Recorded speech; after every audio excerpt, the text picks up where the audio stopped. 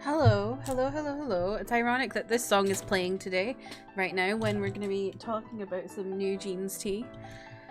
Yeah, hello, welcome in everyone. How are we doing today? I don't know what...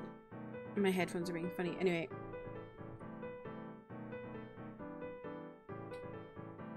Hello. James, congrats on your first. Manda, welcome in. How are you? Kylie Jenner is pregnant with the Twinks baby. It literally took me a hot minute to remember that she's dating Timothy. Like, I totally forgot that was a thing that was happening. Oh, there we go. That's working now. Alana, welcome in. I'm so sorry that you've come into discovering apparently Kylie Jenner is having Timothy's baby. Alana just fell to the floor. What? Are you sure, James? Is there like a news report? I love that. I love that. That's so funny.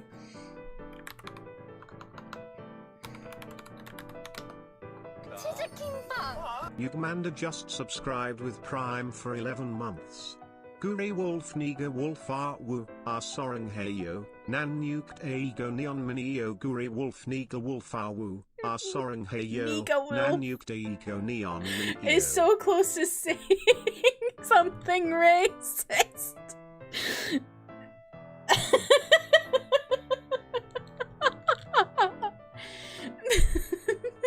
Manda, thank you for the 11 months. I appreciate you. How are y'all doing today? Where are we getting this about Kylie being pregnant?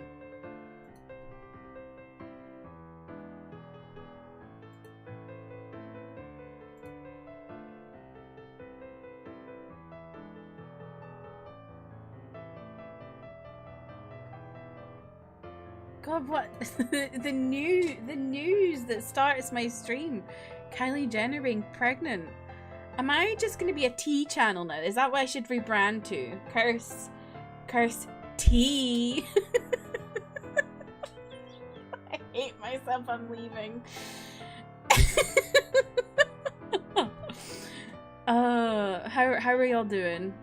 What have you been up to? My life has been a mess the past 2 days because I have bows in my hair, but I don't see they're really cute.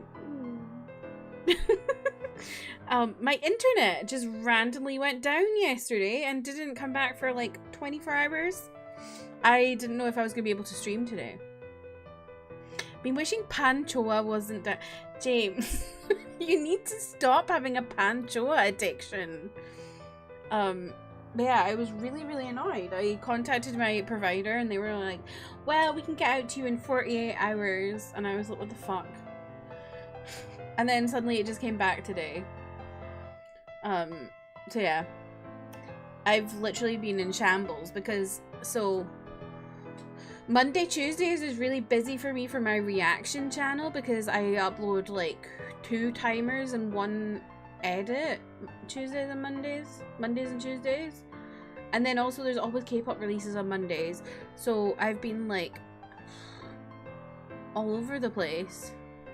You need to see the just go on Koreaboo instead. Since that's the level of the articles you like to read. But yeah, it's been horrible. And I've been like hotspotting my work laptop because otherwise I would have had to have gone into the office, and you know I don't want to do that. But yeah, and then it finally just came back. I was like, my internet provider were just taking the absolute piss. Chelsea, welcome in. How are you? Like, first of all, it started with me, like, I had to message them saying, help! Right? And they're like, so I said help, and they said, we've matched your request to an account, we're running some tests. And then 30 seconds later, I'm sorry, we couldn't find an account. And then another, like, 5 minutes later, the line from your network to your home appears to be performing well. Yeah, I had to say help with my number. So that went well, and then I reported it, and then I was like complaining on Twitter, because that's where I go when I want to complain about something. And the guy on Twitter was like, so when I reported it, it said it'll be 48 hours before we can send someone out. Estimated time 25th. And then, let me see.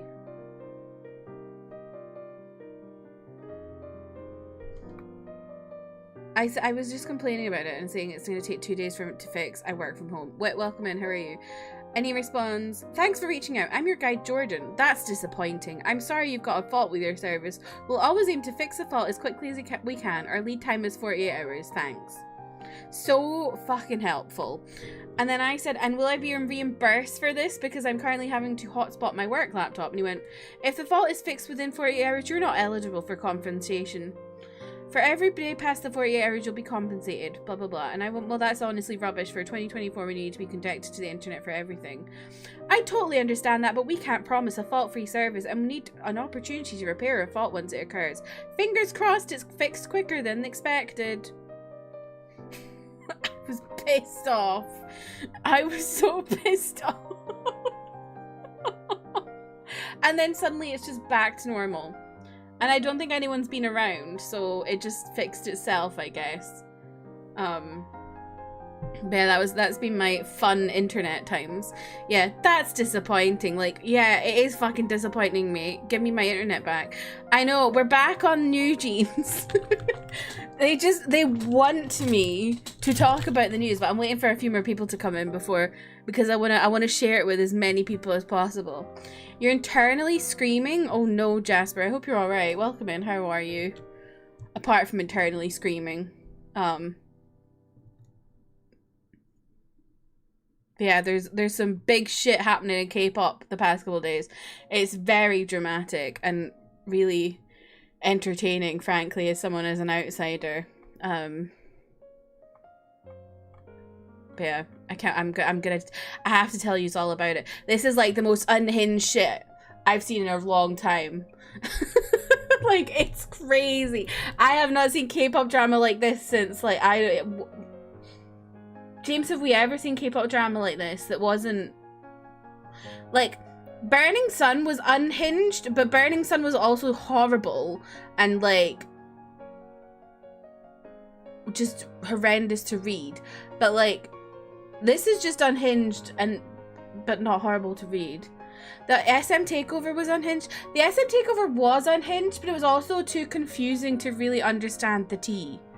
If that makes sense. Like, there was some tea of it being like, oh yeah, well, Chris Lee is trying to oust his uncle and all this. But it was like, so much of it was behind like corporate language that I found it difficult to understand what was going on. I'm on a K-pop kick this morning. I fear the person I'll become when the 17 album drops. Ooh, when is that? Is that next week? I think it's like the 30th, right? You know what's happening tomorrow? I think it's tomorrow. The ZB1 new song comes out. It's a pre-release. I'm gonna throw myself out my door and scream to high heavens. Oh, also, I have to show you something that I'm getting. I've joined a group order for. I have lost my goddamn mind.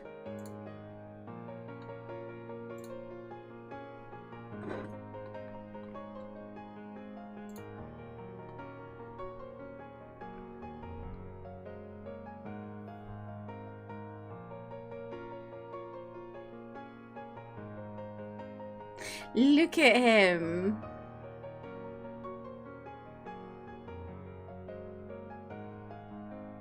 I'm gonna die. It's so cute. I've joined an order. You want me to show the Ricky one? Okay, I'll show you all of them. These are all the small ones. There's big ones to come too. So yeah, that's the Hanbin one. And then there's also Jung, Hao, Matthew, Tere. That's the Vicky one. It's just so cute. It's crazy. So I joined a group order, right? And so these are Zero Base One plushies. And I've joined a group order. And in Zero Base One, Hanbin and Hao are the two most popular members. And then Ricky's like 4th? Did he come 4th? He's probably set 3rd like now because he's going up there. But he got the most orders in my group order because the plushie's just so cute. Like, look at it. It's so cute.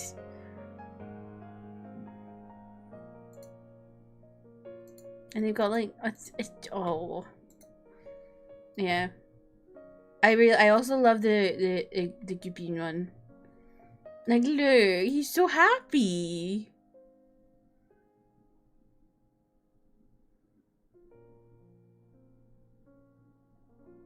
What hanky little and the Ganuk one is also so cute.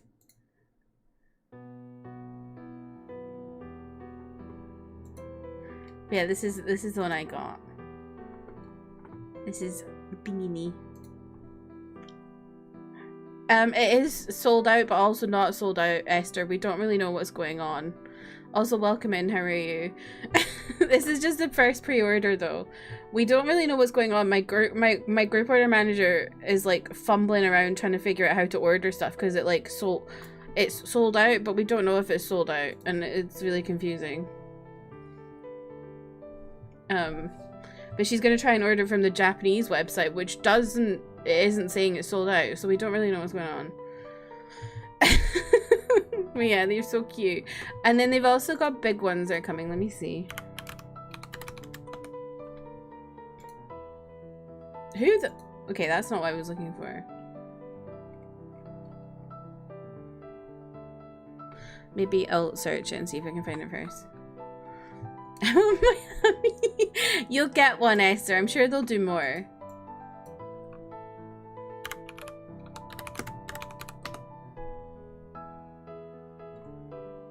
Oh, here they are. This is the big ones. I'm obviously gonna get a big one when it comes out too. They're so cute.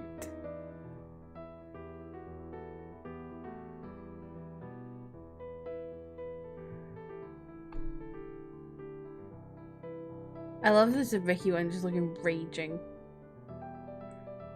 I know, Ricky's hair is so red. I love how Eugene is just hiding his. Great, thanks. Didn't want it anyway. You gotta share me when you order because I need our help. Yeah, so I've ordered with a group order, Esther, just because like I was like I'm gonna make shipping easier on myself. But I'll let you know when the big ones are out. I'll keep you posted.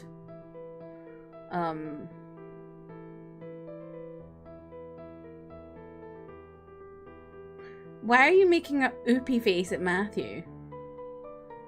I'm scared of that. I do just really love the Gupin one. So cute. Yeah. That's what I've been ordering. I also have an 80s plush on the way. I don't know if I ever showed you guys that. I should probably show you. Don't know if you remember, but I was having an issue where my local hospital wrote down that I have body dysmorphia instead of gender dysmorphia, and it freaked me out because body dysmorphia on record makes access to medical transition more difficult. Oh no. Oh no, Jasper. I'm scared of what you're about to tell me.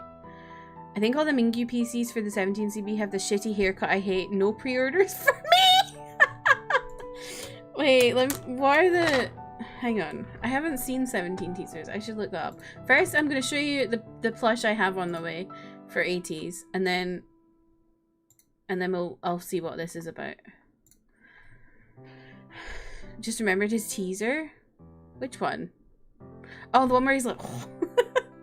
I did see the world tour for 80s, Esther. I'm really excited because they're not coming here until next year. January, February, so I don't have to stress out about it being whilst I'm on holiday. Just join their membership so I can get into their pre-order. Oh, yeah, probably worth it.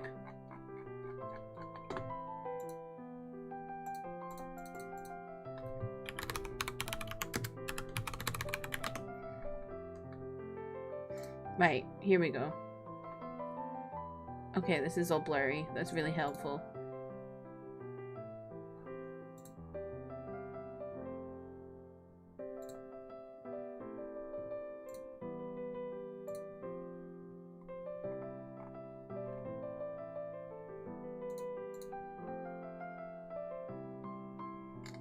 Why is nothing on Google loading?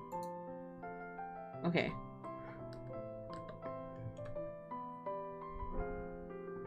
I ordered this. It's a rabbit for Sungma. So, yeah. I'm apparently getting into K-pop plushes.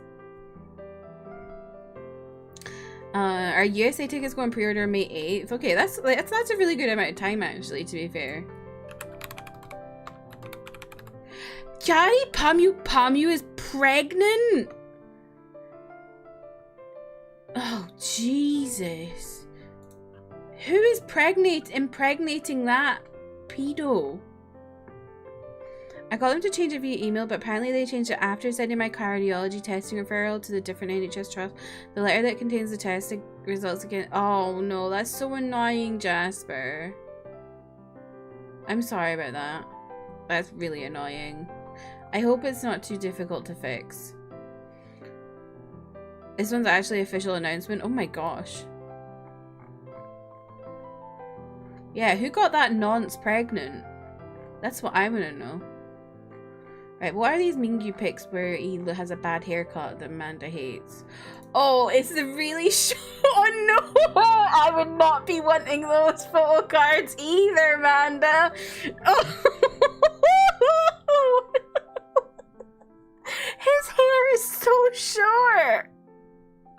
Could they not put extensions in or something? Ah! I would be fuming if I got. Oh my god. If I were a Mingyu collector, I'd be fuming. Because it's like, you want to collect all the photo cards, but like, no, not with that haircut. Esther's just screaming in Korean. Where?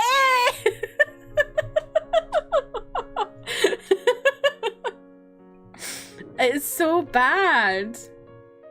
That's so bad. What? Is he wearing a dress? Hello? A skirt? Hello?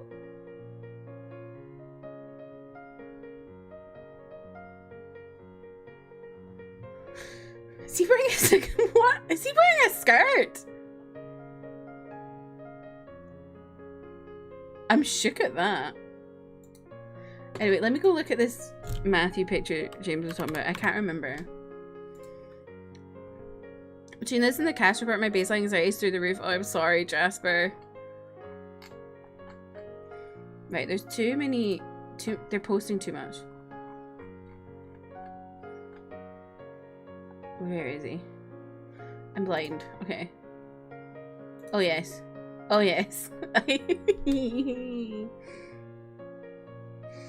Yes, I remember now.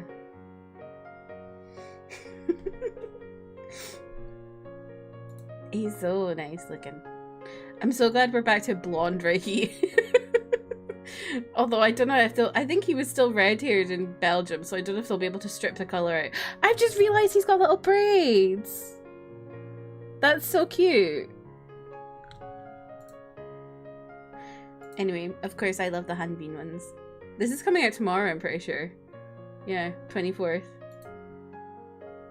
Look at him, I just want to poke his cheeks. Anyway. Shall we talk about the news? I don't even know where to start. I'm gonna go onto Reddit so I can give you a good, like, timeline.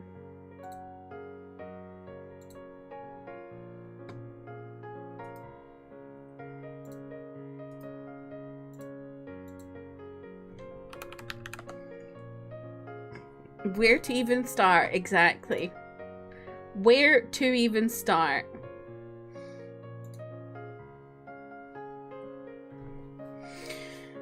So, yesterday, news came out that Hybe, the company behind BTS, and now they're like a mega corp who owns like multiple labels, subsidiary labels, including like and Hyphen, the Seraphim, 17, they have a label called Adore, and Adore is where New Jeans are signed to. And yesterday, Hybe announced that they're auditing Adore because they have reason to believe that the CEO of Adore, Min Hee-jin, has been trying to illegally oust Hybe as owners of Adore so that she can become the owner of Adore.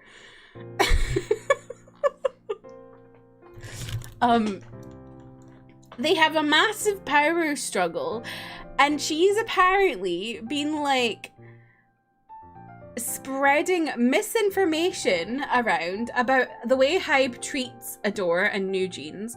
She has been leaking information, private information about Hybe idols as well as New Jeans themselves, in an attempt to get. She's also been talking to New Jeans' parents, swaying them against Hybe, in an attempt to wrestle control of Adore from Hybe. It's unhinged. And she said, so she put out a statement essentially saying it's because she's pissed off that they have stolen the concept of New Jeans and given it to Islet, which is like Hybe's new girl group. It's fucking mental. And then she was like, oh, like, hang on, let me find out. I need to look at all of it, because it's like, I need to look at the timeline of the messages I sent to James as it was all kicking off. I think that's how you, hang on, let me check. It might be Illit. Hang on, let me see. No, it is Islet. I never know how to say K-pop names, so I have to look at them in Korean because I actually can read it. A lot of the time in English it makes no sense. Right, let me find the start of it.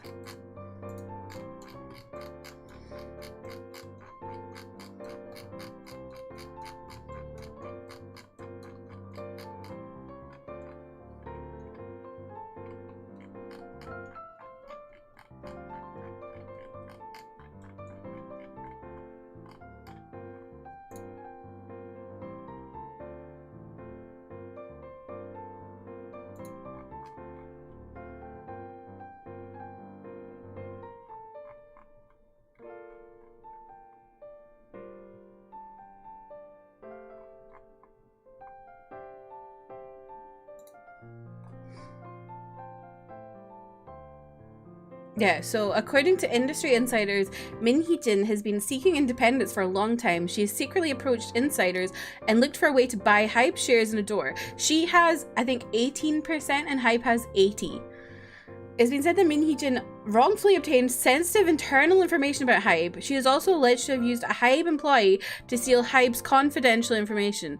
It is understood that Hybe has already collected a significant amount of evidence against her. And then she puts out a statement. It is just the most bizarre thing. Or Adore puts out a statement. Still don't know if I say it. It's Aizwan. And then, so G-idol, I think we say G-idol in English, but in Korean it's idol.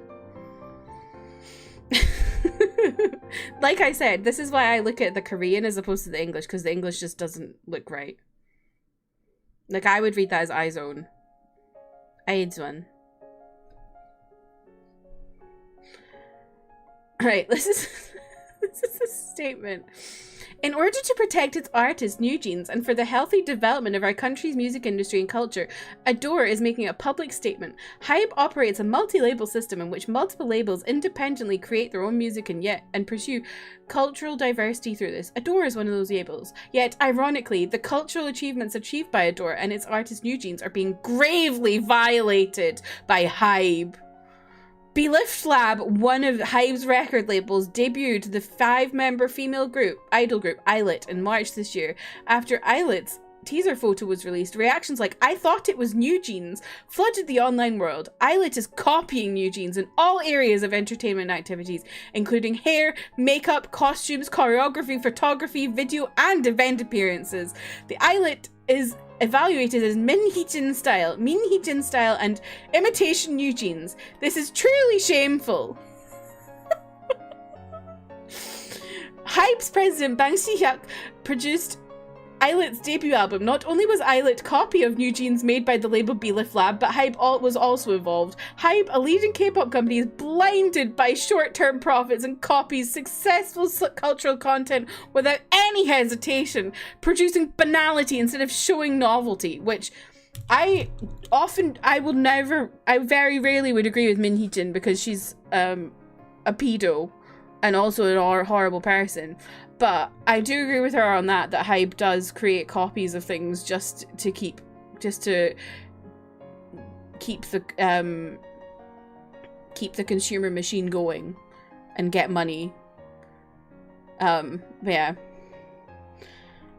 New Jeans is currently gearing up for a comeback in May. However, Islet summoned New Jeans, who were not active. The emergence of an imitation damaged the image of New Jeans, becoming the subject of unnecessary controversy, causing concern and fatigue among fans and the public. The culprits who created this situation are Hybe and Belif Lab. Squeak! Sorry. Haley, welcome in, how are you? But the damage caused by this is the sole responsibility this is bad translation, but yeah. There is an answer that it is understandable that Islet is similar to New Jeans since they are Hybe labels. Some even say that Adore and New Jeans would have allowed or understood this similarity. However, these reactions are clearly a misunderstanding, and we would like to correct this. Multi-label is a system that allows each record label to independently produce the music at once, and is in no way a system that allows other record labels to follow labels' cultural achievements just because it's an affiliated... Adore has already raised an official issue with Hybe and Belif Lab regarding not only this copying incident, but also a series of actions taken by Hybe regarding New Jeans, including this one. However, Hybe and Belif Lab did not admit their mistakes, but were busy making excuses and taking time to provide a specific response. Which Hybe later came out and said, actually, fuck you, we responded to you already months ago.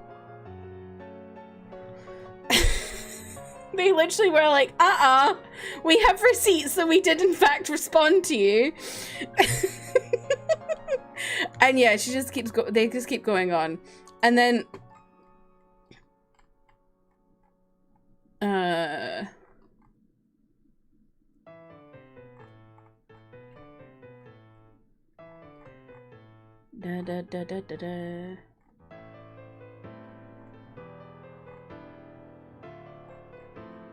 where was the next update? Let me find more. There's pictures of it being like 3 in the morning and the lights are still on at Hybe. Because they're just like working around the clock to sort out this PR disaster. Oh, here it is. Here's the one that was just like the most insane thing. Seiki-ilbo reports that Hybe has found a document in Adore's internal data that appears to have organized an attempt to separate management rights. The document contains 5 under the heading objective. It says, keep us untouchable from Hybe and final escape.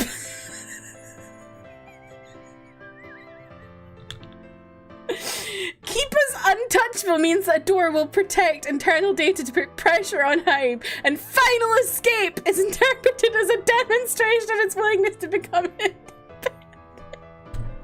She literally kept these files on Hybe-owned computers! Like, are you stupid? It's so funny. They also said in the reports, they said that not only did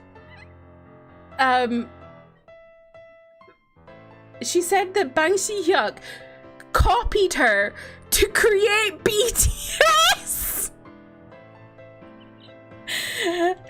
And also to us and Rise. Apparently they're also copying New Jeans.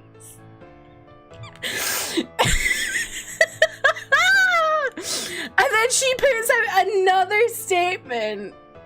I never tried to take over the management rights of Adore, as Hybe claimed. How could I take over the management rights with only 18% of the shares I own? It is impossible for me to take over the management rights of Adore because Hybe owns 80% of shares. Therefore, it is impossible for Adore to become an independent from Hybe. When I raised concerns about several other issues revealed by the New Jeans and Eilert copying incident, I was suddenly notified of termination procedures. If the goal was money, we wouldn't have filed such a complaint or objection in the first place. It seems like Hybe framed this as acquiring management rights. Didn't the 50-50 instant become a precedent? I don't do such foolish things. I had hoped to somehow resolve the issue with Hybe by raising an official issue internally, but the sudden attack made me think more. When I look at the press announcement and the Hybe attack today, I feel that the intention is to tarnish individuals by spreading public opinion in a direction other than the essence of the problem. The world believes what it wants to believe instead of wanting to know the truth. I was subjected to many attacks, both internally and externally. Therefore, as an individual, I'm afraid of being caught up in this kind of dramatic slander and public opinion war. So dramatic. Who are these people? So, Trev, welcome in. How are you? Basically, there's Hybe, which is like the company that BTS are under, and they're like the main kind of thing. And then there's subsidiary companies. One of them is Adore, which is the CEO is Min Hee-jin, who is the one that's saying that she's being all this stuff. And she's saying that Eilert are copying her group New Jeans, and Eilert are under Belief Lab, which are another label under Hybe. So it's like subsidiary company versus subsidiary company, but also versus main company. And then I think there was more.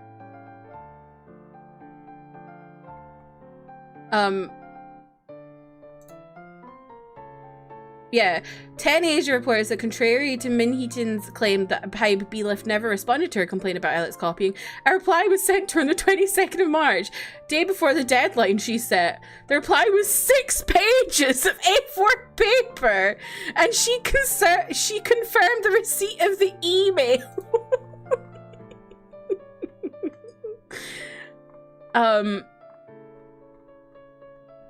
And then people have been like, so because it's been said that she has been leaking private information of idols, do y'all remember back in November when I was talking about how an idol got caught on Instagram Live doing a middle finger but with his toe? Do y'all remember that? Because that's come back up.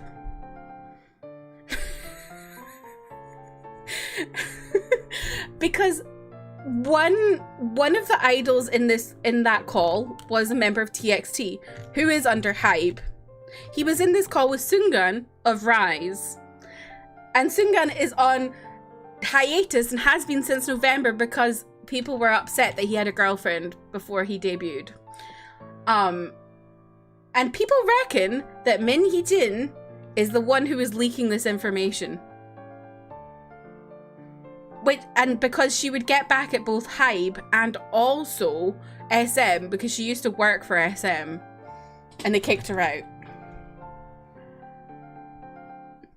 Is there a specific song video she thinks Eilert is copying, or just in general? Just in general, she thinks like the whole concept of them is copying. It all comes back to toes. So true.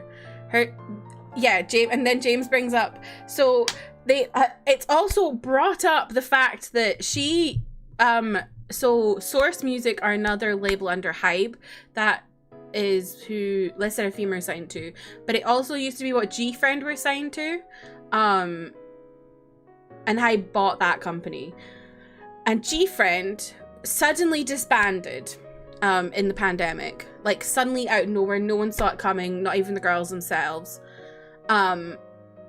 And everyone now reckons it's because of Min Hee-jin, because she siphoned money from them and also staff and left them with a whole fuck ton of debt. So she just is like digging herself a hole every single thing she says because people are bringing up more and more things that she's done. She also, like I said earlier, I called her a pedo. I don't know if she's not actually a pedo, but like she is very pedo-y because she is obsessed with the Lolita concept. She keeps debuting children. Like New Jeans have had when they debuted a 14-year-old member. I think she was the reason for Taemin debuting at like 13. Suri in FX, I think was really young as well. I think Yeri was 16 in Red Velvet. You're not in pre-rolls. Hawk just seems to join at the worst time, apparently.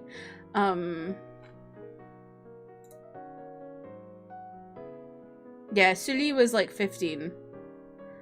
So she just keeps debuting children. And then there's also like pictures of like Lolita themed things on her walls. She's like obsessed with young girls.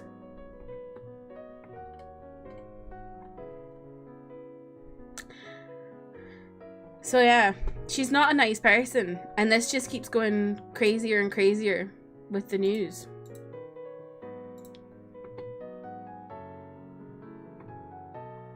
It's like really unhinged.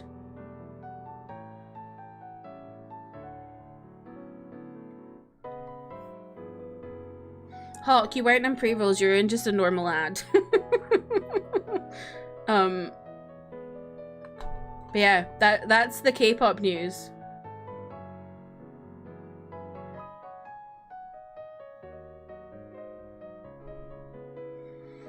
Minhyejin and Kyary Panyu linking up over their love of young girls. James, please.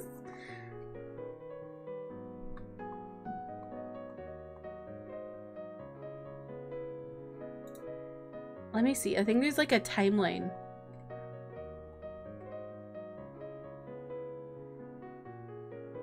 Actually, I quickly need to go to the bathroom. I will BRB. Kate, welcome in. How are you? Let me just mute a sec.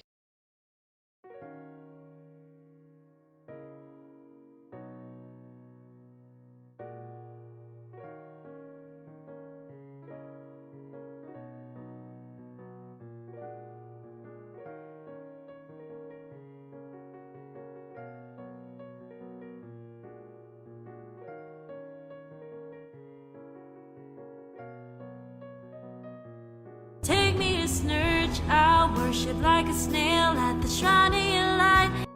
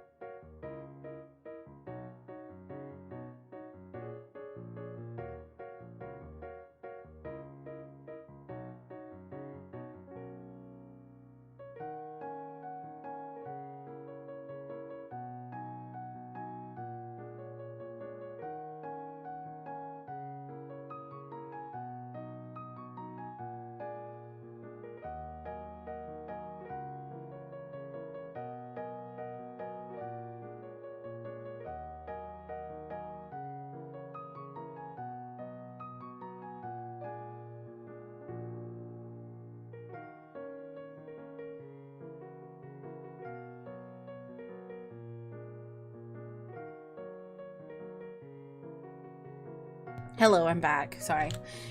Kristen, welcome in. How are you?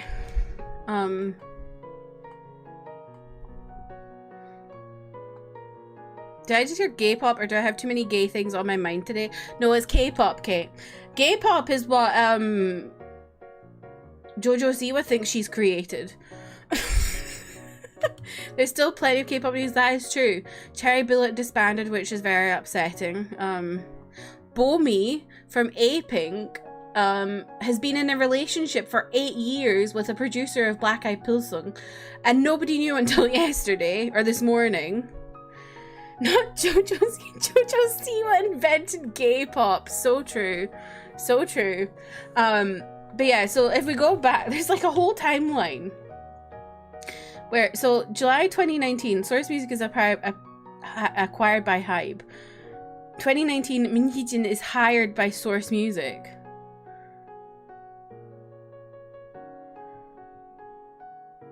In 2020, Source Music were preparing to debut a new girl group. During this process, all audition, trainee, and initial expenses were billed to Source Music. And those the people that were training there were members of New Jeans.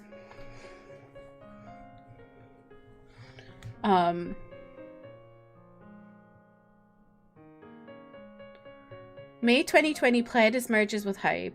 Mid 2020, girls start practicing their debut song "Attention" while still being part of Source Music. Yoonjin from Les Seraphim was a part of this girl group. That's interesting. November 2020, G-Friend releases Mago. May, welcome in. How are you? Okami May just subscribed for 22 months. May, thank you for 22 months. I appreciate you. Welcome in. How are you? Blah, blah, blah, blah. G-Friend disbands. Adore starts taking form. June to September 2021, Min Hee-jin and Source Music relationship ends. November 2021, Adore was firmly established. So it really does look like Min Hee-jin is the reason for G-Friend disbanding. Oh my god. That's hot. Oh my god, I hate her even more. I hate her even more. That's crazy. This should be a movie. Literally, people are like, this is like some chaebol drama. Lily, welcome in. How are you? Like, it's literally nuts. Well, there was like a really funny meme I saw.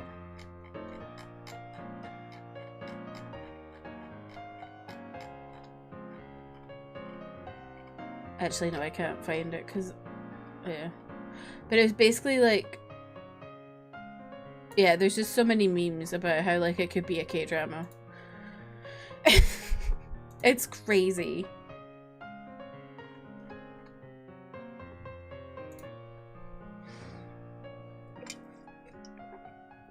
It's just batshit. I'm so. Today's been a day I just did not want to work. That's so valid. That is so valid. Why?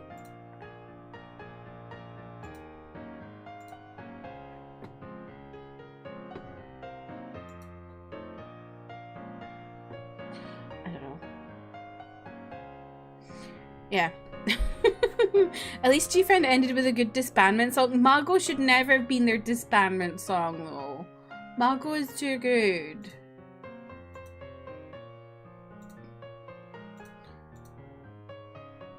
Oh, other K-pop news. I got my only one-off ticket yesterday. So, if y'all remember, I had a fan call last month with a K-pop group. It's that group, they're coming to London. The tickets were like really cheap. So they had 3 levels and I actually went for the mid-level. I would normally just go for like a cheap ticket, but because they were so like cheap in general, like it was like 50 quid, 55 quid for the mid-level, and I was like, you know what, I'm gonna get that. So I'm very excited. They're like the most gay-friendly K-pop group, and they're playing Heaven, a gay club in London, in Pride Month. Oh yeah, SM have announced an aespa comeback while Winter is in recovery from a collapsed lung. That's true, James. Should I just become the Hassan of K-pop?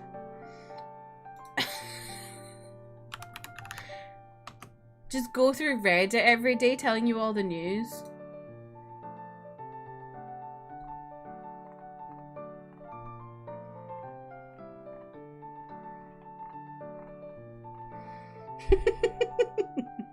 Also, the funniest thing happened whilst all this Hybe drama is happening. So you know how I was saying Min Hee-jin is pissed because she thinks Islet are copying New Jeans?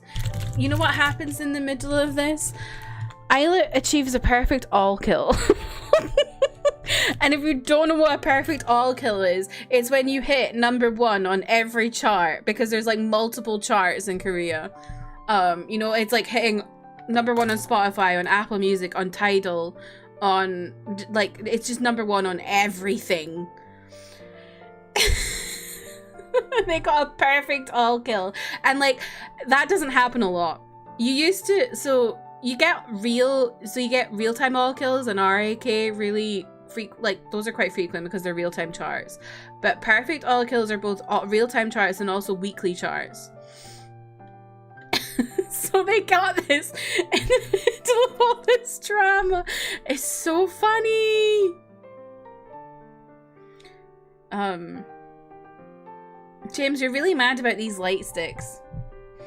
I reckon previously held by New Jeans. Yeah, this is true. This is true. And then the other funny thing that happened today was Boy Next Door won their first music show win, and Boy Next Door are on another Hybe label, and they beat Islet.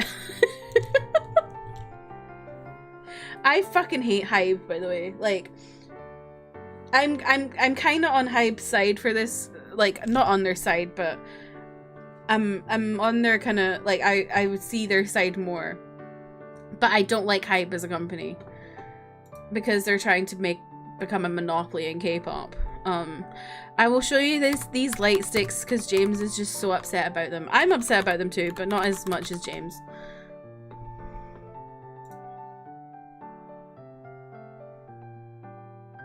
Okay, I'll show you what they look like before. Right, this is the old NCT light stick. I'm considering buying one because the new ones are so egregious. So this is an old one. It's a big square, but it's like supposed to look like city blocks, because NCT is like N city. We're all N citizens. So it's supposed to look like towers and stuff. And then there's also the wavy light stick, which we all lovingly call the leak bong. Because it looks like a leak. But then they announced new light sticks. I wonder if I just type new. And they're horrendous. Don't look at my tabs. Well, this isn't right. Oh, there we go. These are the new light sticks. So this is the new wavy one.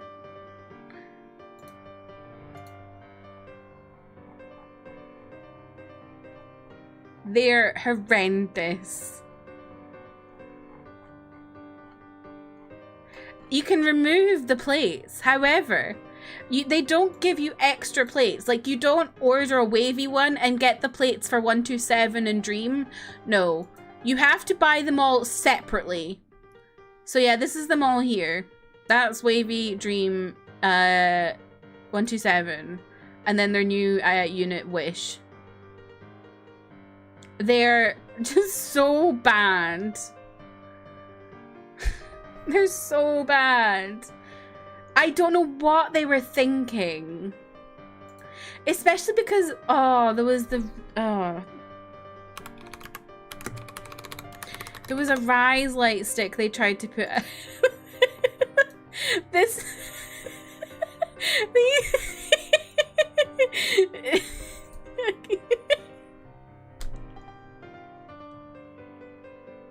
They tried to make this the light stick for Rise like 2 months ago or something, and everyone was like, absolutely not, and gave them so much negative attention. They said, okay, we're not doing that anymore.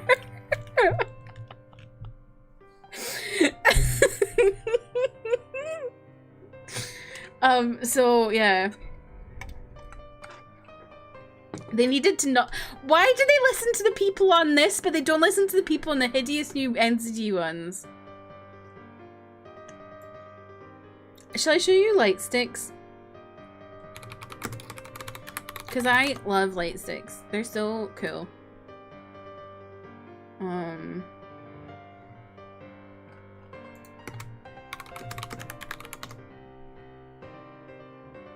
I feel like a lot of these are old. Yeah, these are really old ones. Maybe if I just go on a website that sells, where sells what light sticks? Yeah, KPOP Market.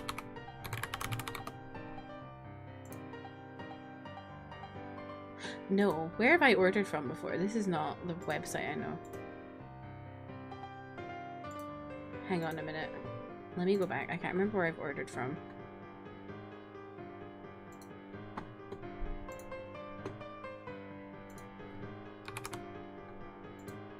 This music is stressing me out.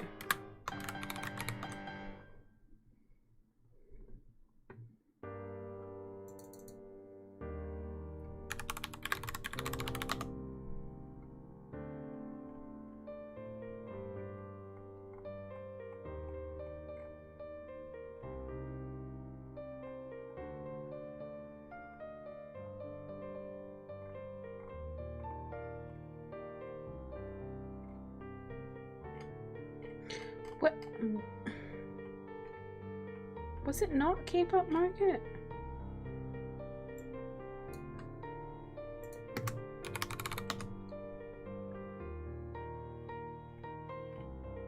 Huh, I'm confused. I thought I did. I don't know.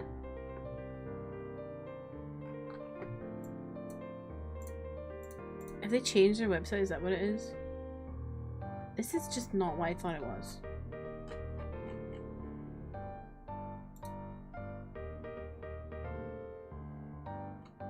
No. Let me see. Buy light sticks. I'll just find a website. Actually, Kyo is alright. I've ordered from them before.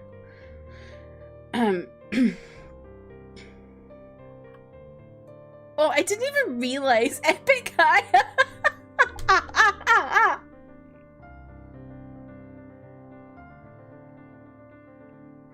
It's a middle finger. That's so Epic High.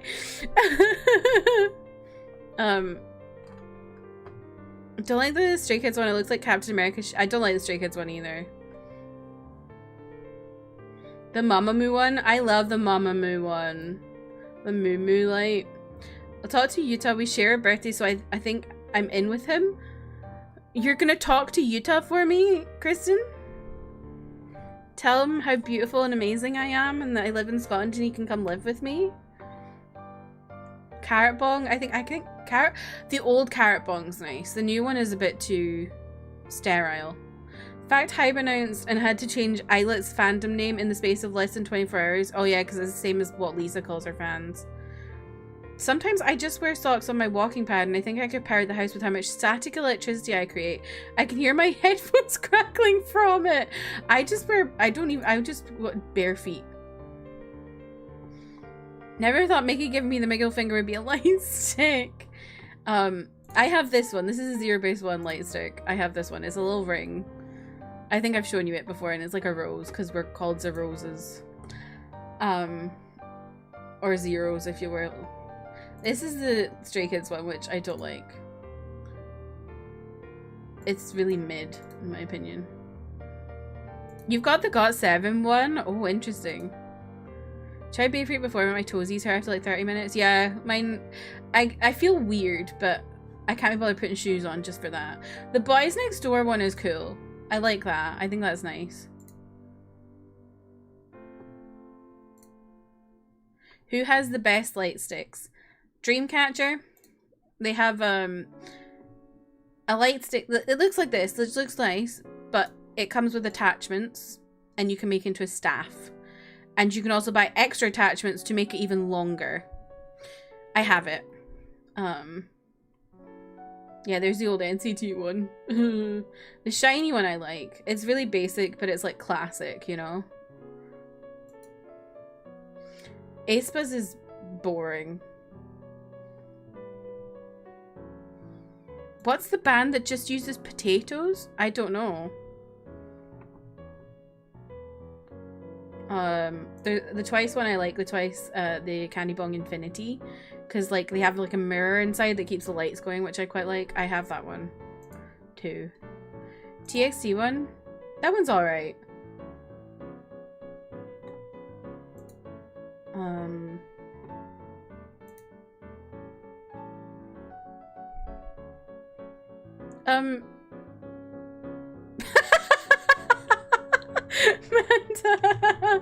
Oh, it's I'm flying. Okay, that makes sense.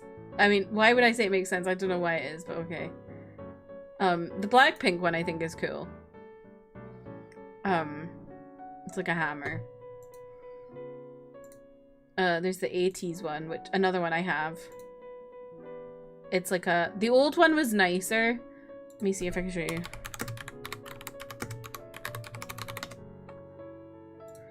Yeah, the old one was where is oh my god, where did it go? Ah, where am I? Oh, okay, we're on eBay. I'm scared. I'm gonna show you my address by accident. I'm gonna go off that just in case. But yeah, it used to look like that, which was nicer. And that's like, that's what it is now. I don't mind it. The Luna one was so classic. I'm confused about the functionalities. You just bring these to concerts. Yeah, they light up. Some of them light up and sync with the music. Sometimes some of them don't. It just depends. The ones that have the Bluetooth technology do. But SM were the ones who invented the Bluetooth technology with EXO's Fanlight. So EXO's Fanlight was the first one that did the Bluetooth stuff that lit up the concert. It's really freaking cool. I'll see if I can show you. I'll like once we're finished looking at them, I'll show you. I'll see if I can find a video that shows you what it looks like. Because it's really cool. A lot of them are just big circle ones that are just kind of boring, but some of them are kind of cool. Yeah, I like the boys one because it's like a megaphone. I think that's really cool. Oh god. I'm not standing for the national anthem. Hope's upset. Everything's gonna fall.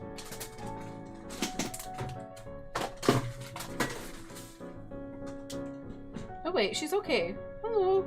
It's okay.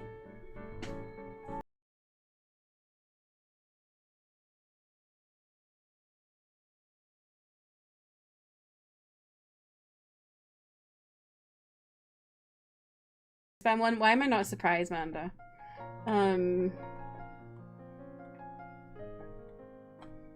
Oh, one of my favorites is the Cherry Bullet one, which is so upsetting because they broke up. But yeah, it's like a gun. Theirs is so cool.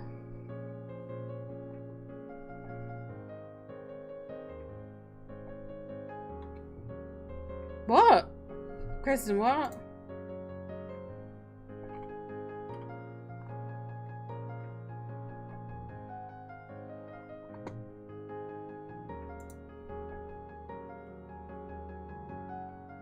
Yeah, and the... Yeah.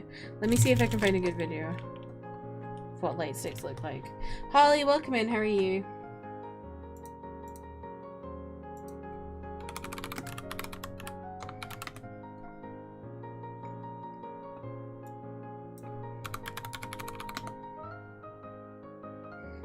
Oh, maybe. Maybe, Trev. Korea, KR could probably mean Korea. I wasn't sure what it was about, though. I'm glad you're good. I like the aping one. Because it looks like a panda.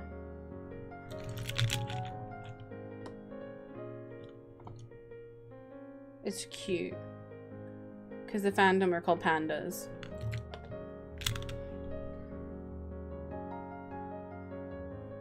Always have a soft spot for Pink Ocean, of course. But the SNSD ones are kind of boring, to be honest. I'm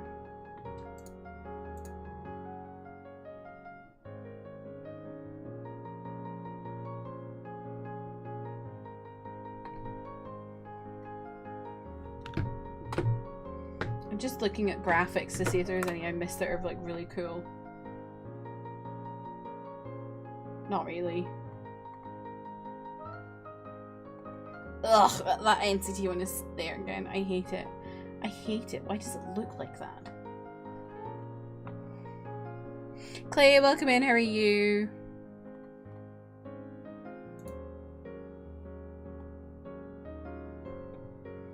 Okay, let me see if I can find like a good video. K-pop.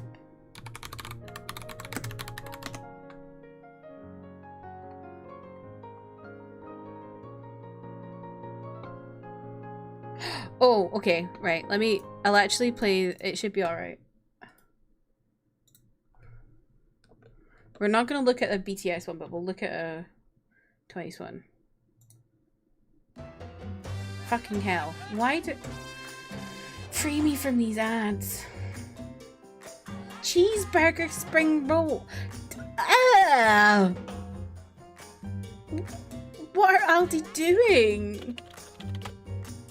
Ah.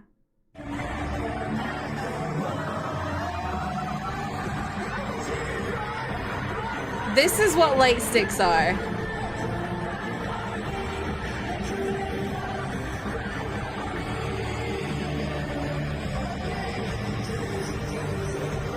They're part of the show. They're fucking cool.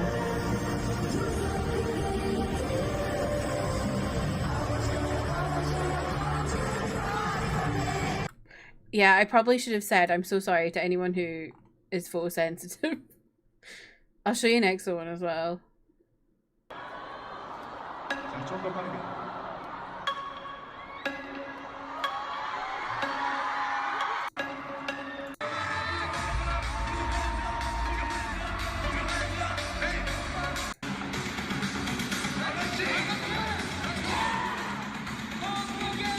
Wait, like... What's going on here? I don't know what is going on there.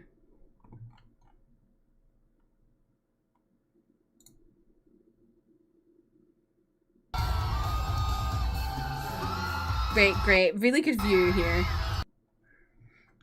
You saw EXO, Haley? I'm so jealous. I miss them so much. They've been going like people have been going crazy about EXO the past like week and a half because they had a fan meeting.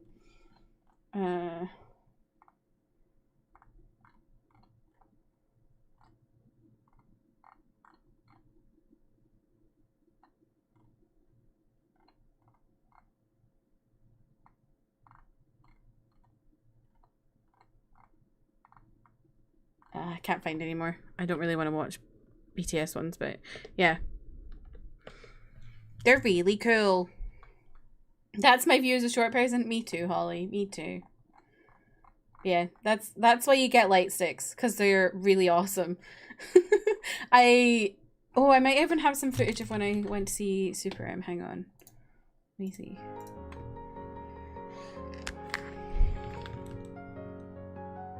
And we'll get into the game in a moment, I promise. I'm currently being the Hassan of K-pop.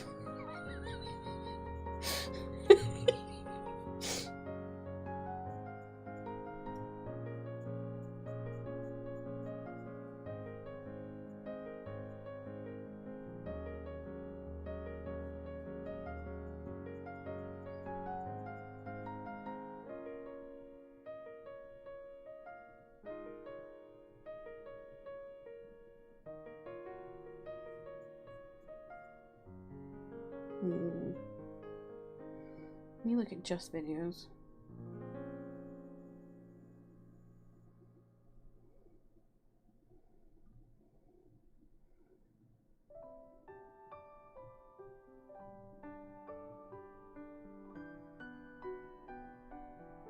What the hell's that?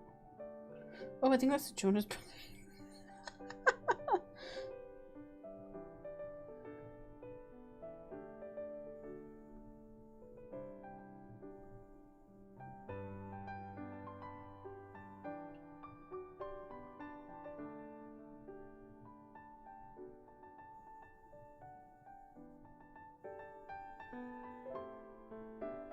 It's kind of hard to see because of the lighting, but yeah. They always look really cool. You have a graduation photo with your car at bottom? Oh my god. Hang on.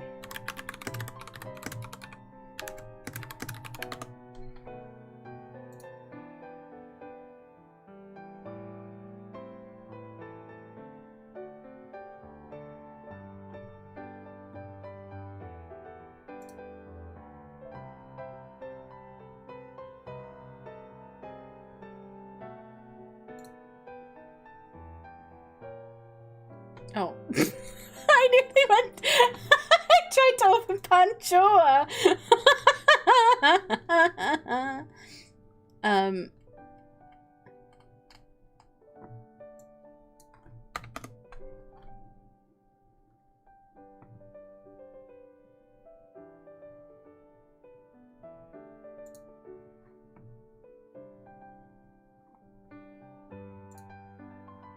Right, let me see.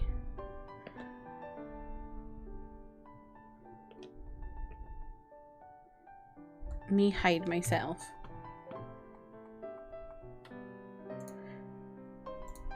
This is, oh, you can also chat also. I need to hide. This is what Carrot Bong used to look like. This was their second one. I really like this one.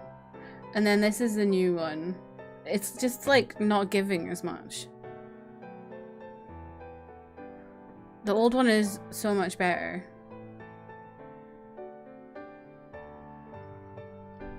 No worries, Haley. Thank you for lurking. Yeah.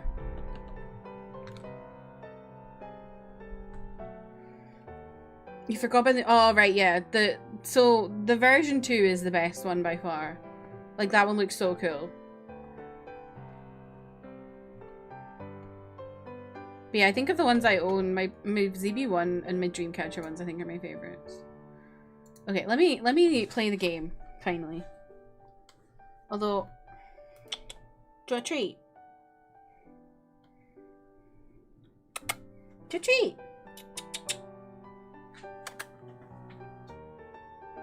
What if I open the box? Will you then want a treat?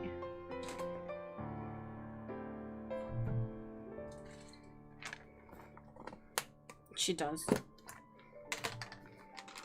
Up. Come on, get up.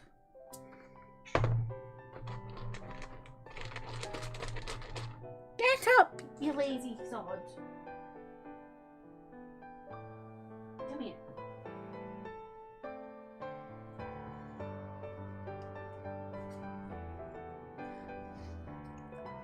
She's like, Mother, what are you doing?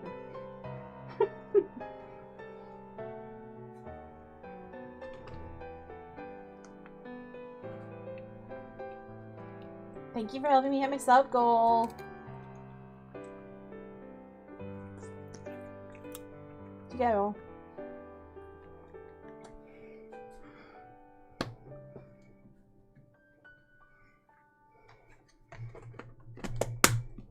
Her current favourite spot to sleep is on a blanket on top of my walking pad. As you can tell, I'm getting so much walking done.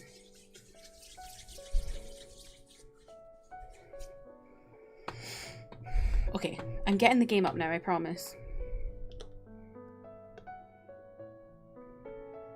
And we're gonna finish today. Because I'm really done, I think. I looked at like a guide just to see the kind of approximate area of the game I'm in.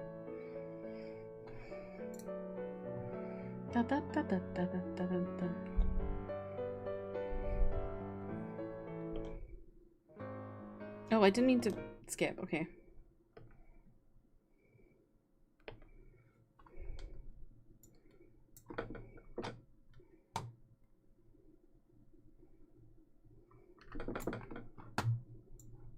I'm not here.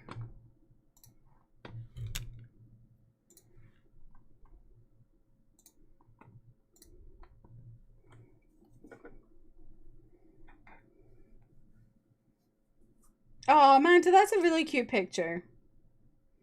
That's so cute. Okay. Are we ready to finish Ace Attorney today? Well, the first one. I can't remember where we got to.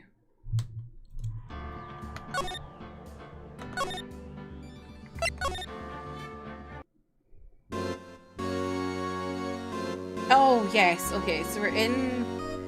How's the volume, by the way? I feel like it's probably quite loud.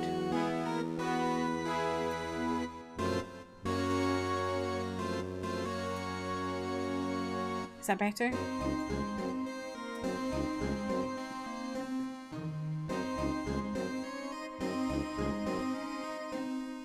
So, we are...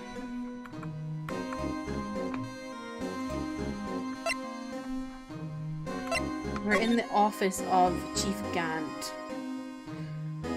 because we reckon he's up to something. A little more.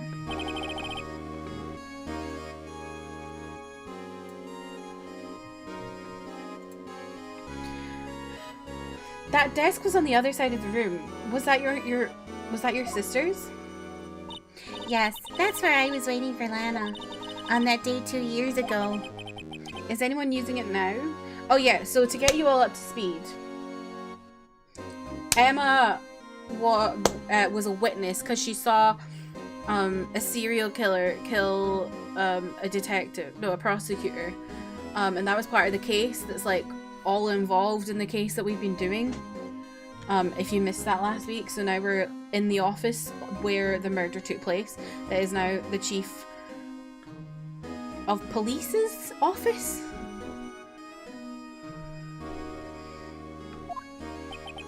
No, sir, this is entirely Chief Gant's office now. He practices a strict policy preserving the crime scene. That's a strange reason to leave it there. He leaves it as a warning to everyone else. He wants us to always be alert.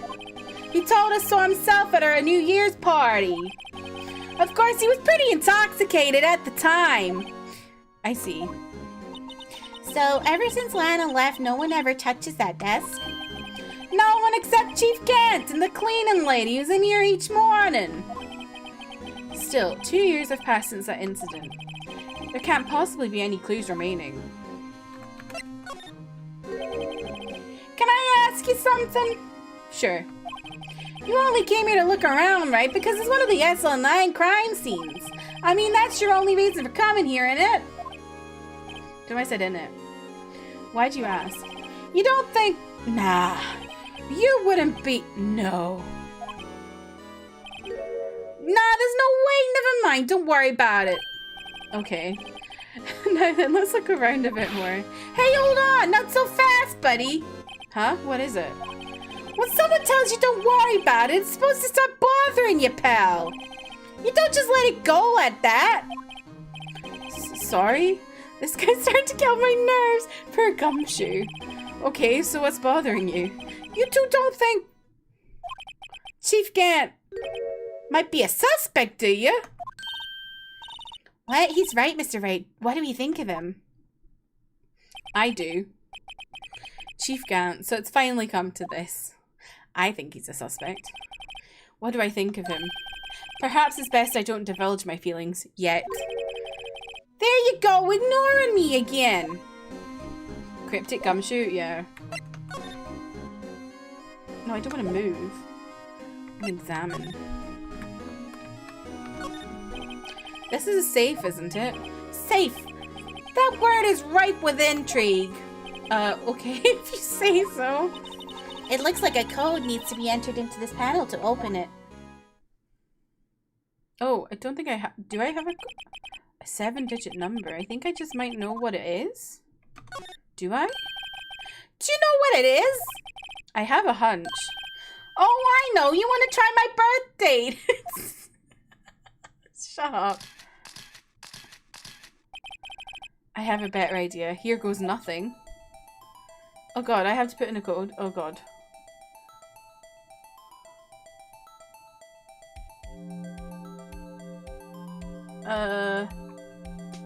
Can I,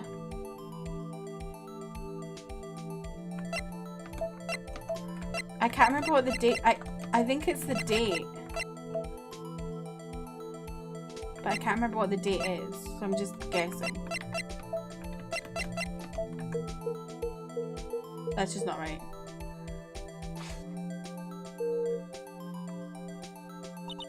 I guess that wasn't it. I was so sure that was the number. Maybe we should check the court record again. A 7-digit... I'm sure I have it, but I couldn't look at it. Okay. See, I was thinking it's this. But that's not a 7-digit code, so...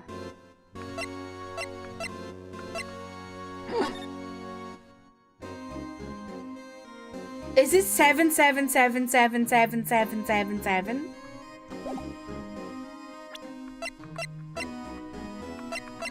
No way.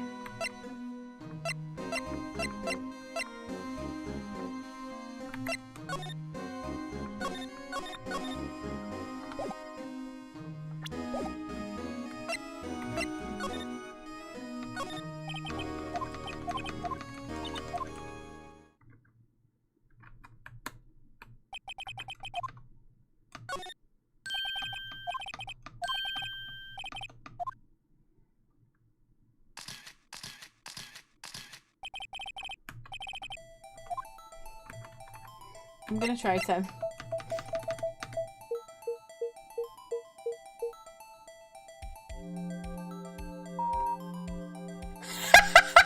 What a clown!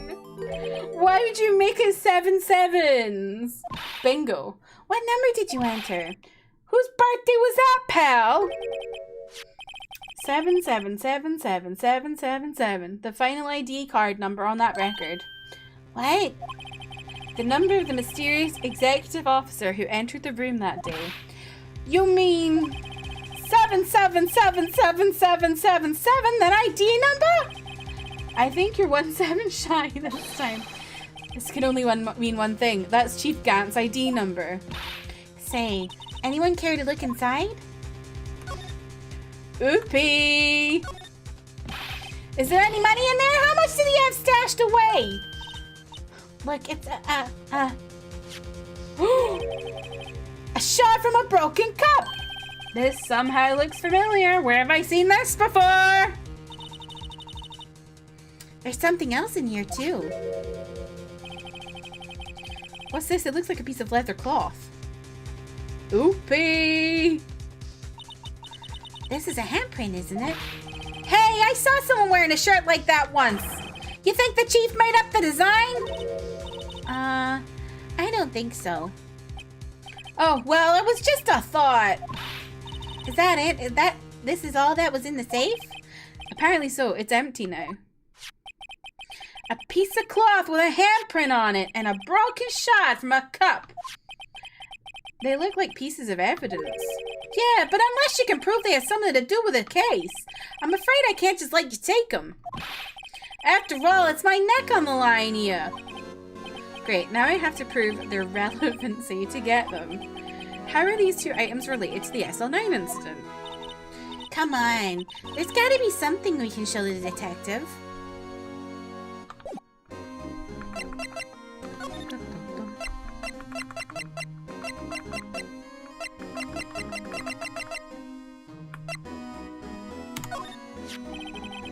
Detective Gumshoe, could you have another look at this jar? I remember when the three of us put that back together. Ah, those were the days. It's kind of early to be nostalgic. Wasn't this jar a piece of evidence from that case? That's right. One of the shots had an SL9 incident sticker on it. Doesn't this ring any bells? Do you know that fragment we just found? You mean this one? That was in the safe?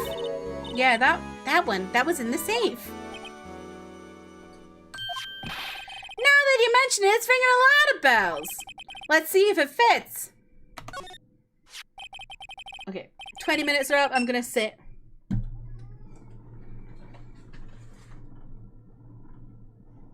Hey, Hope isn't moving. She's looking concerned, but she's not running away like she used to, so that's good. I feel very tall. All of a sudden.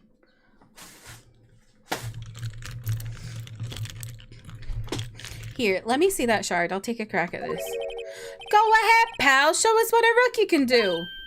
Mr. Wright, here's some glue. If I can piece this together again, it'll prove Chief Gant was knowingly hiding evidence. Here goes.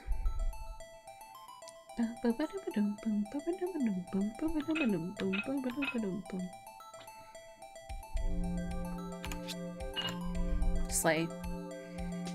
What a strange looking vase. There, it fits like a charm.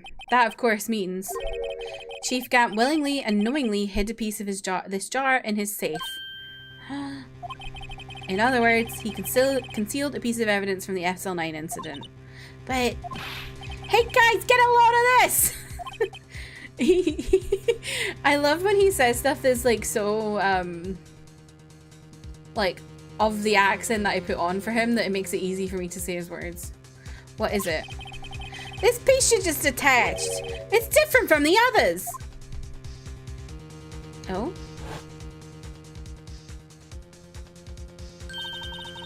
There's a reddish line on it.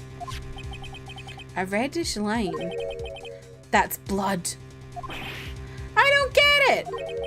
Why would Chief Gant hide this in his safe? Uncivil. Oh, okay. Ugly vase supremacy. It's not even just that it's ugly, it's just weird looking. Like, what are the bits coming out the side of it? And why is it just a weird gradient?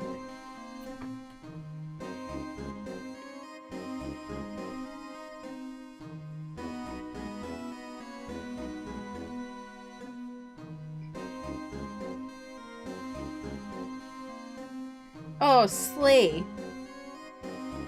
My gum managed to get all of the plushies.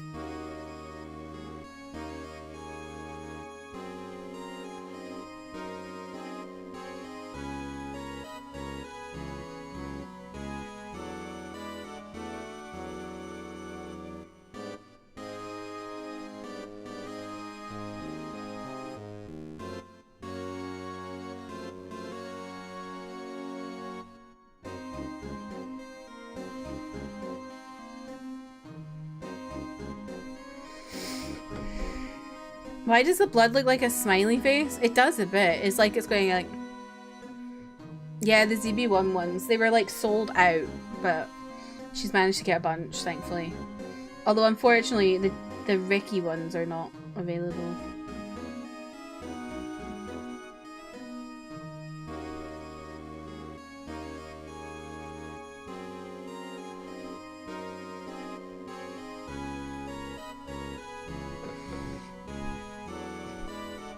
That's atrocious. Who designed that? Who knows?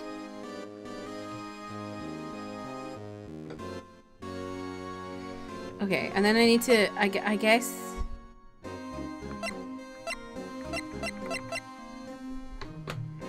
something to do with this handprint. Hang on. Oh, God. Any streamers, do you know when you click on your OBS and it just, like, brings up all the fucking lines around your face, like, your screen? Drives me mental.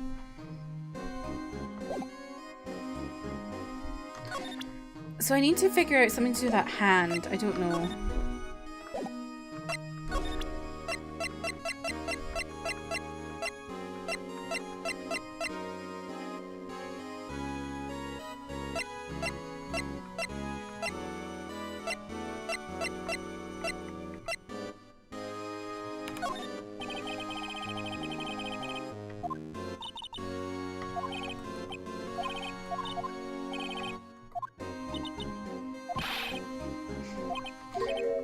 Oh wait, hang on. Oh. Never mind. That was just I thought that was maybe going to be something to do with what I wanted, but no. Maybe... That. Detective Gumshoe, I'd like you to have a look at the... Hey, I know what this... So you want to take some fingerprints? That's a great idea, Detective. Alright, go to town! Sheesh! Sheesh! What are you doing? Why are you sticking out your hand like that? Go ahead, take my finger.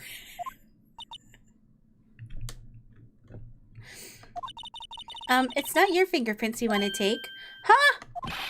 Come on, this isn't the time for jokes. We're talking about that cloth we found in the safe. Oh, I knew that. The one with the handprint on it, right? Sheesh, where'd you guys get your sense of humor? Sheesh. Okay, Mr. Wright, let's check for prints. Sprinkle the powder on the cloth. Then, once they've been absorbed into the prints, blow the rest away. What are you, my mum? I don't have to be told a million times. Alright, let's get this over with.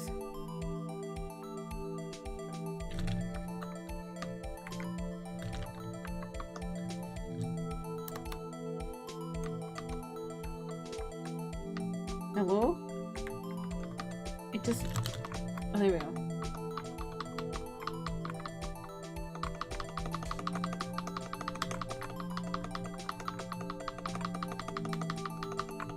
This is so Nintendo DS. Oh my god, by the way, have any of you downloaded the Delta emulator on your phones? I downloaded it, but I haven't really done anything with it yet. I did get Pokemon Black on it. So I think I'm gonna try and play that, because I never played those games. I bought them, but I never played them. I gave it my best shot. That kind of result won't be any good for matching prints, will it? But it doesn't look like we'll get a clearer result from this print. Okay, let's try a different finger then. Can't figure out how to make it work. I can help, Trev. It took me a hot minute because I was a bit confused with the instructions. But I got there in the end. You're an Android user? Ew! So because I was confused, I feel like I can guide better. Frog hand to the Android users.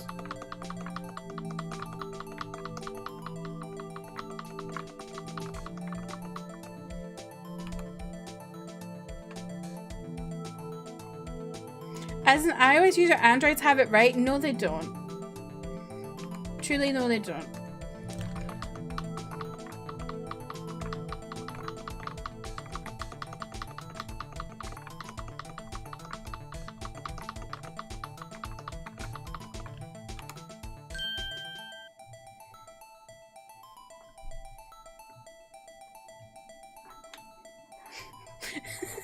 Trev, ever the middle-ish person. Both platforms have their merits. Don't think I could ever switch to iOS. I could never switch to Android. I don't like the UI at all.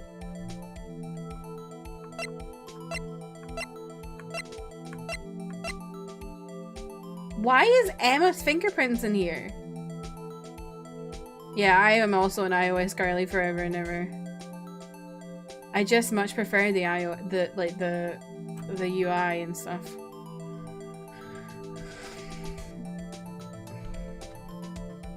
They get to use add-ons. Can you imagine uBlock Origin on mobile YouTube? I don't really use ad blocker though. I never use ad blocker on YouTube. It doesn't really bother me. Thing with Android is you can literally change the UI, but I still I like the iOS UI. I have BTTV on mobile and that's my obnoxious Android flex. I think you can get that on... Can you not get that on... I think there's like a app you can get on iOS to do that.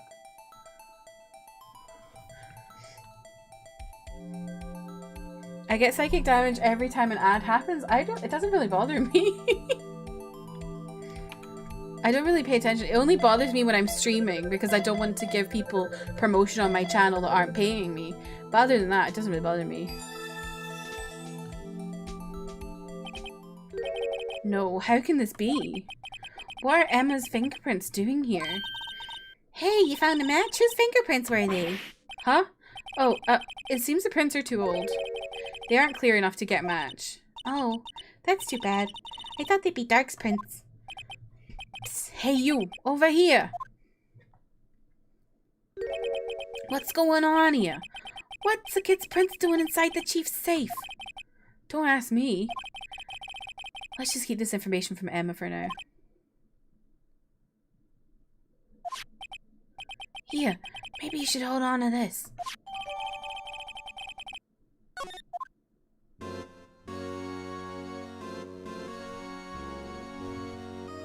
What's surprising is how many people use Cat W despite Keck being unanimously cringe for ages. I think on Twitch it's different because it's associated with that guy's face and that guy's face is very funny, so it is understandable why people use it, I would say. Ads only bug me if I'm trying to converse with the streamer and we have to do the awkward hold on, can you wait 2 minutes to answer me? Yeah, and then a lot of the time ad blockers don't really work on Twitch very well. But yeah, with YouTube it doesn't bother me at all apart from when I'm streaming.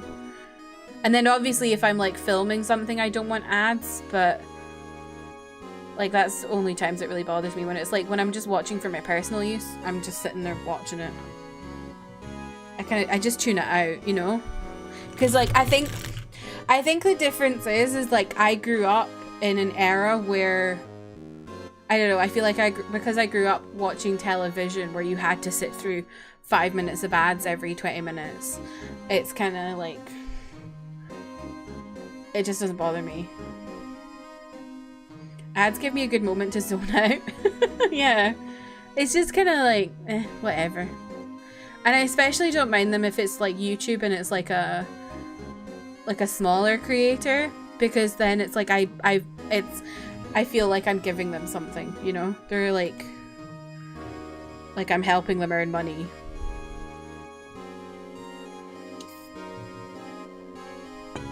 Good bathroom breaks. True. True.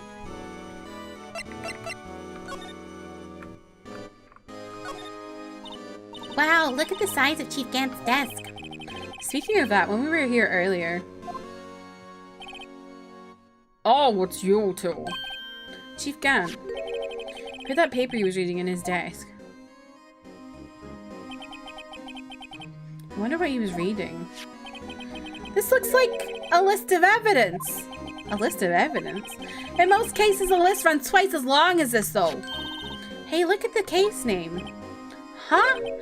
SL9 incident? I wonder what this is doing here. Hold on, detective. What did you just say?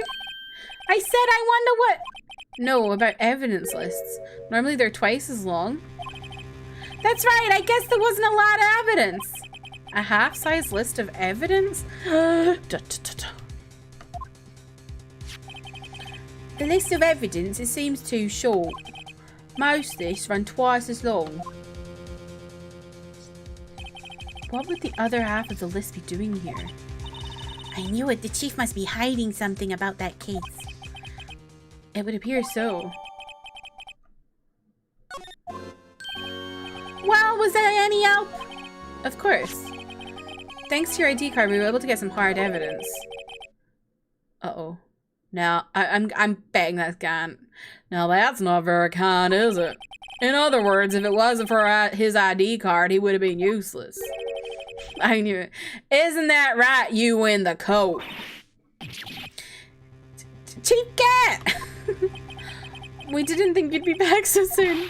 Fortunately, I'm a man who believes in signs. As I was walking to my meeting, I happened to look out a window and saw a stray dog running right into a pole. Just then I thought of a certain detective. Do you mean me, sir? Now then, I'm afraid I'm going to have to ask all of you all to leave. Yes, sir, sorry. Oh, you in the coat. Me, sir? Drop off your ID on the way out. You won't be needing it anymore. But sir! No, Gumshoe's got the sack! Now get out. Yes, sir! We'll be on our way to them. Wait, you and the one with the spiky hair. Don't go yet. Me, sir? I'd like a word with you. But sir, I'm not a licensed scientific investigator yet. You with the spiky hair, you're free to go. Mr. Wright! Oh. Part of my negligent driving habits is getting angry when the radio ads come on. I gotta change to another station, like I gotta stop. That's terrible. See, I just listen to my phone in the car, but also, like, most of the radio stations in your car in the UK are BBC ones, so they don't have ads, really. You can, there is stuff like Capital and like, in Glasgow we have Clyde 1. There's also like Heart and stuff like that. But, and those have ads, but I don't really listen to those. I just listen to me phone. I just be listening to me K-pop playlist. Oh my god, help.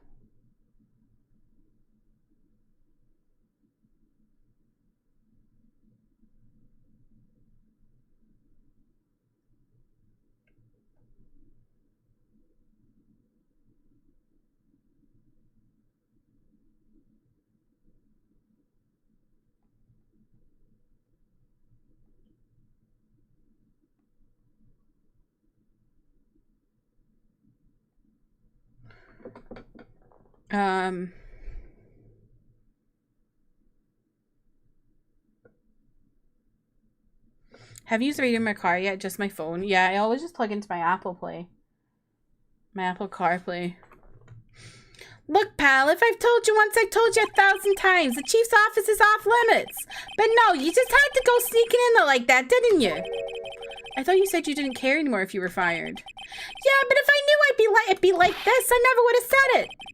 Now that I've seen the evidence Chief Gant was hiding in his office, I think I'm finally starting to get the picture.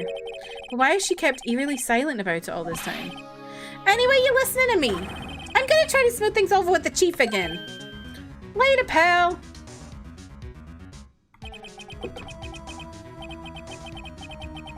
Did we beat the game? Not quite.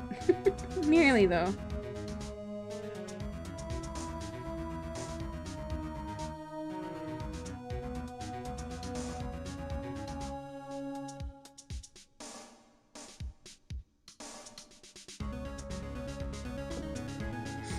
How are you, Ori?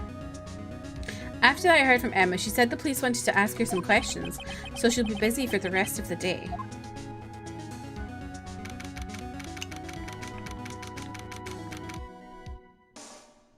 Doing well, how are you? I'm good, I'm good. I see. So the chief asked Emma to come in for questioning. It's no use thinking about it. Tomorrow's the final day in court. I'm committed to doing everything I can to defend you, which is why I'm here. But I've already told you all that I can. What you've told me over these past couple of days is absolutely nothing. Not a single useful thing. Really? I believe I did mention something quite important. Something I told you right at the beginning.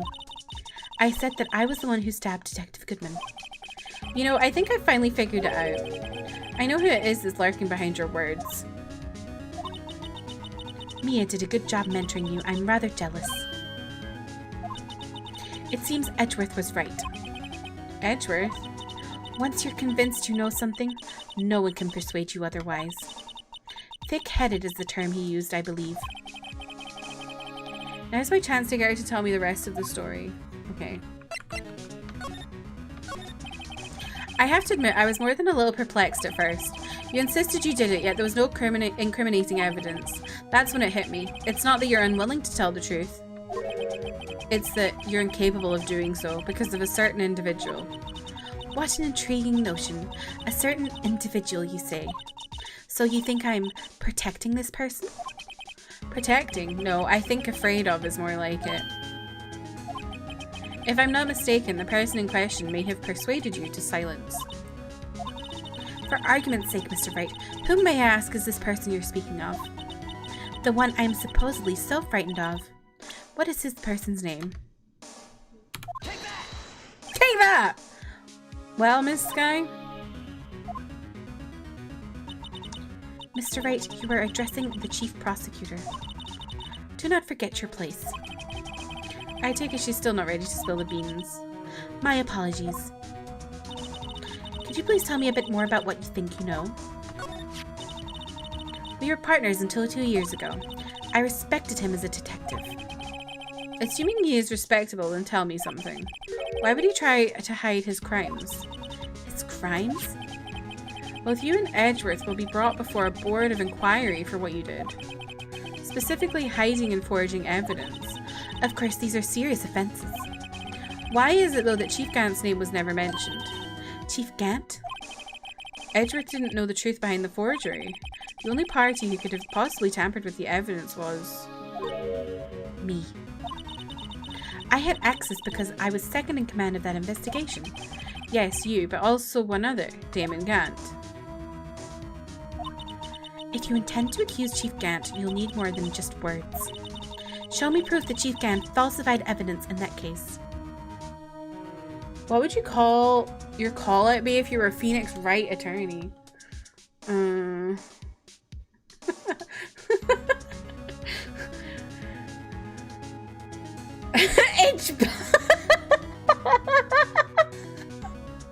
No, because I literally... H-ball just confuses me. I always think it's a Korean word when I see it, and then I remember it's not. I just burst out laughing. But I get it confused because there's two words in Korean that like join together to make ijball in my head. There's ijin, which is like a bully. And then there's chibo, which is like someone who's rich. So they combine in my head, and that's why I think I relate ijball to. Jincha ijball. James is the same. He also thinks this is a Korean word. I thought it was Korean. Okay, so there we go. It does sound Korean. But yeah, I think, I don't know, what would my call out be? Fuck yeah! Or, aye, right. That would be one of mine.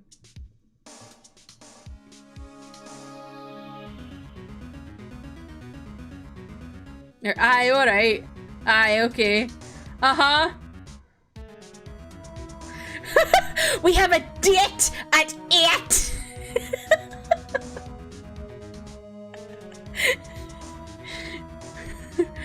Tonight.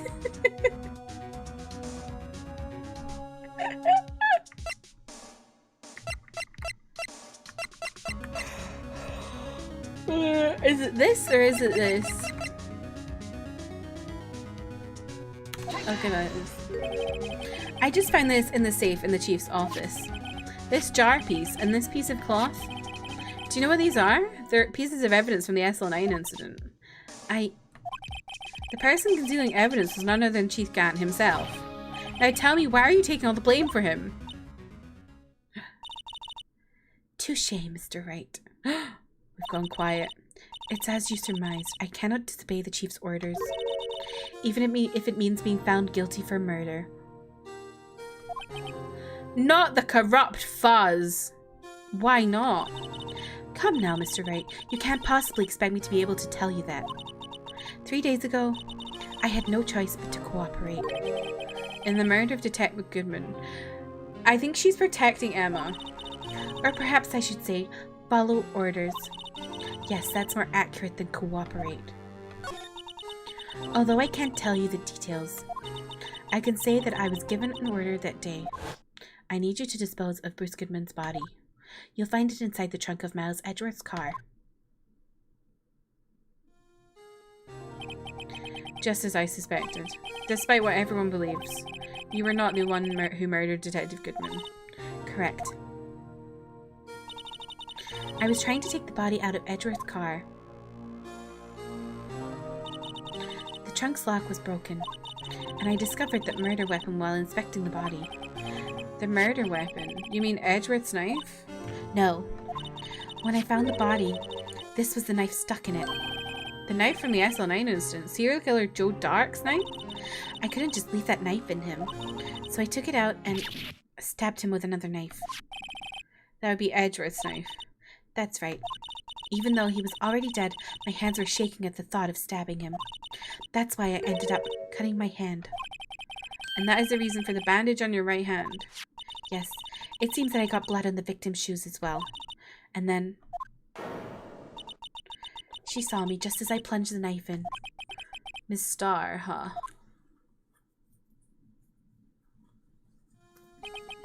Why did you need to hide Dark's knife so badly? It took a lot of work to finally close the Dark case 2 years ago. It was over with. I didn't ever want it to be opened again. My intent was to prevent that, by whatever means possible. So, you hid Dark's knife? The weapon used to stab the detective was evidence in the Joe Dark case. If word got out, which it would, the reporters would have a field day with that. So you wrapped the knife in your scarf and hid it? In Edgeworth's exhaust pipe? Right. Then I called my sister to tell her what had happened, and to ask her to hide the knife that was inside my muffler. You asked Emma? I didn't want anyone on the force to know about this. That would explain why Emma is so confident about Lana's innocence. Speaking of phone calls, I had a bad feeling about one of them that day. A bad feeling? The truth is, after I received those orders from the Chief Gant, the first thing I did was make a phone call. A phone call to Patrolman Jake Marshall. To Marshall? Why on earth would you call him? The lead investigator for the SL9 incident had been murdered. I wanted that fact to be kept hidden, and I needed help. He was the only other person I could trust. Or at least I thought I could trust him at the time. However, it seems that after I spoke to him, he went off on an escapade of his own. Oh, you mean... Not wanting the case to die, he decided to take things into his own hands. He disguised himself as Detective Goodman and tried to steal the evidence. He had already stolen the ID card, but it seems he still hadn't made up his mind to break into the evidence room. After my phone call, any remaining doubts he had must have disappeared.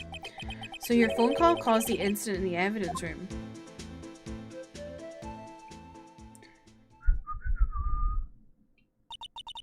I'm afraid that's all I can tell you. But Lana, You've earned my respect, Mr. Wright, both as a defense attorney and an investigator. Now, please, don't pursue this any further in court tomorrow. Tomorrow's trial. There's only one way to drive off Lana's demons. I've got to get to the bottom of everything. Detective Goodman's real murderer.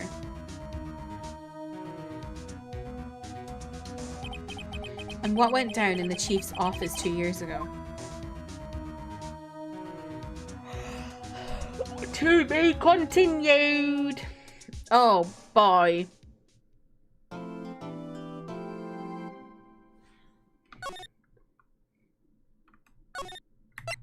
Why did Gant kill him?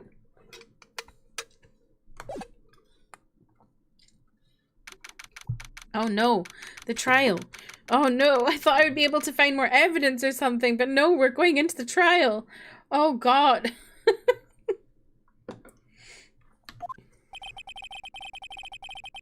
This is the defendant lobby, alright, but there's no defendant. I've been trying to reach Lana all morning. Where could she be? And where's Emma, for that matter? It almost seems as if something's been happening behind the scenes. Who's talking? Oh, Edgy. Edgeworth. Knowing you, you've already figured it out. Who the owner of the 7777777 ID card is, that is. Well, I have a pretty strong hunch. Looks like I'm not the only one who's figured it out. You know, the only reason this trial didn't reach a verdict yesterday is because there was still room for doubt regarding this ID record. If that number does not belong to whom you suspect, then no doubt will remain. After all, he hasn't been officially charged with anything. True. Not yet. In any event, once all doubt has been removed from that list, I can call for a ruling. 5 minutes, right, and Chief Prosecutor Sky will be found guilty. But she didn't do it. I figured you'd say as much. That's why I came here, to hear what you have to say. This is the first time he's ever done something. Oh my god. Edward came to us because he also believes that something's weird. And he wants to help. Hello, Hopi.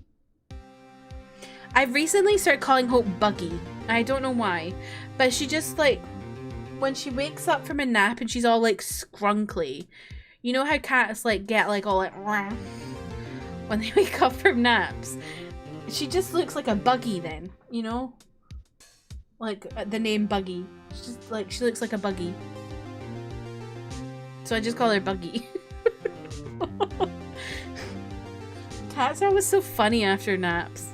I love their little scrunkly face. I know, she's just like, and then she's got her hair all over the place. I'm like, you're Buggy. Also, knock on wood, she's not been peeing as much, and there's not blood. So, knock on wood, we might be coming to the end of the cystitis. Come here. Come here. Why are you running away? What is that, Trev? Yippee! Come here. Do you not want to come here?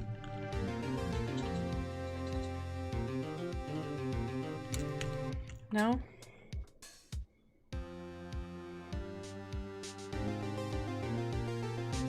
Not interested, are you?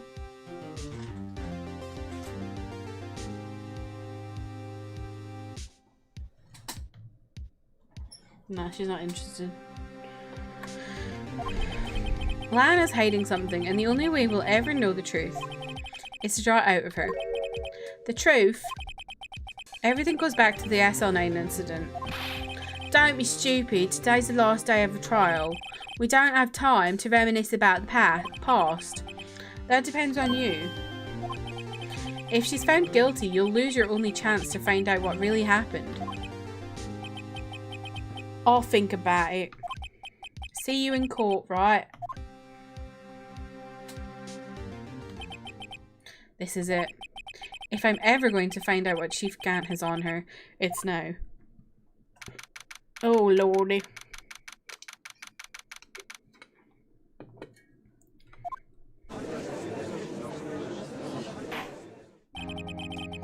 Court is now in session for the trial of Ms. Lana Skye. The defense is ready, Your Honor. The prosecution is ready, Your Honor.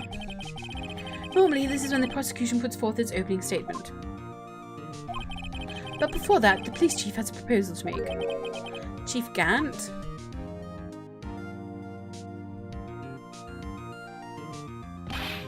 Morning, folks. How's everyone doing? Hey, Udge, you been back to the pool yet? No, I've been drowning enough as it is in my work. Oh, that's a good one. Don't think I can top that. If you don't mind me asking, Chief, exactly what is this proposal of yours?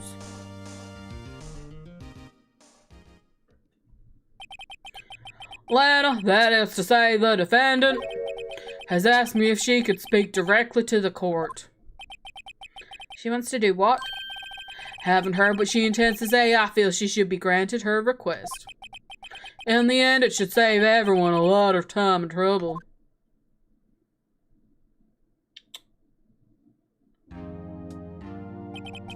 What's this all about, defendant? I'd just like to make one simple request and I'll be finished. Well then, what's your request? Your Honor, I'd like to put an immediate end to this trial. Huh?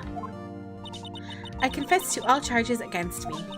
On February 21 of this year, I murdered Detective Bruce Goodman in the underground parking lot of the prosecutor's office. No, Lana!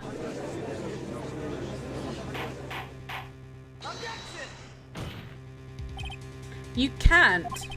Your Honor, the defendant's claim does not change the defense's plea. In that case, Mr. Wright, I no longer require your services. But Lana... Your Honor, I hereby forfeit my right to an attorney. The prosecution may lack direct evidence against me, but it has sufficiently proven its case through testimony and circumstantial evidence. I would like you to render your verdict now, if you please. Well, the defendant certainly has the right to do self-representation. Her request is legally valid. This is an unprecedented situation. Indeed, it appears there's no further need to continue this trial, even if Mr. Wright may feel otherwise. This can't be happening. It appears the time for the verdict has arrived. This court finds the defendant... Objection!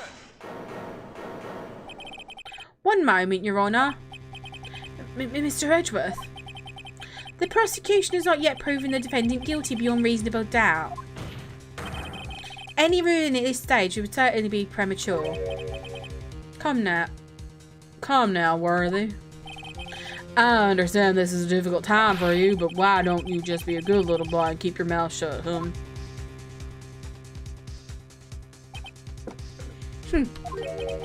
don't think I care for your tone, Chief Gaunt. What? Creating another fabrication to cover up your past mistakes. Sorry, but I'm no longer the naive little boy you would have me be. With this sudden confession from the defendant, it's obvious to me some kind of deal was struck behind the scenes.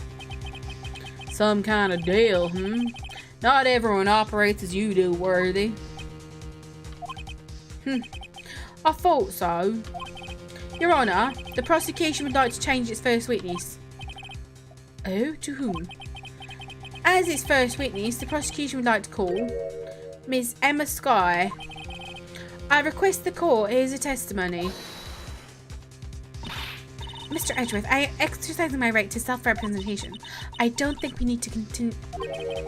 I don't care what you think, Ms. Skye. The exposure of truth sometimes results in tragedy. However, no matter how tragic the truth may be, it would be an even greater tragedy to avert one's eyes from it. Very well, the court shall grant the prosecution's request. That's okay with you, right, Chief Gaunt? Worthy, you'll live to regret this, mark my words. Miss Emma Skye, please take the stand. Looks like Edgeworth has decided to take the horse by the reins. Where did she go? Where did you go, Bobby Bobby? Now then, witness, please state your name and occupation.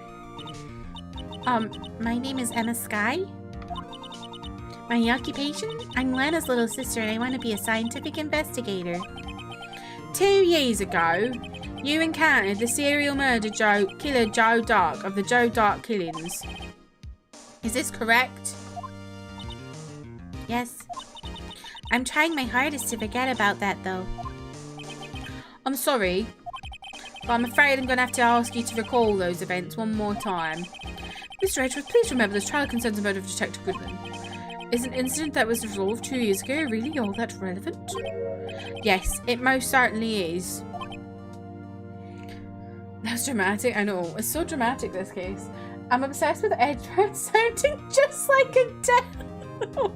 Alright. Apples and pears.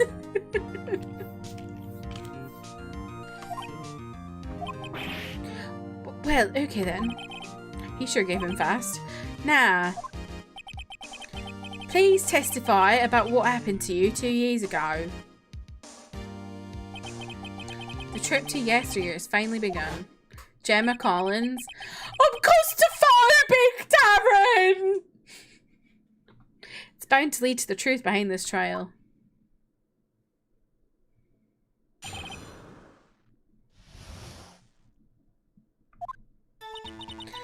I was waiting in my sister's office that day. A man came running in and took me hostage. Neil Marshall rescued me, but I'll never forget what I saw in an instant. The man raised up his knife and then stabbed Mr. Marshall in the chest. It's a good thing you weren't harmed. I passed out. I don't remember much. That's understandable. However, please tell me, Mr. Edgeworth, what does this testimony have to do with Detective Goodman's murder? That will soon become apparent, Your Honour. You've got to admire him for his courage, considering he has no evidence. Very well, the defence may begin its cross-examination. Am I the defence? I thought I was kicked off. Oh, I'm apparently still being a defence attorney. Okay. And Gemma thinks she's seen a ghost. I was waiting in my sister. Okay. 2 years ago, the defendant was a detective at the police department, correct? Yes, she was the second in command under the Deputy Chief of Police, Gant. My sister. She was the best detective ever. Yes, I remember. Deputy Chief Gant and Miss Sky used to be quite the pair. I believe they shared the same office. That's right. I'd always sit at my sister's desk and dream about playing that organ. I wanted to play it that day too. I hope. The police department and the prosecutor's office held a ceremony that day. Lana promised to take me to dinner if she finished her work. You're there.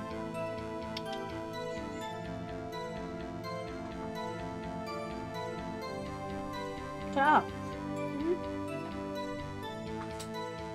What up, means?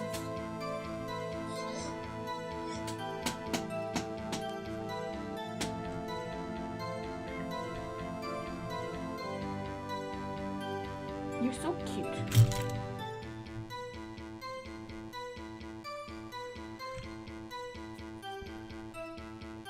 She did, however, give me a cut on my finger. If you can see that.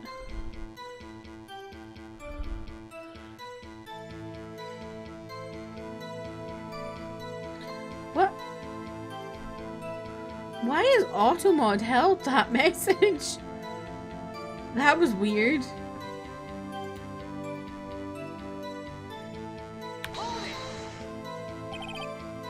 A man? Yes, Joe Dark. He was a serial killer. Joe Dark was brought in for questioning on the day of that ceremony. We were desperate to get anything on him that would lead to an arrest. When he saw his chance, he fled the room, right? Upon fleeing the room, Dark proceeded to take the elevator. The elevator. He must have been in a panic because the elevator was going up. Then he ran into Sky and Gaunt's office. There was a lot of noise coming from outside, so I opened up the door to have a look. That's when I saw him.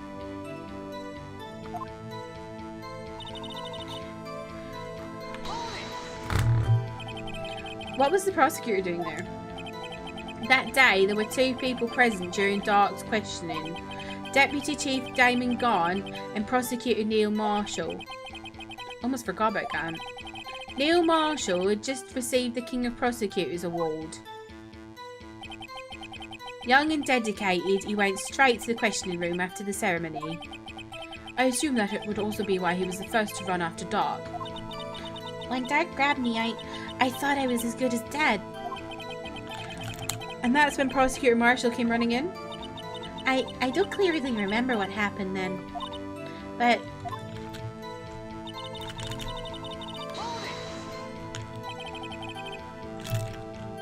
Can you tell us about that?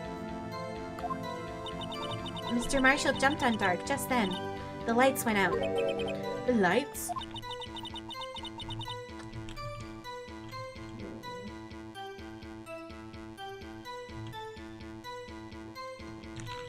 There you go.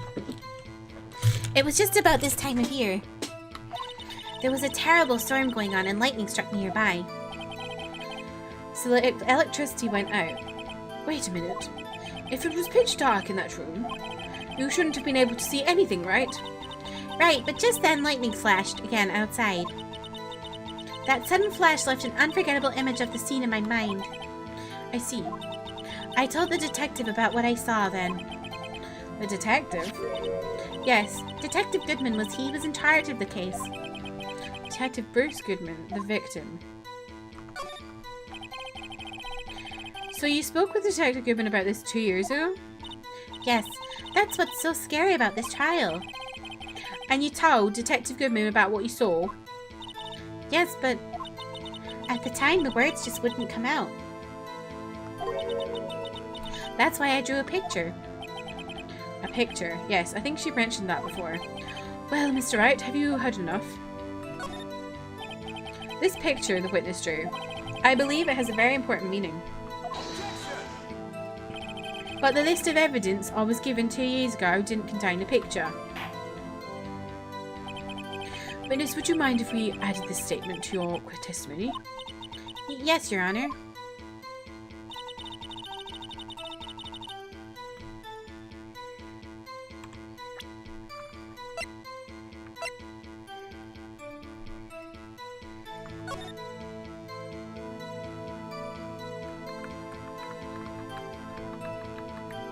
Does this list of evidence...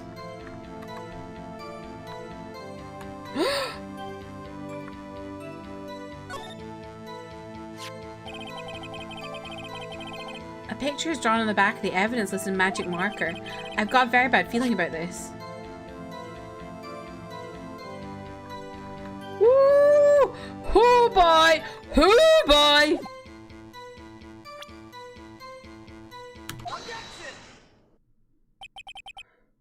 Mr. Edgeworth. This little girl put all her heart into drawing that picture. And yet you would insist on denying its existence? Huh? Hey, I'm not the bad guy. All I'm saying is that as the prosecutor for that case, I wasn't handed such a picture. That may well be. But that doesn't mean it doesn't exist. Behold! This is the evidence list for the SL9 incident? Please turn it over, Your Honor. Turn it over? Turn it... Ah! What is this? Yes, what is that? Hey, that's it. That's the picture I drew. Indeed, 2 men appear to be wrestling here. What's the meaning of this? What are you doing with that list? Me? Only the prosecutor in charge should have access to that list. Huh. These lists, they're different from each other. What? It would appear, Mr. Edgeworth. Sorry, I've got to itch my shoulder. That the evidence list you were handed 2 years ago was incomplete. These 2 lists fit together to form one. You can see the marks here where they were torn apart from each other. Trev, is your shoulder doing better? kinda. It is definitely better than it was over the weekend, but it's still kind of a bit, like, iffy. I've been using some heat patches. Oh, they're really annoying. Let me show you, actually.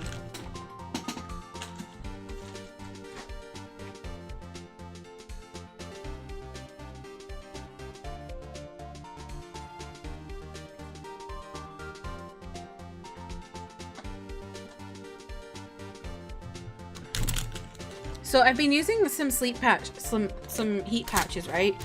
And they're like for your shoulder and your shoulders and your neck. And they're in this shape, right? This is not one of them because obviously I don't want to bust open a new one. But the sticky parts are only at the two ends. There's no sticky bit here. So if you put it on, it just flops off. It's like useless. So I've been like sitting it like this. Like you're supposed to put it here, but I've been doing it like this. But even then, it still is like not very sticky. It's pretty crap. Like, why would you do that? Why would you only have it sticky at two ends when it's supposed to go between your shoulders where you constantly move your arms? Did I buy them on AliExpress? No, they're Cura Heat. I bought them at Boots on Sunday. I am a side sleeper. I especially always sleep on, like, I sleep on the side that I've got the sore shoulder because that's the side that's better for you if you've got acid reflux.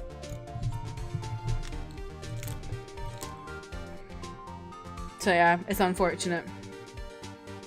But it is a trapped nerve, so I don't know if sleeping on it really makes much of a difference, to be honest. I mean, I've not been diagnosed, but I've had a trapped nerve before, so I know what it's like. Side sleepers rise, not really though, because we're always in pain. Yeah. I mean, I was a side sleeper before. I knew about like the acid reflux thing for helping you sleep with, but I've always like gone on both sides. Like I kind of swap between them, but now I mostly sleep on this side because like of the acid reflux. Used to be a stomach sleeper. I'm kind of side stomach.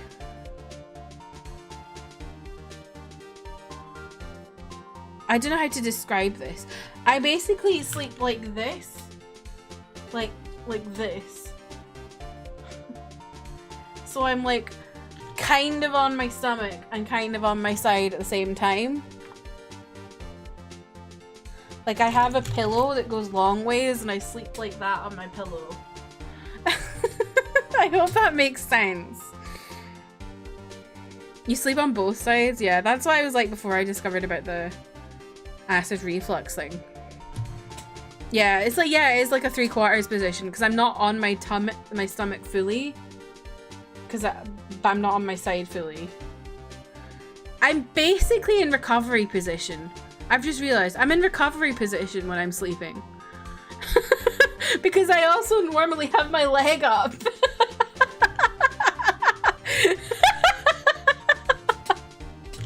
There we go, I figured it out. I'm not a side sleeper or a stomach sleeper or a back sleeper. I'm a recovery position sleeper.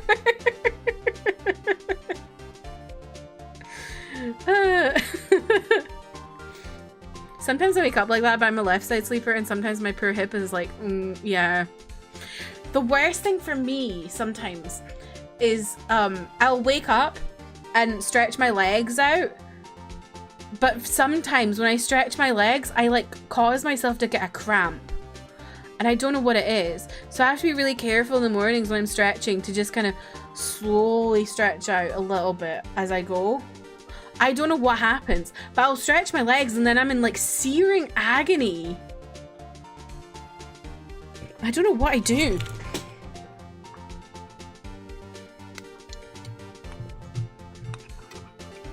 Growing older is such a fucking scam. So true. So true. So you see, Ms. Redruth, it's quite obvious what happened 2 years ago.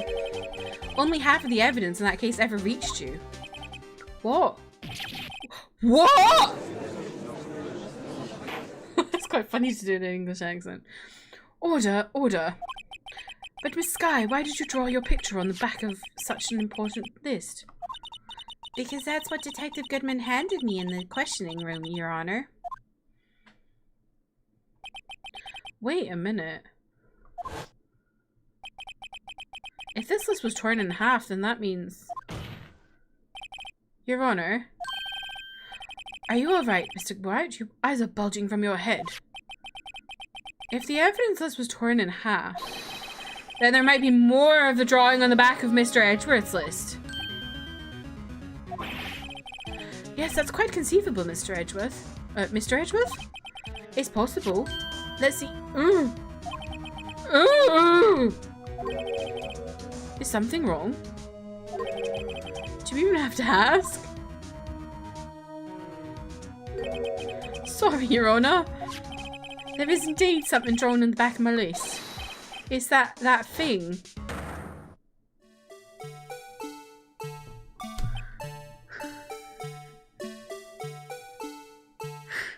Stop. That's that thing. That thing that was dancing in the evidence room. Clearly, this act of vandalism is the work of a certain chief of detectives. I guess he was out of scrap paper.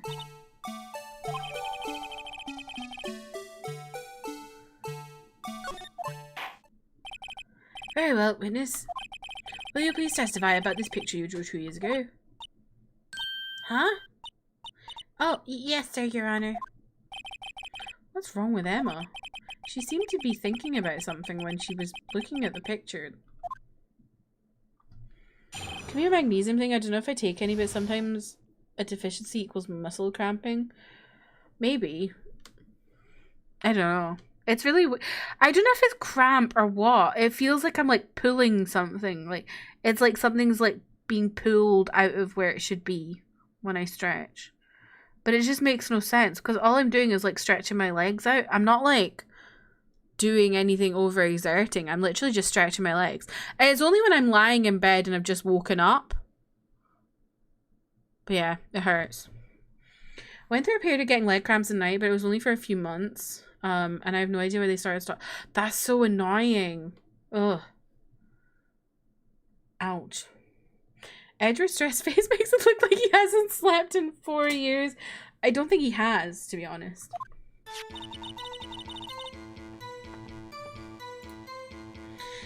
This is the picture I drew 2 years ago.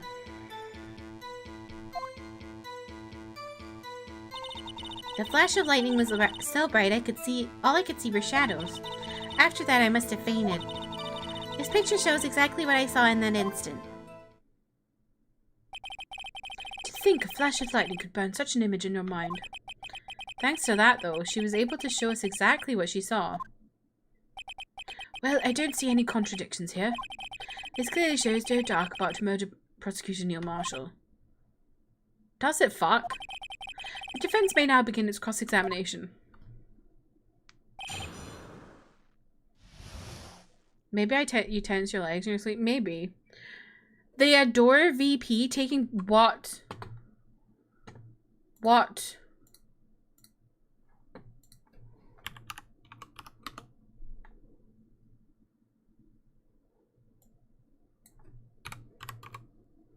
I'm running to K Charts Master.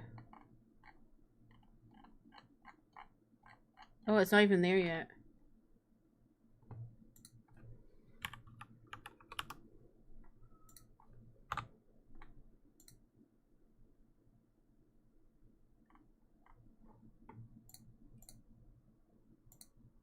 Where did you see that, James?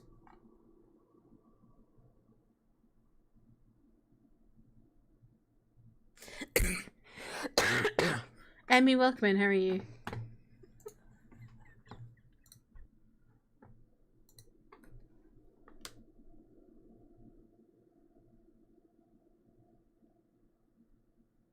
Oh, this was hours ago. Mr. A shares the Yonhap news that the documents found at Hybe about Final Escape are his personal thoughts, and he has not shared any of it with other Adore workers, including Venetian. Okay. Okay. Sure. Oh my god.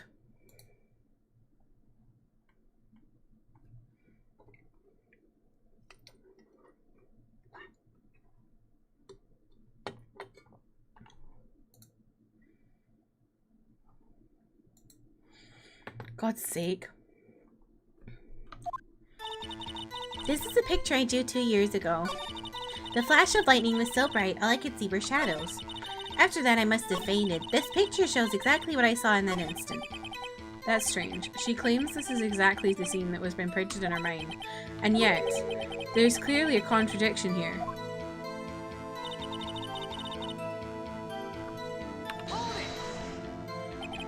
Did you draw this picture right after the incident? I think I drew it 2 or 3 days later. At first, I was in such a state of shock that I couldn't do anything. During that time, the investigation team was reorganized. Detective Goodman was placed in charge under the direction of Damon Gahn and Lana Sky. 2 or 3 days later, the memory should still have been fresh in her mind. Excuse me, witness. But can you please tell us why this picture is painted in all black? Black?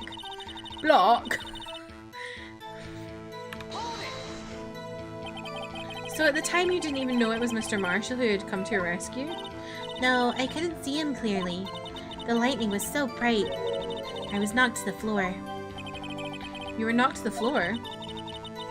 Dark had a tight grip on me, but when Mr. Marshall jumped on him, I was knocked away.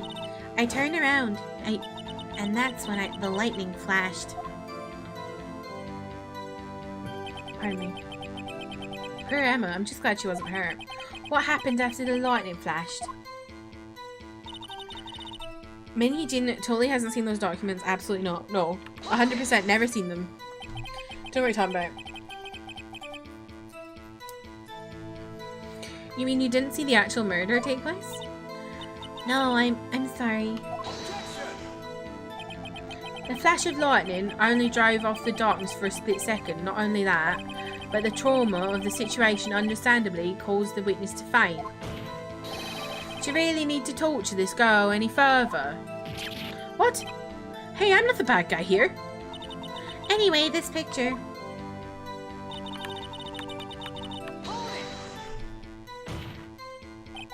Sorry for asking so many times, but are you sure you drew exactly what you saw? Of course, this is the exact scene.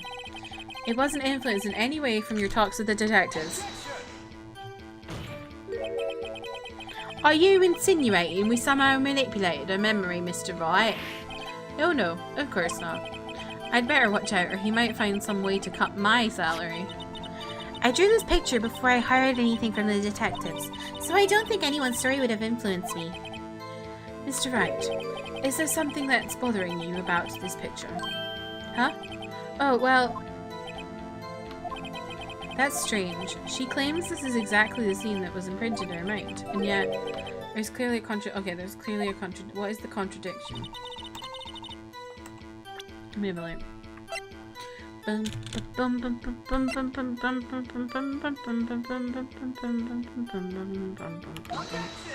Oh, I didn't mean to do that. Oopsies. Your Honor, what do you think about the witnesses? I'm not sure I follow. It clearly contradicts the, I thought... You know, that was an accident. Oopsies. I was trying to have a look.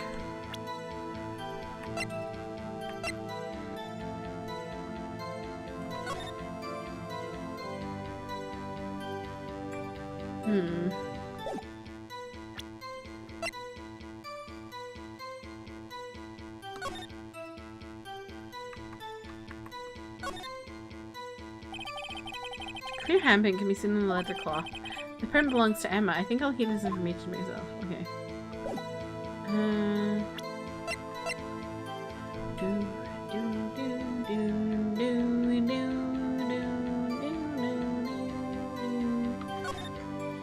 Is the contradiction that he's not wearing his hat?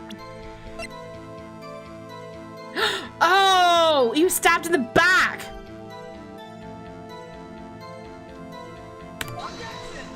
I pressed objection in the wrong place. Fuck me.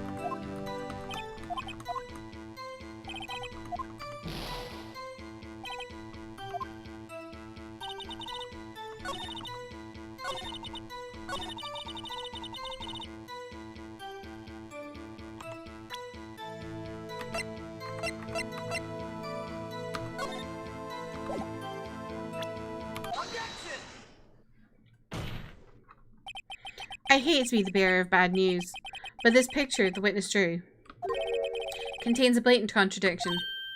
What? But I remember it just like it was yesterday. Mr. Wright, perhaps it would be faster if you simply pointed out this contradiction for us. What part of this picture contradicts the autopsy?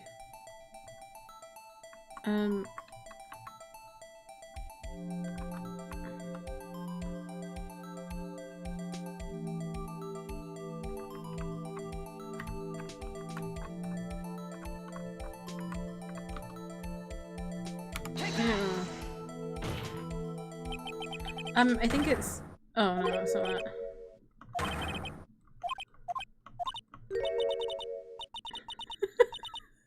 Mr. Wright, how could you... The act of making an innocent girl cry should warrant the death penalty. I guess he means I should just... Yes, well, Saloon's defense is earned his lesson. May I take another look at autopsy report in this picture? Mr. Wright, perhaps it would be faster if you simply... Okay, hang on. I'm gonna save so I don't lose all my life.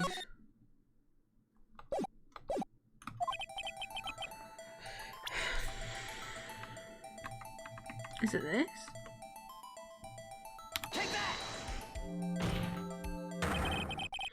Oh, okay. The contradiction, of course, lies here. Take a look at the knife the man is holding. If you look close, you can see its tip is broken. Even I don't have to look closely to see that, Mr. Wright. But Mr. Wright, look at the evidence. See the murder weapon? Its tip is broken too. If I recall, the tip of the knife was found broken off in the victim's body. It was a conclusive piece of evidence that proved Joe Dark was the murderer. I'm afraid it's not so simple, Emma. And where, pray tell, could you possibly see a problem? It's obvious, really. The victim suffered a single stab wound to the back. If the victim was only stabbed once, then the murder weapon should not yet be broken.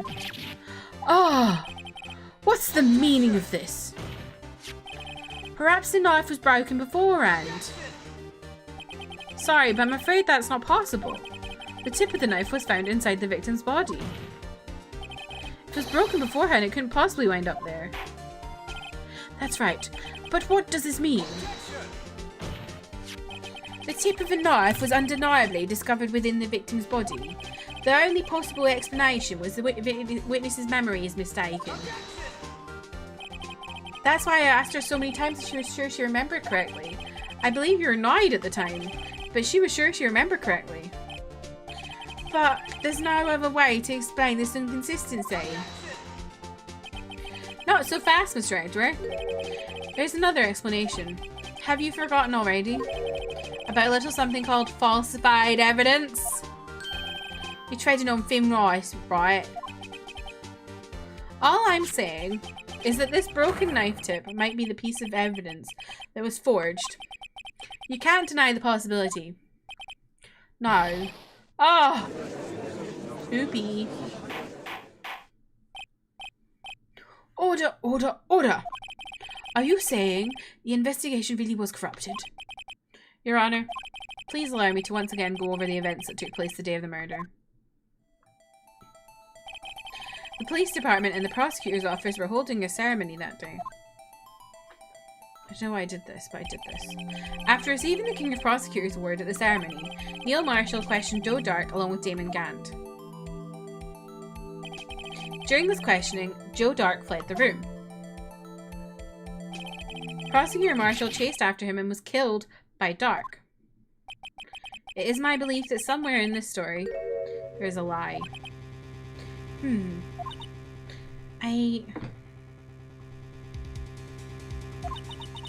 I'm not lying.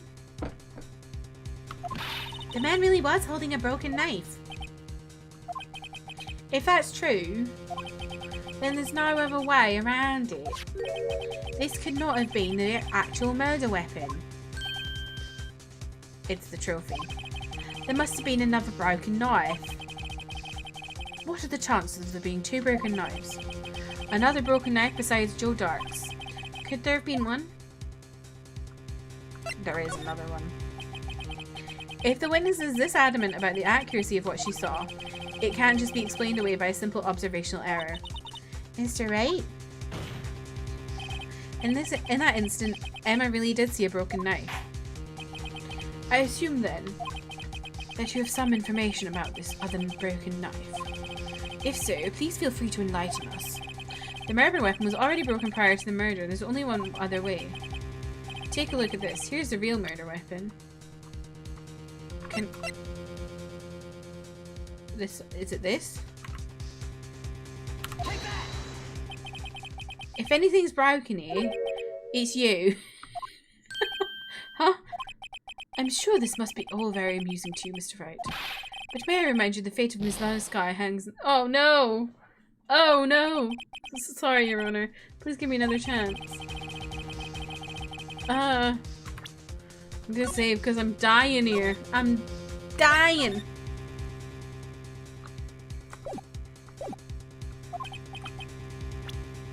Then is it the pot?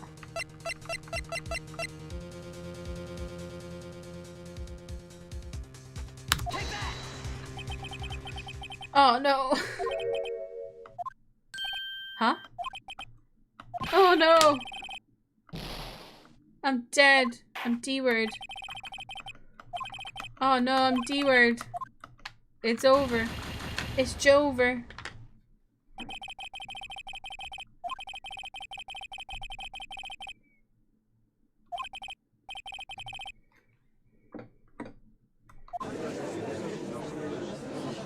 I knew I was gonna die there. I'm so confused.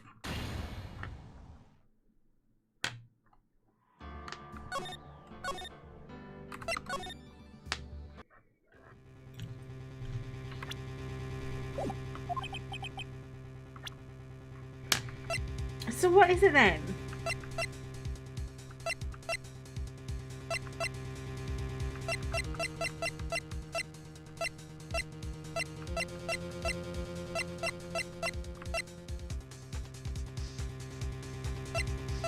It's gotta be it. Is it this? The answer lies in the past. 2 years in the past. Right here inside this picture. This is a picture of the award ceremony. This is a picture of the award ceremony. Oh! What is it, Mr. Edgeworth? It's the broken murder weapon! I knew it was to do with that trophy. Notice the award Prosecutor Marshall is holding. That's a broken knife. As we earlier concluded, the knife in the drawing was not Joe Dark's knife. That being the case, the knife the witness saw was in all likelihood from this award. Order, order, order. Neil Marshall was awarded King of Prosecutors that day.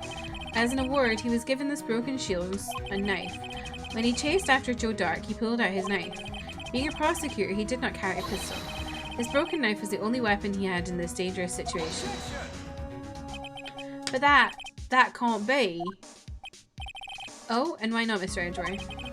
Because if the King of Prosecutors award knife was the murder weapon, then the murderer and the victim would be reversed. What do you mean? I mean, this man raising the knife would have been Prosecutor Neil Marshall. Oh. Oh!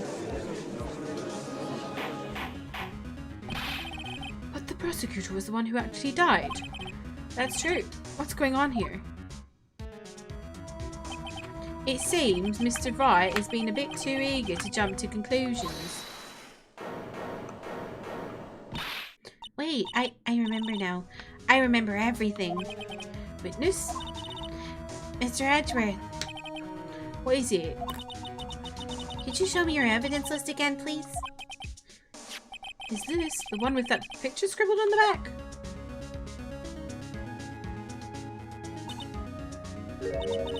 I knew it. This picture, I'm the one who drew it. What? You drew that? That's right. The list wasn't torn in half at the time I drew this picture.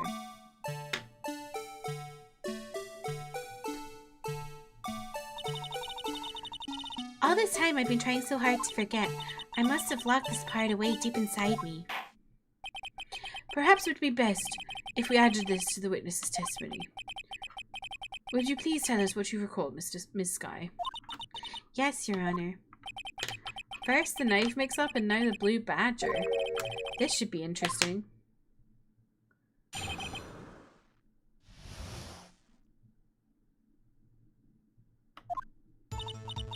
Okay, I am going to leave it here because I'm going to quickly go take a bathroom break.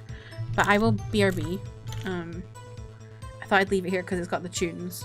Whilst I'm away, you can do some checks. I don't know why I said it like that. Checks!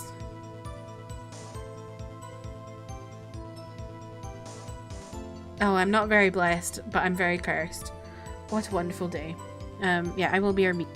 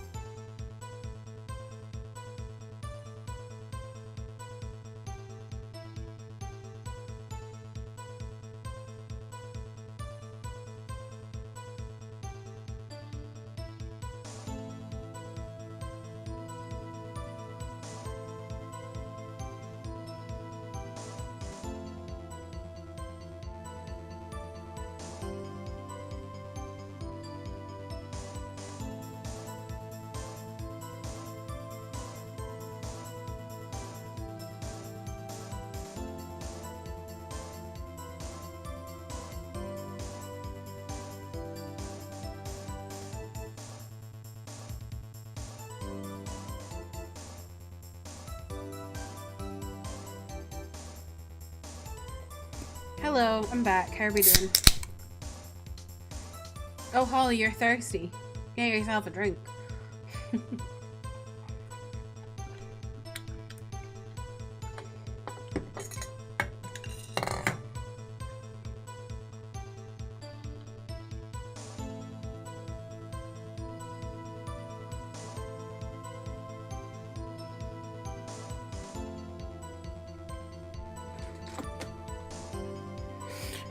Let's get back to it. When I saw that man raise his knife, I panicked and rushed towards both of them. What? I think I knocked away the man with the knife. Just then there was another flash of lightning, and that's when I saw the blue badger. He wasn't in the room, but I'm sure I saw his shadow. Huh? Where did that come from? This is certainly most unusual.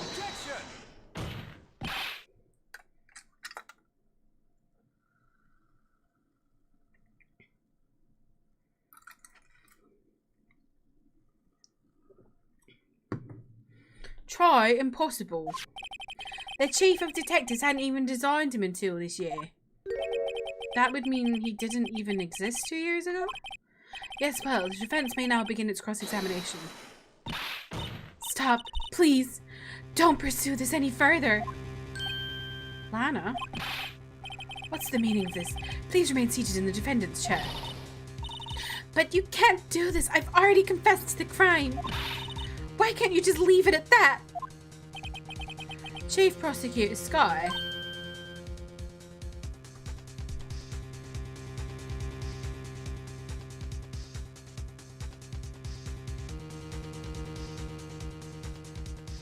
Did Emma murder him?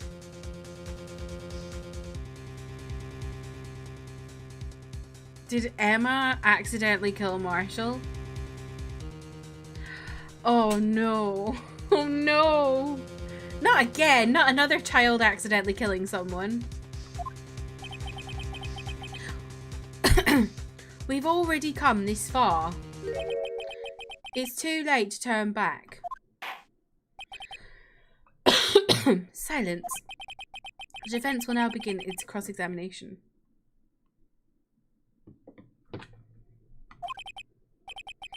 Bailiff, please detain the defendant.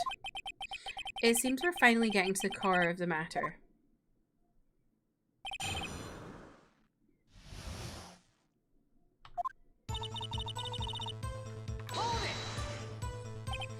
When you say that man, I assume you refer to Joe Dark. Yes, at least I think it was him. You think? All I could really see were shadows. The power outage that immediately preceded the incident is also documented in the prosecutor's office reports. So then you...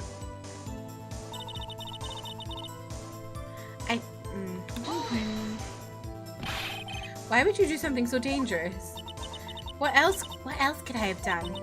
He was about to stab Mr. Marshall. She seems convinced that Dark was the one holding the knife. But as we theorised, Mr. Marshall was the one holding the knife. Well, I didn't know that at the time. When that Dark guy knocked me down, all I could think was I've got to help that other person.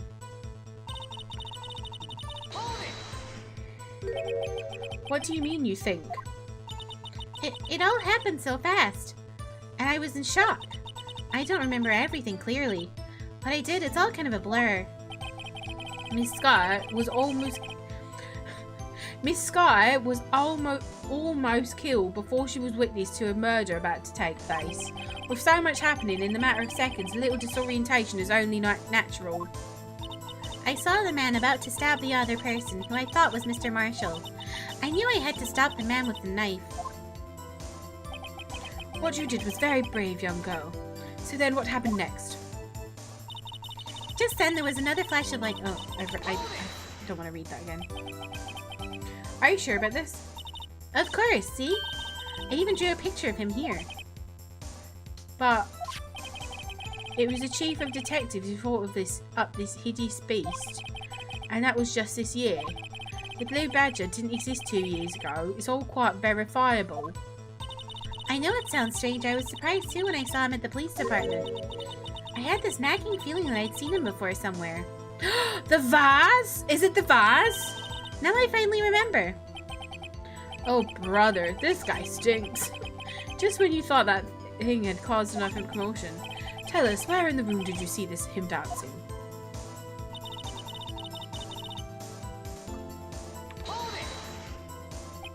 His shadow. So you mean you didn't actually see his face with this winning smile and all? That's right, but I still remember it. It had 3 creepy horns. This is pointless. That thing couldn't have possibly existed 2 years ago. The witness must be mistaken. That may well be. But what's important is what caused her to think she saw what she did. Oh, and I suppose you have an explanation. If so, then by all means, please tell us what this shadow really was. What was it Emma saw when she was the lightning flash? The vase! Who is this blue badger really? It's the vase! The blue badger hadn't even been dreamt up when Emma drew this picture, yet she's certain she saw its shadow. Ladies and gentlemen, it is the defence's belief that on that fateful day 2 years ago, there indeed was something that looked similar to the blue badger. I'm going to save.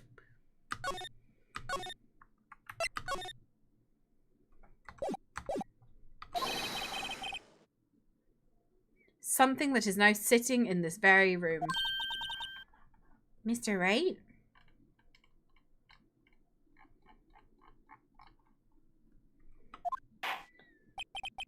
In this room? Very well, Mr. Wright. What is it that the witness saw in that instant? Please show us this mysterious blue badger look-alike. This, right?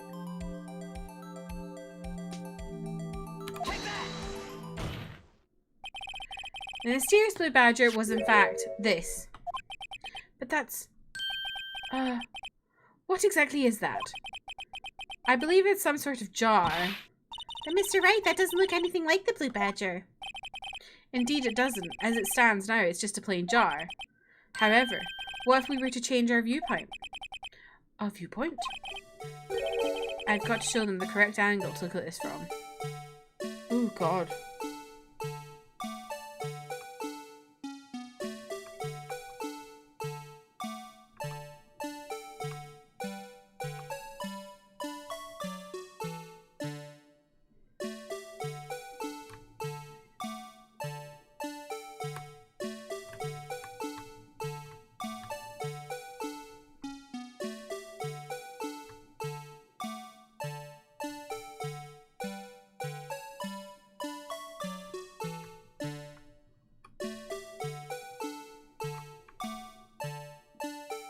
That way?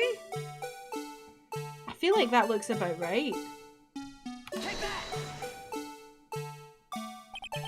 Well, is this a miracle or what?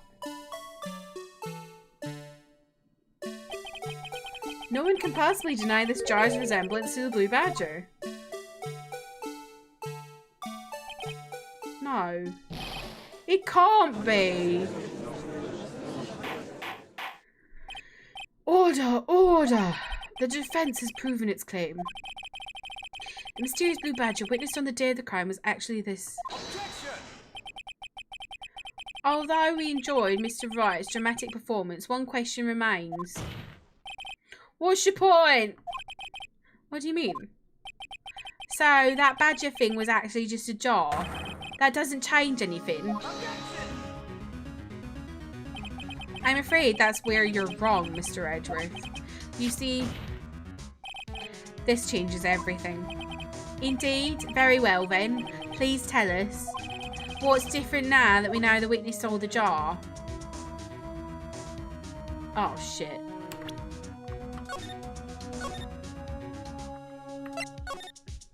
Blue badged?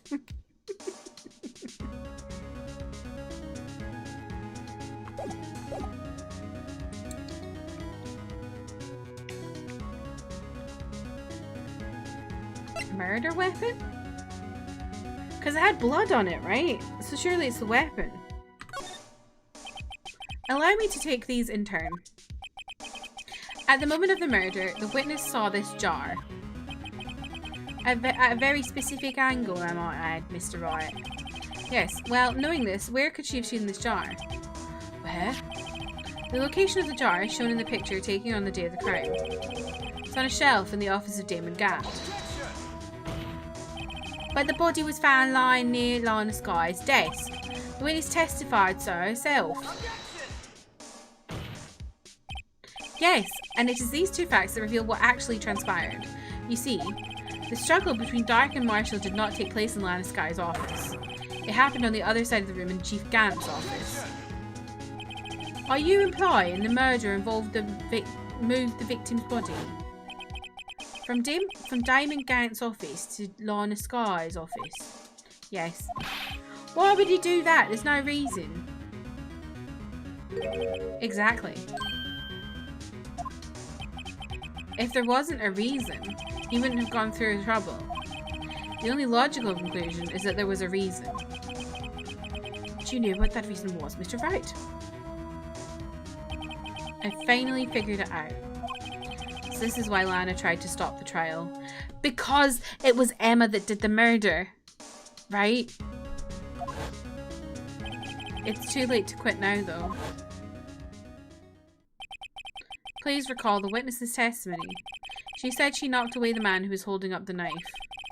In the next instant, the jar was hit and flew through the air. Oh, that's what she did. She threw him and he hit into the wall, smacked his head on the vase, and died of blunt force trauma to the head. Now tell me, what could have sent the jar flying? That would have to have been the impact of the man made when he was knocked into the wall. Ladies and gentlemen, if I may draw your attention to this picture once more. If the man was knocked in the direction of the shelf the jar was sitting on, what would he have hit? Aha! Oh, never mind. The suit of armor holding a very sharp and dangerous looking sword. I was kind of there and kind of not there. The blunt force trauma was a bit hard, a bit far. Yes. And since the man who was knocked into the armor was carrying a broken knife, it would have had to have been Neil Marshall, wielding the King of Prosecutors trophy. No, Mr. Wright, you can't be thinking. Yes.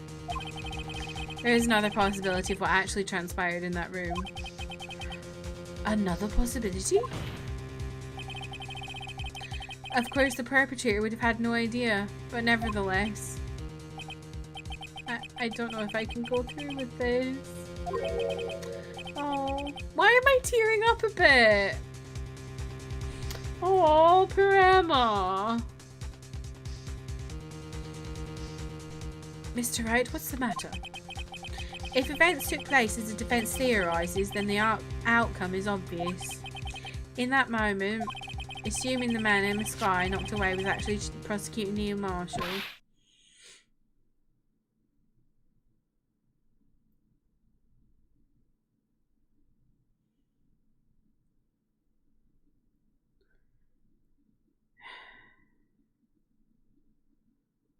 This is so sad, poor Emma. You mean Mr. Marshall died because of me?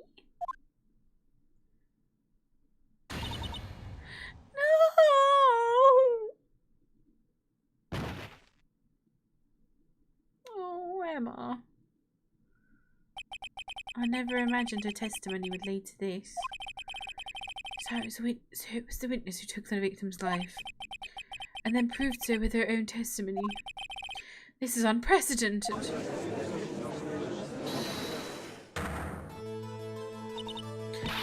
What are you saying?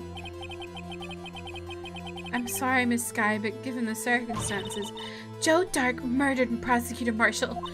How can you think it was Emma? How dare you try to pin the crime on her? Imagine that coming from you. If you recall, it was you who admitted to forging evidence 2 years ago. The reason you moved prosecuting Marshall's body was to keep anyone else from finding out about what Emma did, wasn't it? I assure you, Mr. Edgeworth, I have no idea what you're talking about. If you hope to have anyone believe in your insane allegations, I'm afraid you're going to have to have proof. Tell me, do you have any conclusive evidence that proves my sister killed Neil Marshall? Evidence? I'm willing to bet you don't. Yes, it certainly would be difficult to prove this with evidence. If we don't have evidence, then we'll have to rely on testimony. I'm afraid that won't work in this case. Both parties involved in the incident are dead. We certainly can't get dead people to testify. This has all been a wild goose chase from the beginning. Touché, Miss Sky. Of course. That only leaves us with one possibility. You mean there's still another possibility? What do you mean, Mr. Edgeworth? I mean the possibility that the victim has left us a message. For better or for worse, Mr. Marshall did not die instantly. He may have left behind a name of the person who took his life, in one manner or another. That's impossible. The handprint on the leather. Well, Mr. Wright, this is the only possibility left you. A message from the deceased. Does such a message exist? Yes, unfortunately. Oh, I feel so bad for Emma. Got to think back to the court record. The real murderer's name that victim may have left behind.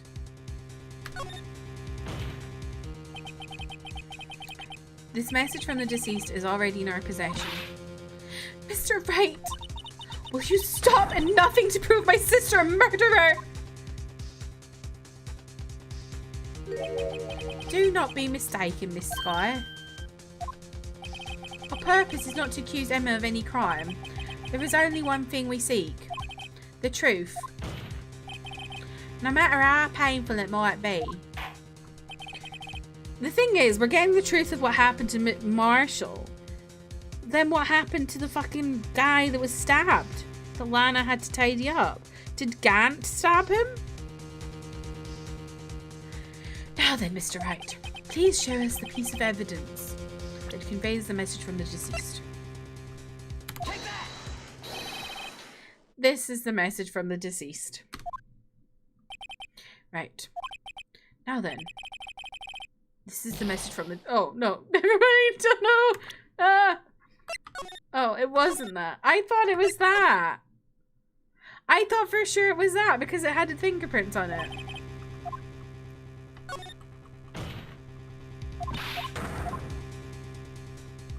What was it then?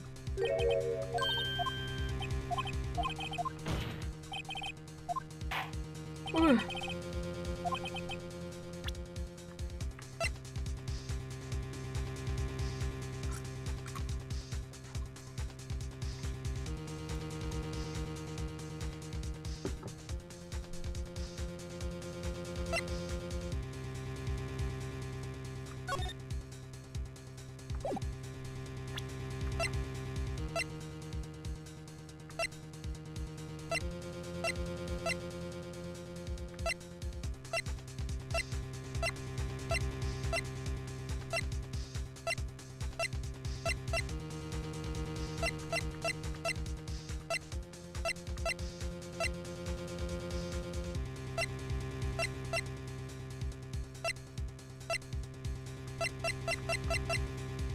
How is it not this?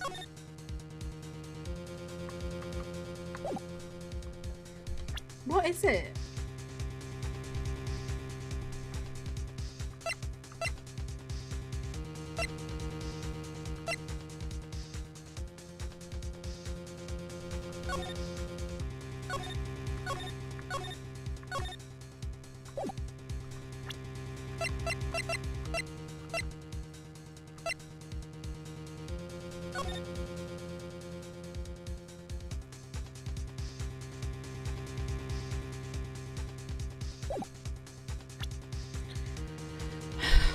I'm not sure.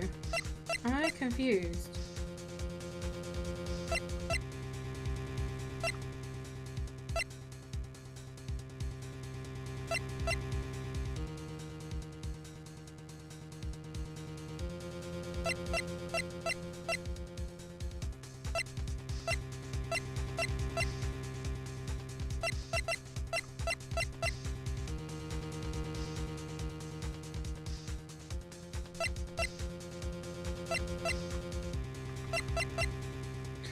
like, surely it is this because it's got her prints, but they said it's not that, so I don't know what it is.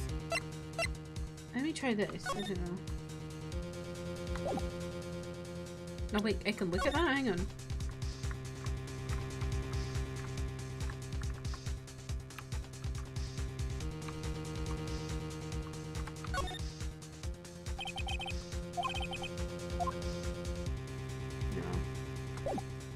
Wait, maybe I need to look on that. Hang on. Maybe I need to look at this more.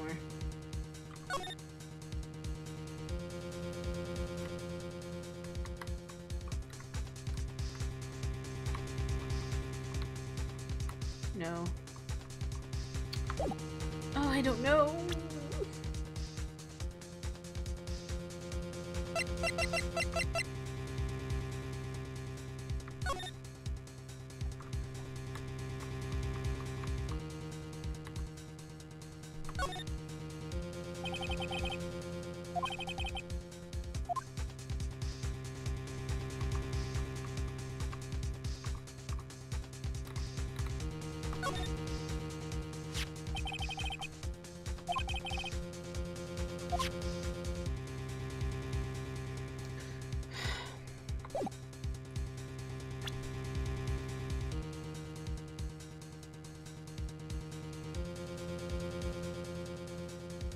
A message from the deceased.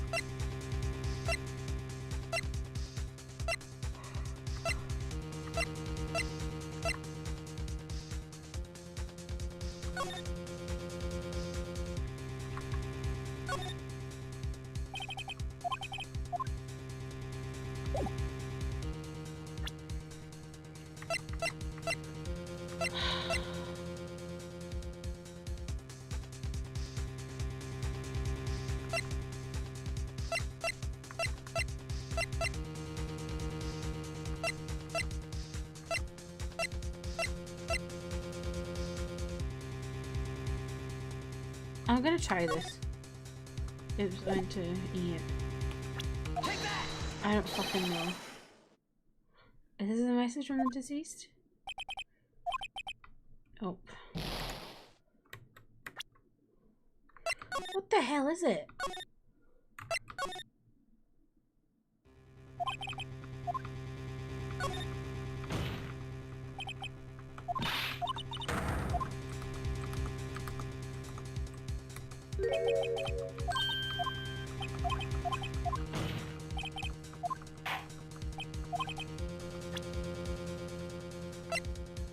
Welcome back, Haley. What the hell is the evidence from the deceased? You hate work. Mood.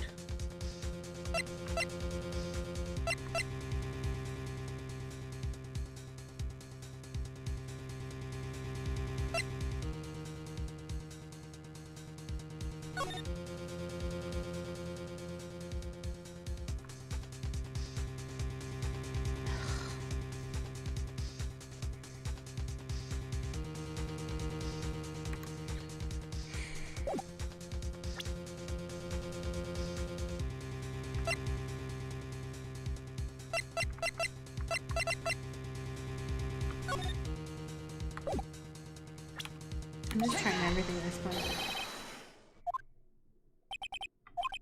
Nope. Nope. Nope. Nope. Nope. What is it? I feel insane right now. I can't figure it out at all.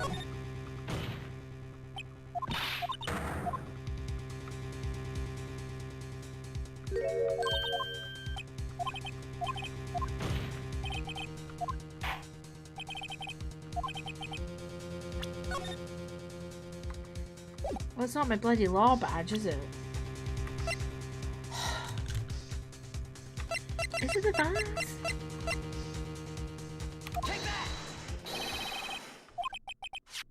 Oh, this is that blue badger from before, right? Oh, is he going to just speak the killer's name? If that thing could, I'm sure it would. Looks like everyone's forgotten this is just a jar.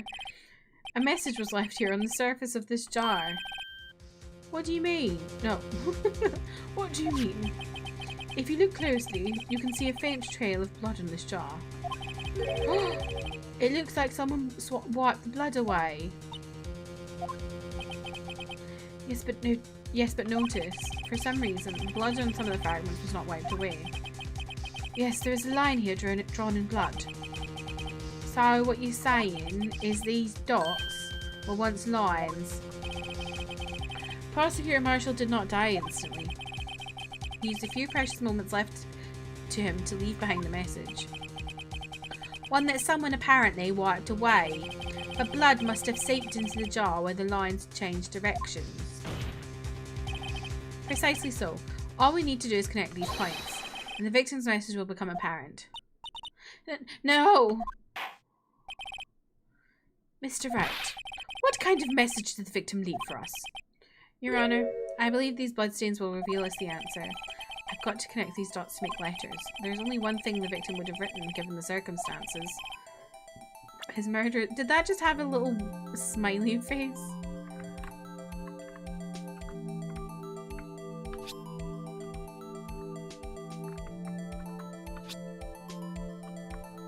Oh, I feel so bad for poor Emma.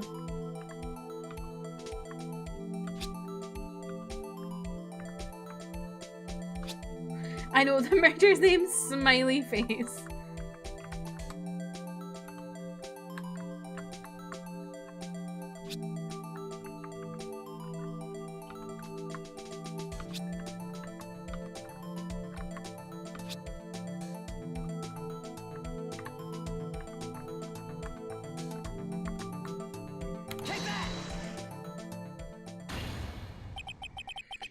It's a defense attorney's duty to prove their client's innocence. That's why all I've been thinking about is saving Lana. After all my efforts, and I never thought it would turn out like this. Not like this. Emma. So, this is the final message Prosecutor Marshall left behind. But why would he write Emma on it? Like, why would you go, Emma?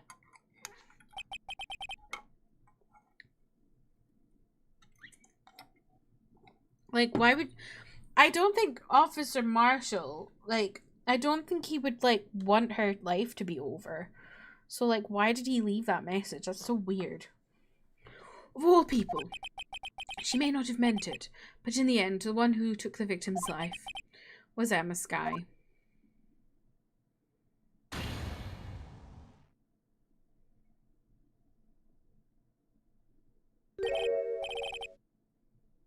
See where they can't say I didn't warn you.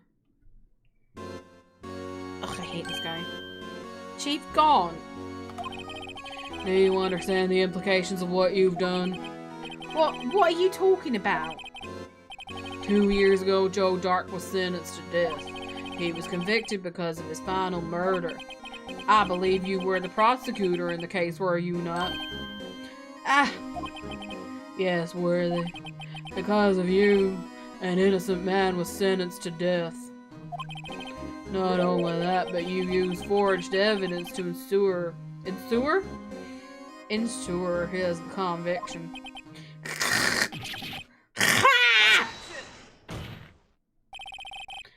But Joe Dark really was a serial murderer. That's undeniable. I'm afraid that's not important. Didn't you know? We aren't defenders of justice. What? We're merely keepers of the law.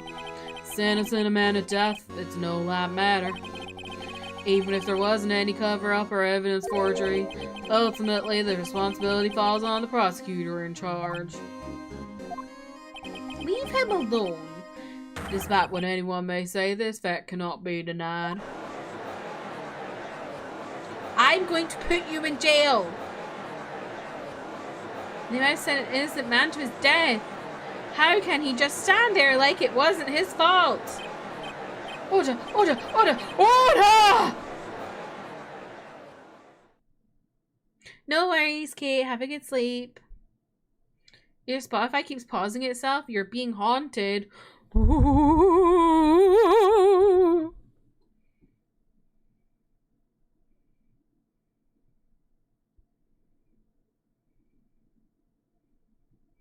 Haley, what song are you listening to? The gavel's pounding fell on deaf ears. Unable to settle the crowd, the judge declared a recess. Where this trial is headed, no one knows. To be continued. Not a TXT song.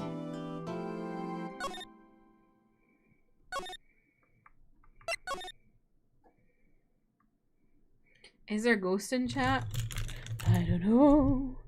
Is there a ghost in chat? I'm kidding, Haley. I just don't really care about TXT is all.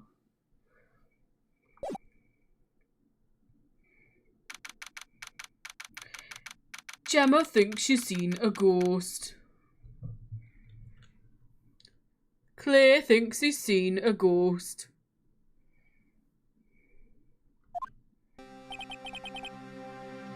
Sorry, Edgeworth. I didn't mean to get you in trouble. I have a date at 8 with a ghost.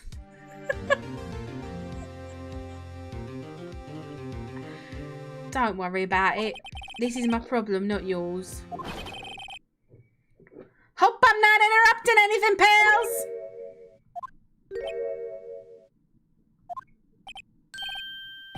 Oh, I guess I am. I'll come back later.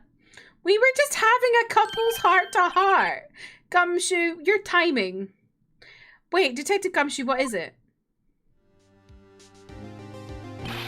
You got a lot of nerve, pal, making a detective run all around while on duty. And to top it off, you call me here. I've seen happier people at funerals. I take it Lana's having you run errands again. Let me tell you, this is the last time, pal. Here, she asked me to give you this if there was a break in today's trial. Evidence law? Edgeworth was talking about this just the other day.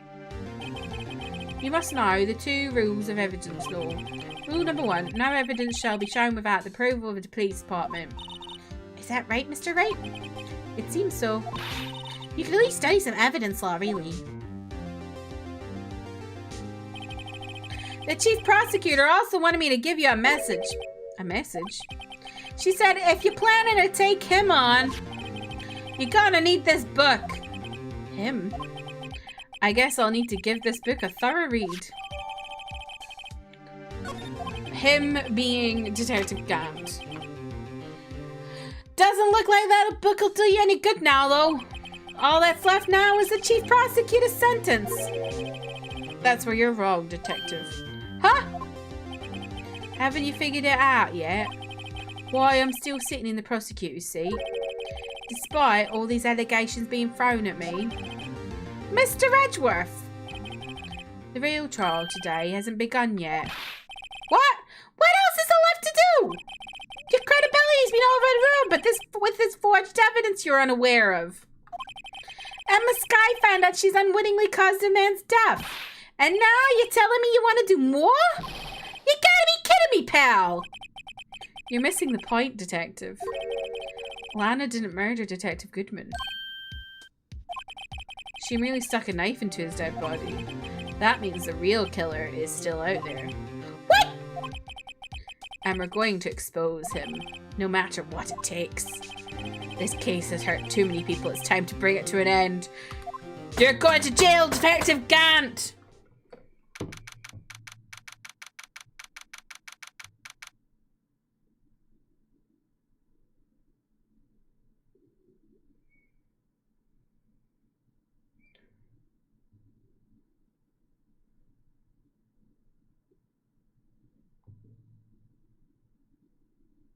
Oh, slay. Sorry, I was just double checking my this group order for this these dolls.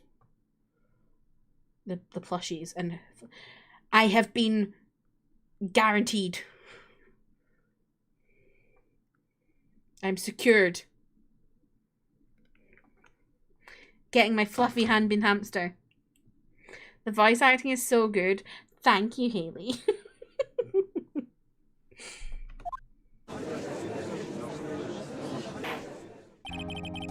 Court will now reconvene for the trial of Miss Lana Skye. Mr. Edgeworth. Yes, Your Honour. The inquiry committee is planning to impose harsh penalties for your actions. Thank you for the news, Your Honour. Yes, well, normally this is where the prosecution calls forth a witness. But, this isn't easy to say. You see, there is some concern that you, Mr. Edgeworth, may have, struck a bargain. You think I may have manipulated the witnesses? I didn't say that. It's just, you see, everyone has been talking and... Very well, Your Honour. I have a solution. A solution? That being the case, the prosecution will allow the defence to call forth a further witness. We now turn to the Trice mécanique d'analyse cardinal. I feel like that was a very good sound to be having right now whilst we're in court. Nina, welcome in. How are you? Thank you for being in the room. Are you our next witness, Nina? Is that what you're waiting for? What? But there is no precedent for what you're proposing. Undeniably, this is an unusual arrangement, but a very effective one. It would prove that I haven't struck any deals with the witnesses. Well, alright. Mr. Wright, what do you say? Unbelievable. Edgeworth has found a way to continue the trial. Very well, the defence accepts the prosecution's proposal. Then it's all settled. The defence may now call forth the next witness. Mr. Wright.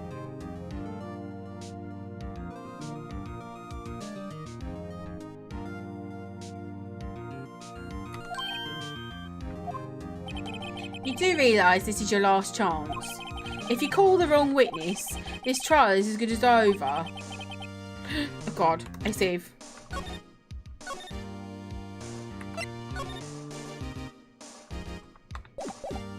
The defence calls.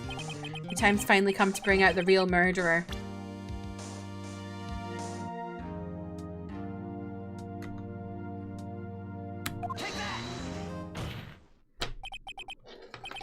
Damon Gant. The defence calls Damon Gant to the stand. The defence calls Nina.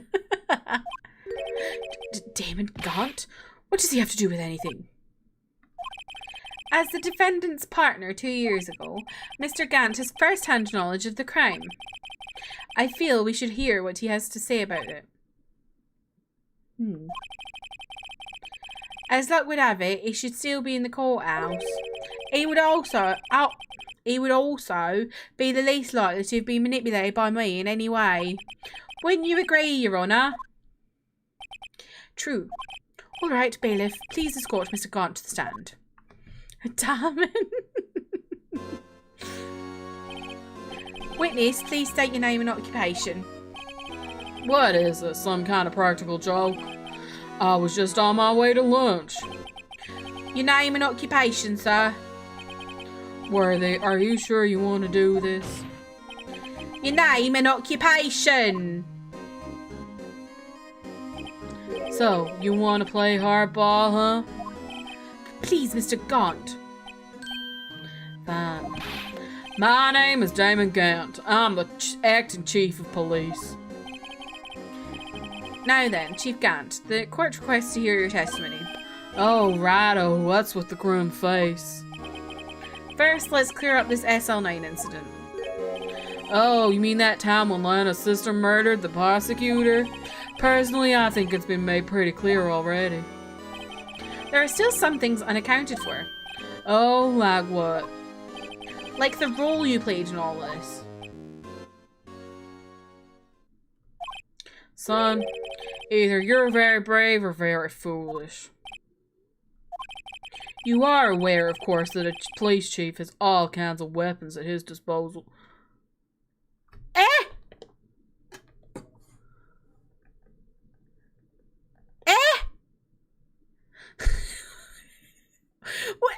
Why is he threatening him in court?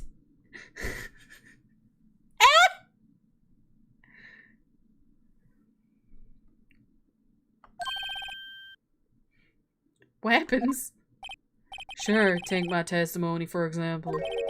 I don't have to give it if I don't want to. What? Is that true? I'm afraid so. The Chief of Police has the right to refuse to testify. Of course, such an action carries with it certain risks. Don't worry, I'm not here to hinder your trial. Just remember, if this turns out to be a big waste of time, don't say I didn't warn you.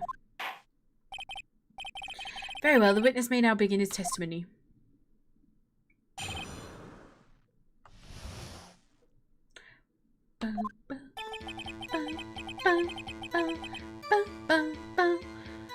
As I recall, Neil and I were questioning him that day.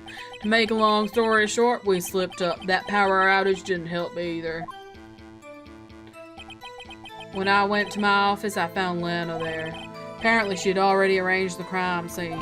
As you can see, I had nothing to do with the forgery. The Genshin update being 23 gigabytes. Haley, if you, it's like it's an update that's gonna clear a bunch of shite. Because, so what they've done, let me find the wording. Let me find it. I posted it in my Discord. For people worrying about the download size, the game is doing a full asset re-download. The game size will be reduced considerably once the patch is released. This has to be done since they rebuilt all assets, removed duplicates, and improved compression and patching mechanisms. So basically, it's a big download to get rid of all of this. Like a bunch of shite, basically. If you don't have space to download it, and then look at, like, if you have to download it and you don't have space for the download, you can just uninstall it and reinstall it. That's what I do, and I don't have space. Is that when Doc was arrested? Him? He was lying on the floor unconscious.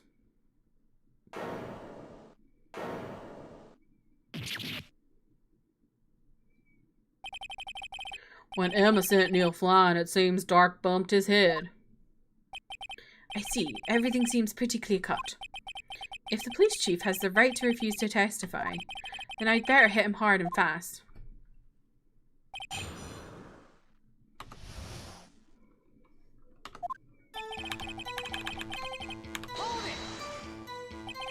As I recall, a ceremony was held at the police department that day.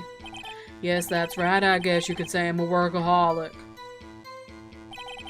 After winning his award, Neil was all fired up too. That's probably what spooked Dark and made him run away like that. Was the defendant Lana Sky also present in the room? I don't quite remember. At the very least, she wasn't there when Dark ran for it.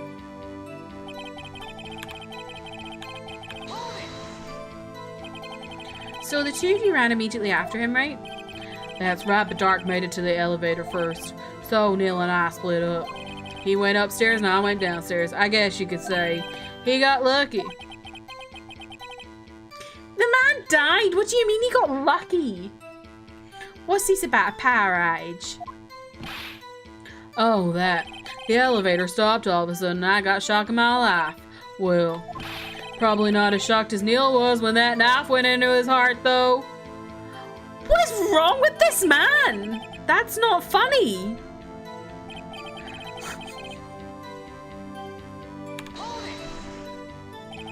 Could you tell us what you saw? It was a shocking sight. Neil and that serial killer were lying in a heap on the floor, all tangled up. Dark was also lying collapsed on the floor. Yes, apparently he hit his head and was knocked out. Next to them were those two poor girls, Lana and Emma. Lana was cradling Emma in her arms. Looking back at it now, she must have already known what her sister had done. ACAB, so true, Nina. How can you know that? Because of the victim's body. It had already been moved. So that means you found the body near Lana's desk. That's right. I think you said earlier it was my suit of armor that really stabbed the prosecutor. Yes. Anyway.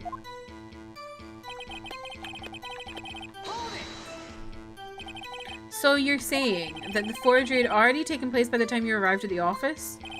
That's exactly what I'm saying. I can understand how Lana must have felt, but moving a body and hiding evidence are inexcusable no matter what the circumstances.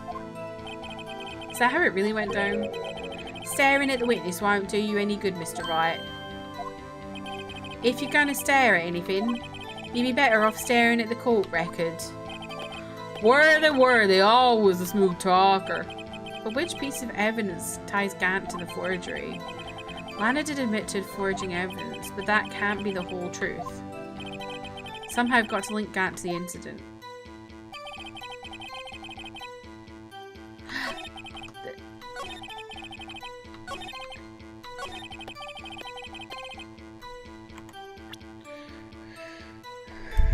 Oh, brother, this guy stinks. So true, Nina. It's either... Oh, wait, I need to read this. Rule number 1. No evidence shall be shown without the approval of the police department. Unregistered evidence presented must be relevant to the case. Okay.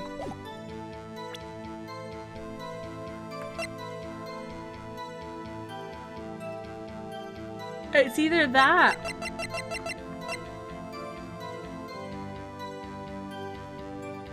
or that. I think it's this. You claim you had nothing to do with the forgery. But I'm afraid that is a claim you cannot back up. Explain yourself. Several pieces of evidence were found in your office. Take this jar, for example. That's that blue badger you showed us earlier. A piece of this jar was discovered in your safe. Not only that, but the evidence list I presented earlier was actually found inside your desk. It was found where? You see, Chief Gant, these articles of evidence uncovered in your office are both concrete proof that you also played a part in the illegal investigation. Chief Gant, what's the meaning of this? Oh, here's a defense attorney who may even rival Worthy. So you admit to it then, that you were involved in the forgery? Who, me? Or do you mean you? Me? Why would I have anything to do with that? Well, you were the one who snuck into my office when you found this evidence. Prosecutors aren't the only ones capable of forging evidence, you know. Defense attorneys can do so too. Isn't that right, Righto? However, Detective Gumshoe was present during the investigation. Worthy, my boy. Not even detectives are exempt from the law.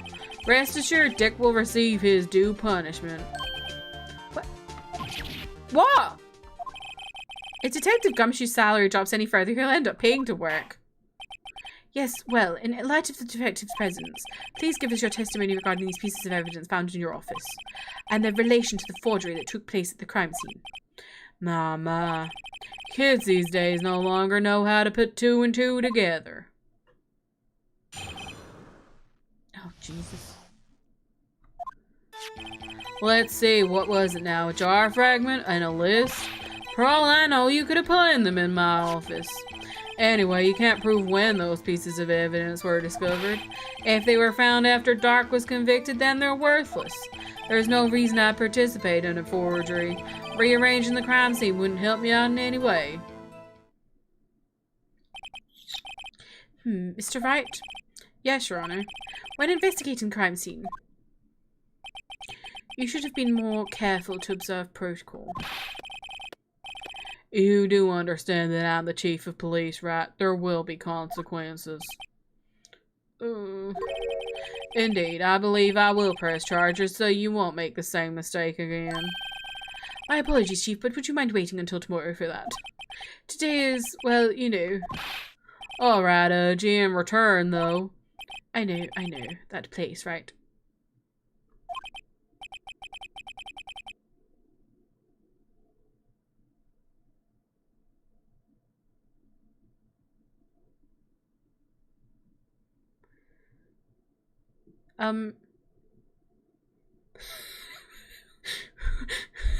What does that mean?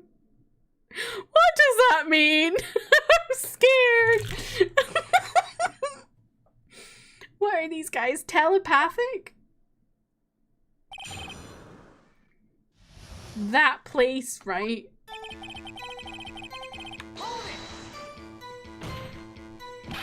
I'd appreciate if you stopped making these ridiculous allegations. Yes, you do have a point. You wouldn't have the guts to do something like that. What? I'll have you know, back in the day I once broke into a cattle ranch and tipped... Mr. Wright, what do you say? Anyway, you can't prove you didn't carry any evidence, can you? If you have proof to the contrary, you're gonna need it later. Later? What are you talking about? What else? I'm talking about when Righto's prints are found. Yes, if they're found inside my safe, they would prove his investigation was illegal. I've never faced anyone as slimy as this guy.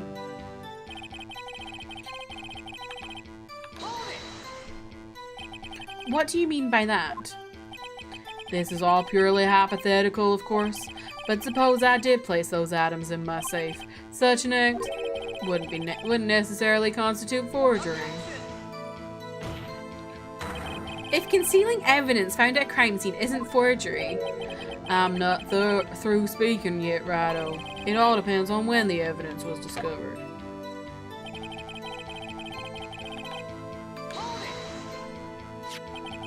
Are you saying this jar fragment wasn't discovered in the initial investigation? It would appear not. After all, it wasn't listed in the evidence list. For all we know, it could have suddenly materialized the day after Dark was sentenced. No worries, Nina. Thank you for lurking. I hope you have a good dinner. Oh, and wouldn't that be convenient? Right. The chief is talking about a possibility. So long as you can't rule that out, your remarks, however clever they may be, will only succeed in wasting time. Tell me something I don't know. Tell me something I don't know. Something I don't know. Who's that? That's Selena Gomez, isn't it? Come on, Righto. Think about it.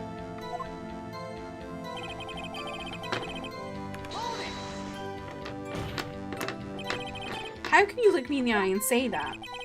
Because I'm innocent. Remember, who was it that murdered Neil? I'm not sure I care for the word murder here. But in the end, the person responsible for Mr. Marshall's unfortunate demise was Emma Skye. Well, now do you see? First, so we 101 now. Oh my god. REJECTED rejected! How many inches in a mile? What it takes to make me smile?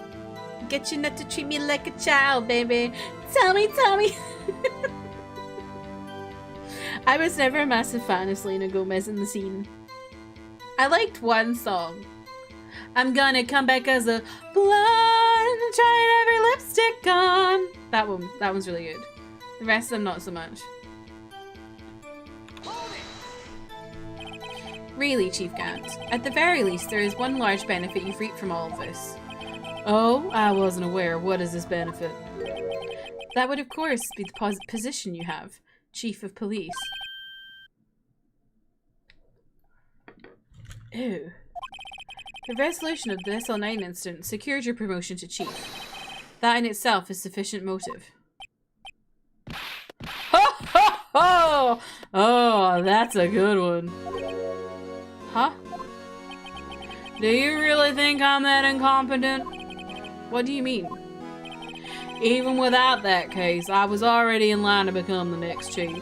The resolution of SL9 merely sped up the inevitable a little. Is that true, Edgeworth? Yes, he was going to be made chief anyway. Be careful when pointing that finger or you might wind up being the one pointed at.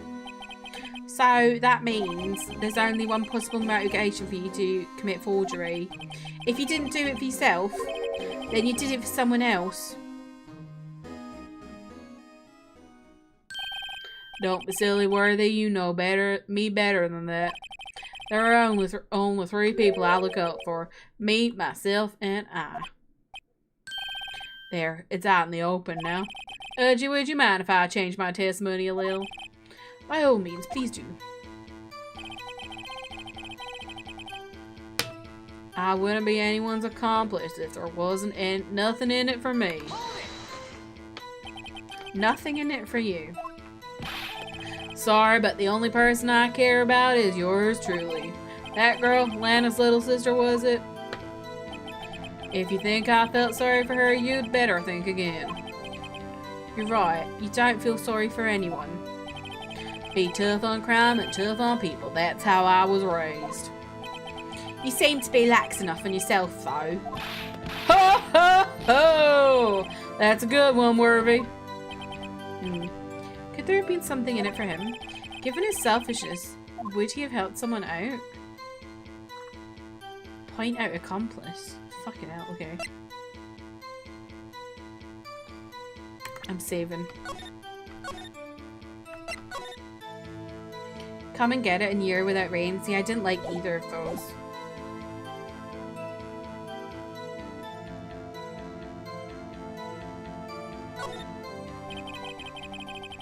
True, you might not help out anyone for their sake, but if it would benefit you, you might decide to assist someone.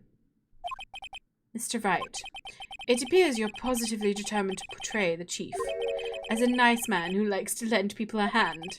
That's not what I mean. Very well then. Who is this person you believe Chief Gant may have helped forge evidence?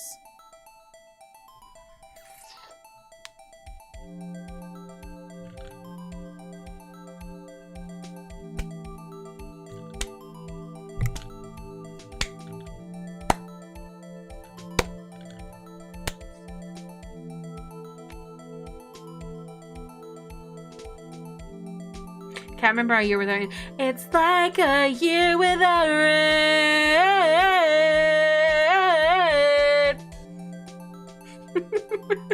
I don't remember the rest of it. I just remember that bit.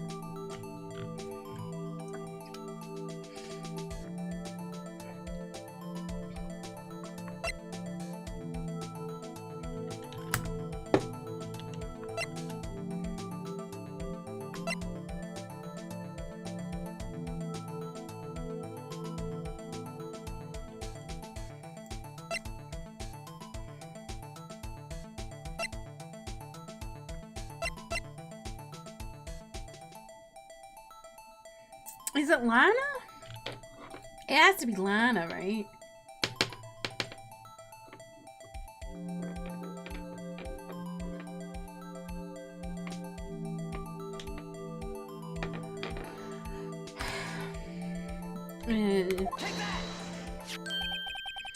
Chief Prosecutor Lana Sky, the defendant? I believe it's quite obvious in light of the circumstances. Emma Sky fell victim to an unfortunate series of events. Who would want to help her more than her own sister, Lana? And as for Chief Gant, he would also have a reason to help Lana if she asked him to. That reason, of course, is self-profit. I thought he was about to say that he was like in love with her. Self-profit? What do you mean?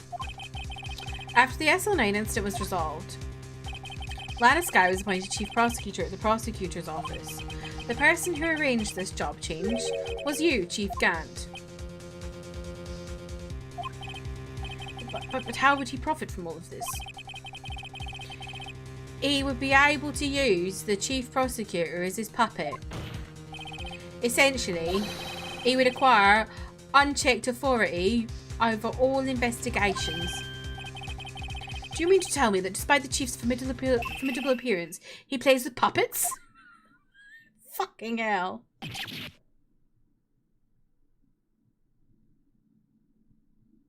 Sorry, the cat's going to the toilet. I'm just going to double check she's still okay.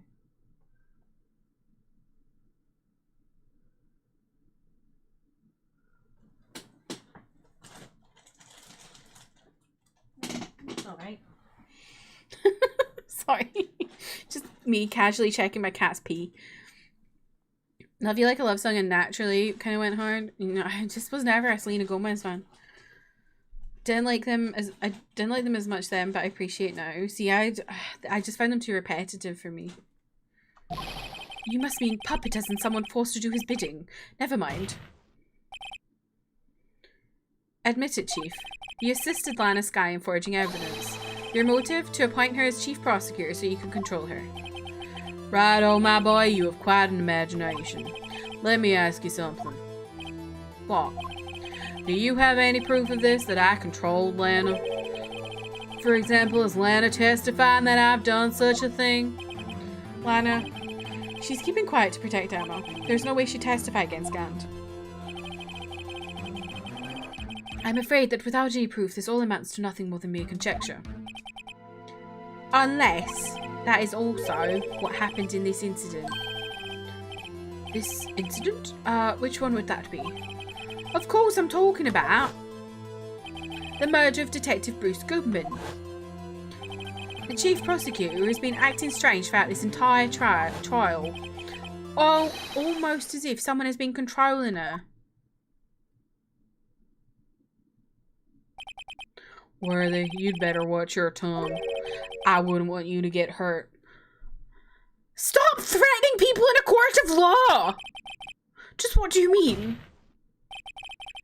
What he means, Your Honor, is that Chief Gant is involved in the murder of Detective Goodman. Not only that, but the chief is now making Lana take the rap to cover his involvement. What?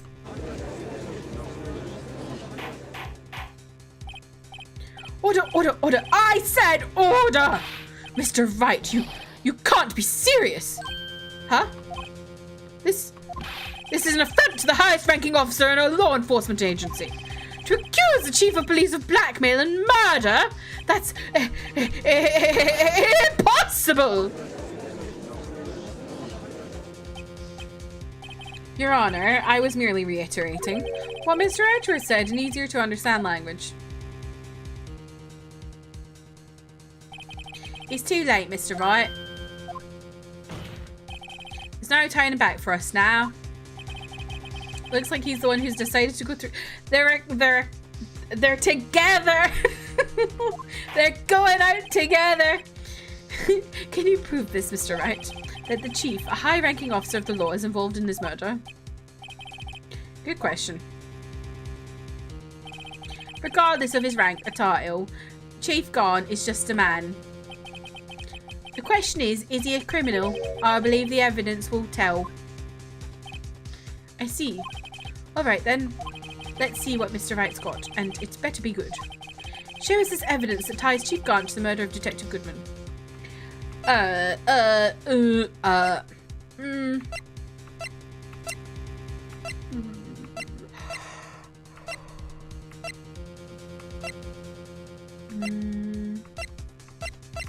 Oh, is it this?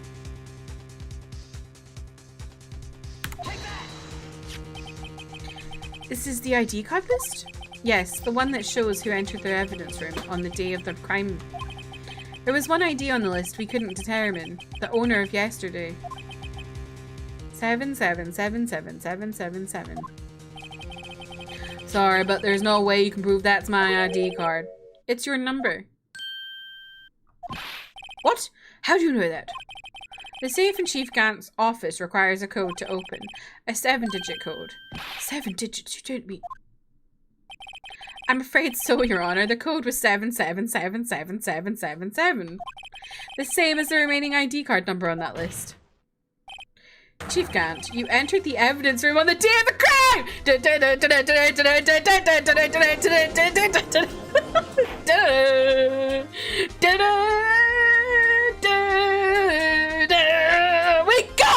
We got him! Order! Chief Gant, what do you have to say? Nothing. The defense's search of my office was in violation of regulations. And I will demand Mr. Wright be punished to the maximum extent of the law. But right now, this court demands an explanation from you about the use of this ID card. Chief Gant, so you admit it? You entered the evidence room on the day of the crime? What about it? I'm chief of police, whether it's the evidence room or the bathroom. What's the difference? I can go anywhere I want. Tell me, when you entered the room, were you alone? I always go to the bathroom alone, as I do the evidence room. Detective Goodman wouldn't have happened to be with you that day, would he? Of course not. Why would he be? I hadn't seen him in days. You hadn't seen him in days, Chief Gant? I'm afraid you've just undone yourself. On that day, you had to have met with Detective Goodman. What do you mean? This trial's purpose is to determine Lana Sky's guilt. No, it isn't, Your Honor. This trial's purpose is to determine the truth. If Chief Gant met the victim on the day of the crime, then we need to determine one thing. What transpired during that meeting? In that case, Mr. Wright, I'm going to have to ask you for evidence. Oh, fuck. Show us proof that the victim went to meet Chief Gant on the day of the crime. I know! Them working together. I love this so much. Proof that the victim went to meet Chief Gant on the day of the crime.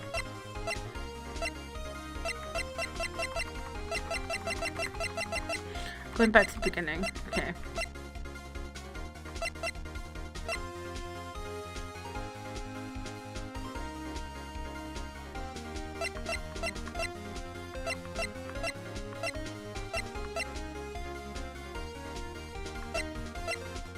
Oh shit, what is it? Right, Worth is real! What is the evidence that he went to meet him?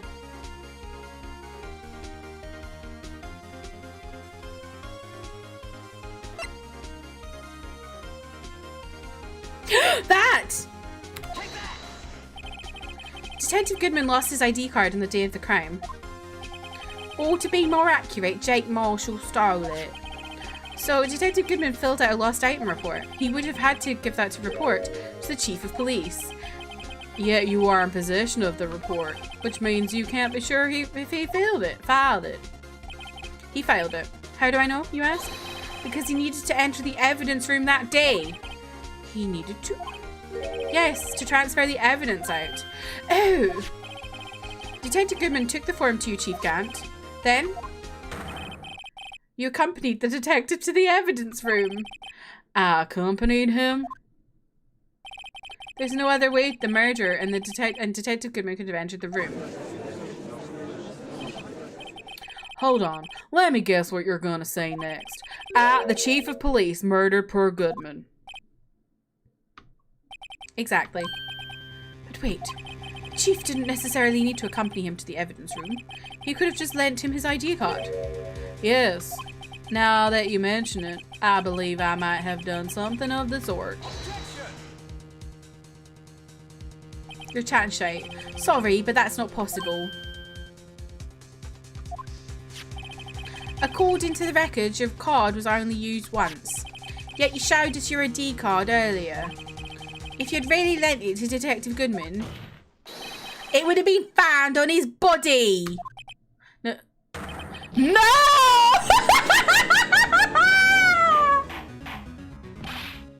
What was that?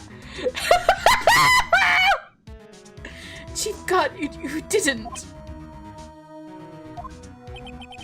The murder was most likely a spur-of-the-moment crime for one in their right mind. No one in their right mind would choose the police department as a place to commit murder. After the murder, you contacted Lana at the prosecutor's office. Why? To dispose of Detective Goodman's body, of course. You're forgetting, Mr. Wright, that the victim's body was discovered in the prosecutor's office parking lot. How did he manage to move it there? I was at the police department the entire day, you know. And everyone's aware that Lana stayed at the prosecutor's office after the ceremony. Everyone except me, it seems. Still, you're the chief of police. You have an entire police force at your disposal. Oh, so you think I just ordered an officer to do it? Hey, you, take this here dead body over to the prosecutor's office. I don't think so. Chief Gant, you left all the evidence we need to prove how you moved the body to the prosecutor's office. And all this time I thought it was a useless clue just taking up space. How could the chief move the body? Mr. Wright, show us this evidence. To move the victim's body, Chief Gant used this.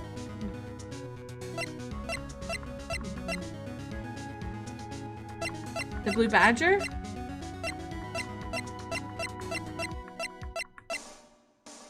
Oh my god, is it the Blue Badger?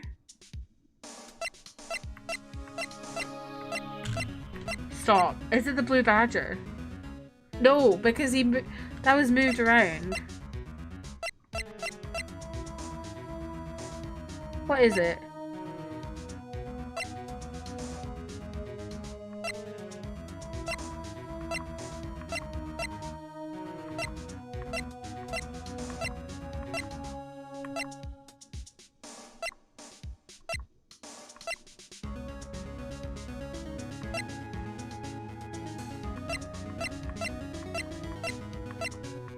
It's called...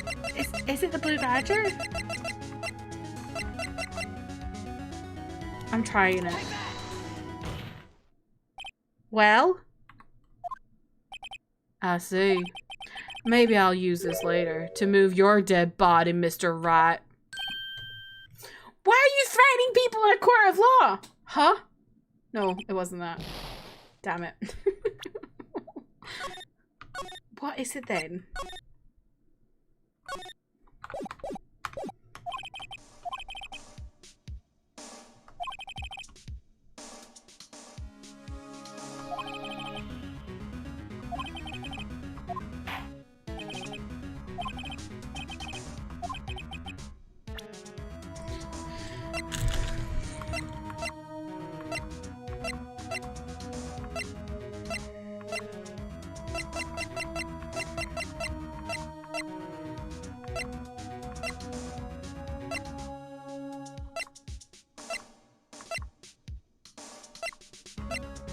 I'm really confused.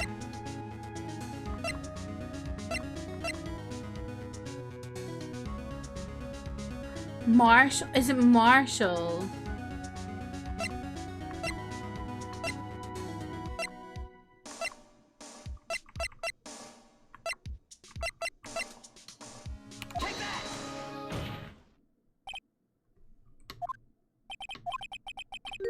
Oh.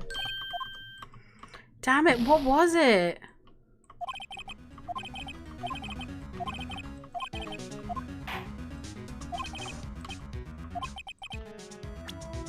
My head hurts.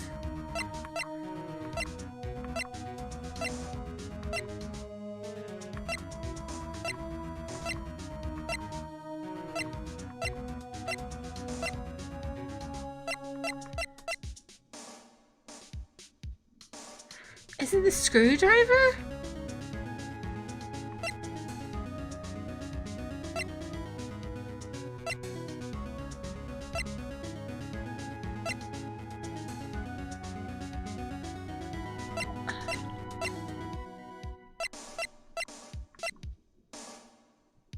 I'm really confused. I can't figure it out.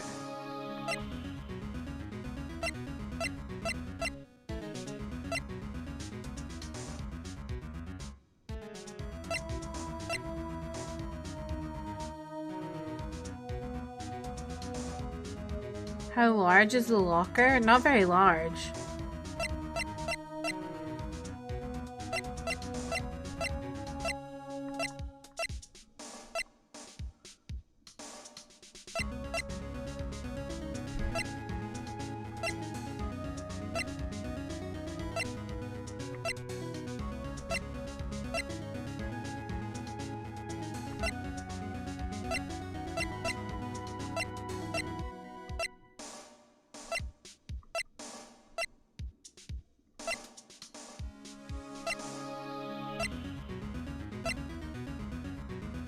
Move the vacant body.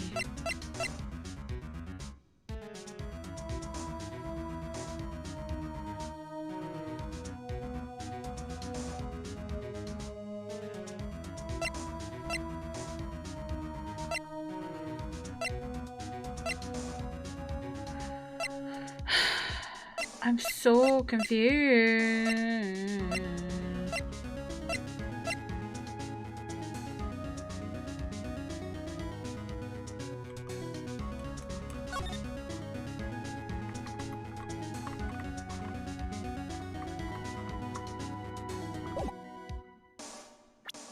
Is it the glove? No.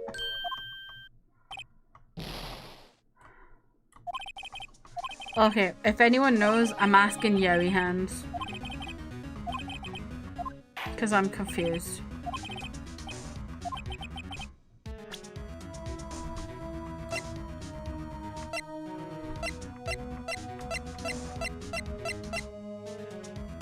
You have no clue. Me either. I'm really I feel like a lot of the time the questions in this are like, can a body fit in the jar? I feel like no. Because if you look at it in this picture, you couldn't fit a body in that.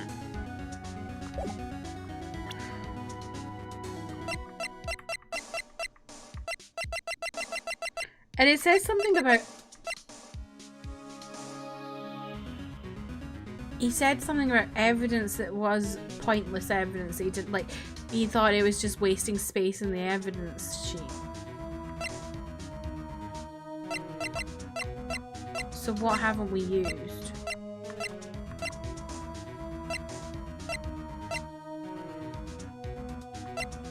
Is it a screwdriver? I'm gonna try the screwdriver.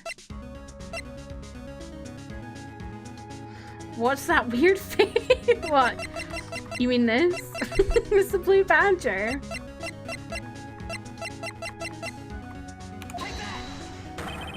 Oh, there we go. This is how he moved Detective Goodman's body. What's that? A screwdriver? But what does that have to do with this case? Mr. Edgeworth, think back to the day of the crime. What is this screwdriver doing here? It's here because...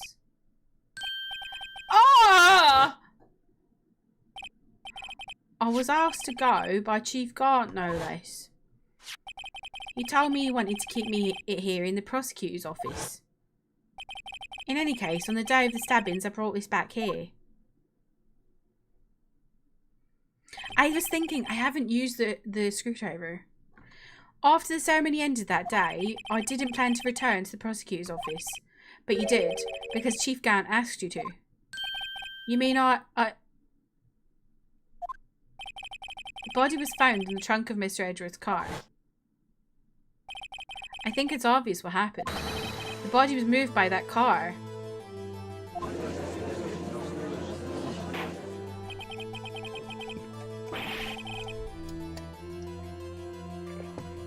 Well, yes, we know that.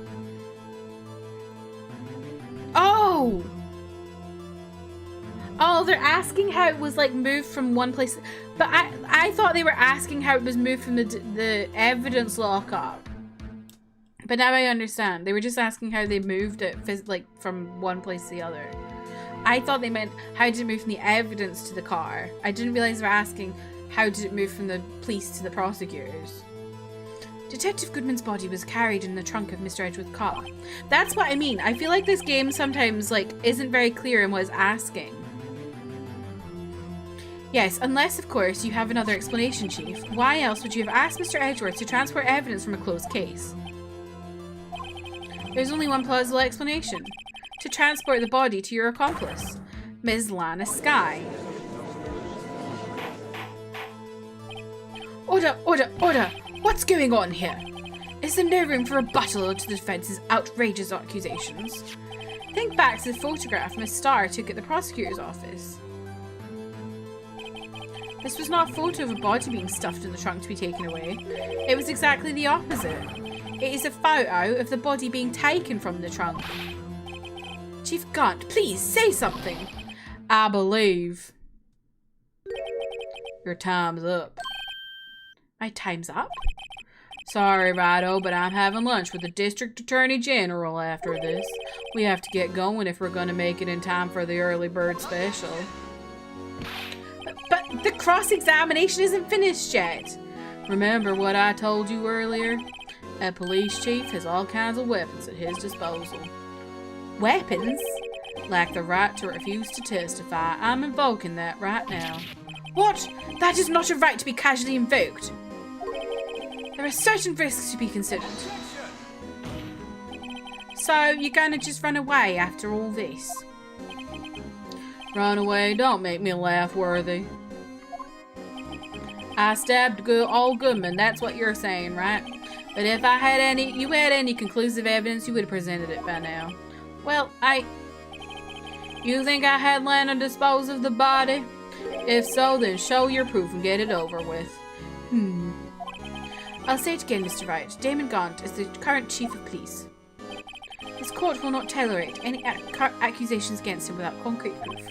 Well, Mr. Wright, Your Honor, do you have any concrete proof? Proof that Chief Gaunt murdered Detective Goodman and made Miss Skye dispose of his body? Do I have any concrete proof? Do I have any concrete proof?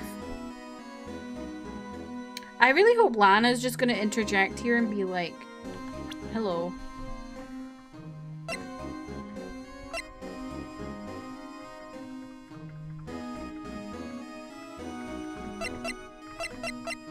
I don't know. Do I? Do I? I don't know. Just trying to think.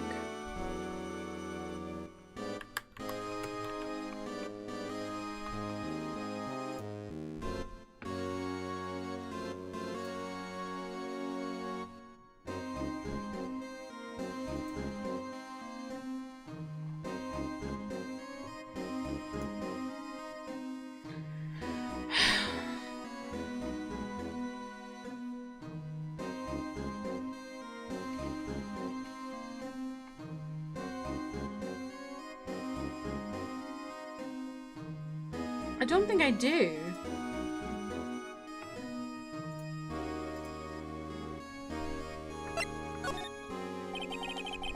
It's no use showing evidence I'm not even sure of myself. No, Your Honor, at present I have no conclusive evidence. Huh, say, Yoji. In that case, this court is forced to penalise you for your allegations against the chief. What?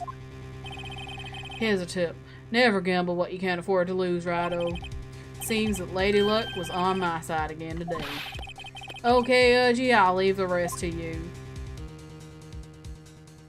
For fuck's sake. I warned you earlier, Mr. Wright. This is an affront to a senior officer in the nation's law enforcement agency. Oh. Ah!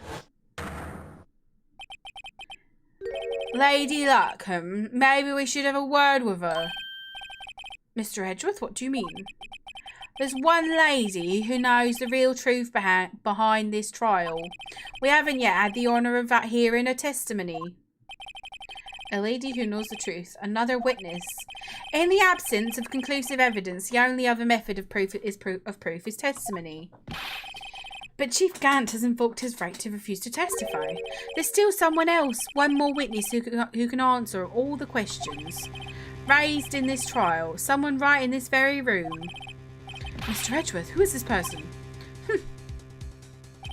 Why are you asking me, Your Honour? Have you forgotten? The defence is the one calling witnesses today. Mr. Wright, does such a witness exist? She may not be willing to tell the truth, but we can't stop now. Yes, Your Honour. The defence calls forth Lana Skye. The defendant, Miss Lana Skye. She was in the underground parking lot at 5:15 on February 21. My god, I'm going well over my usual time of streaming. I don't like to stream this late, but I want to finish this, so I will suffer the consequences in the morning. Her task, to dispose of the victim's body. In accordance with a certain someone's orders. Mr. Edgeworth? The prosecution has no objections, Your Honour. Very well, the court will now take its final recess for the day. In 15 minutes, we will reconvene to hear the defendant's testimony. This court is now in Hold on. Who said hold on? Huh? Chief Gant, I thought you were going to eat. Listen good, Lana. Uh-oh. He's talking to Lana. I don't think you need me to tell you this, but if you accept Mr. Wright's claims, there will be terrible consequences. That's right. Your sister will be found guilty for Neil Marshall's murder. Ah, this isn't good. Of course, you'd never support such outrageous claims anyway, right? Just something to think about. All right, then. I've got a lunch date to meet. But she is only she's a child. Come on. Okay, if there aren't any further objections, this court is now in recess.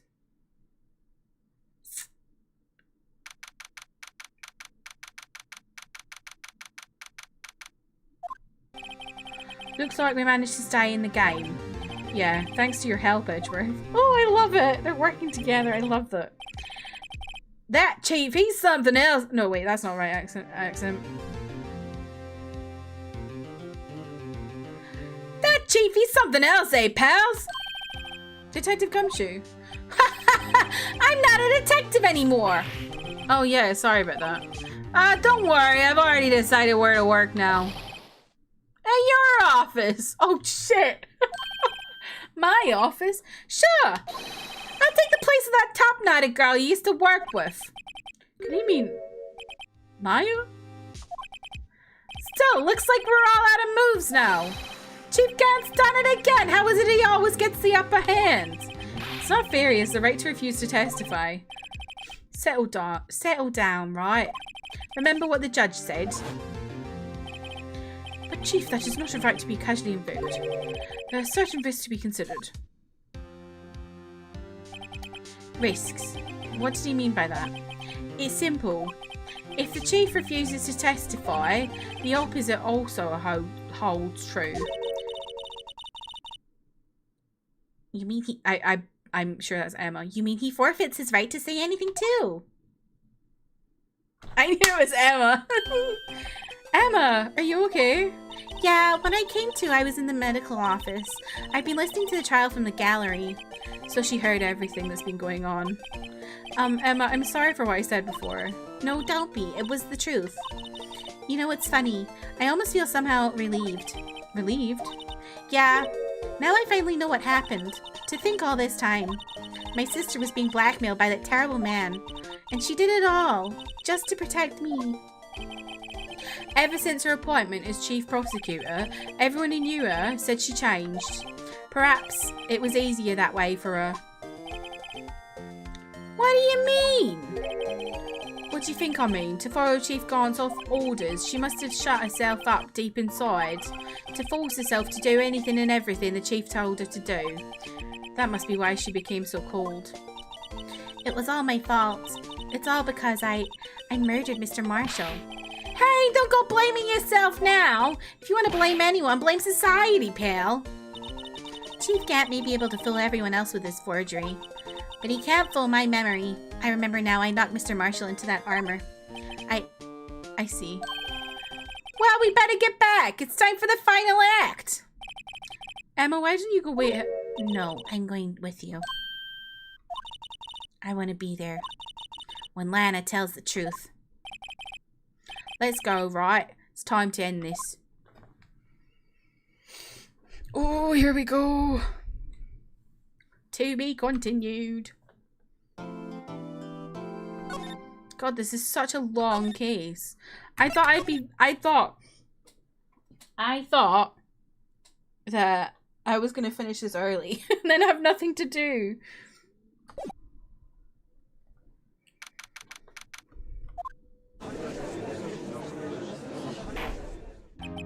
Now then, will the defendant, Miss Lana Skye, please take the stand?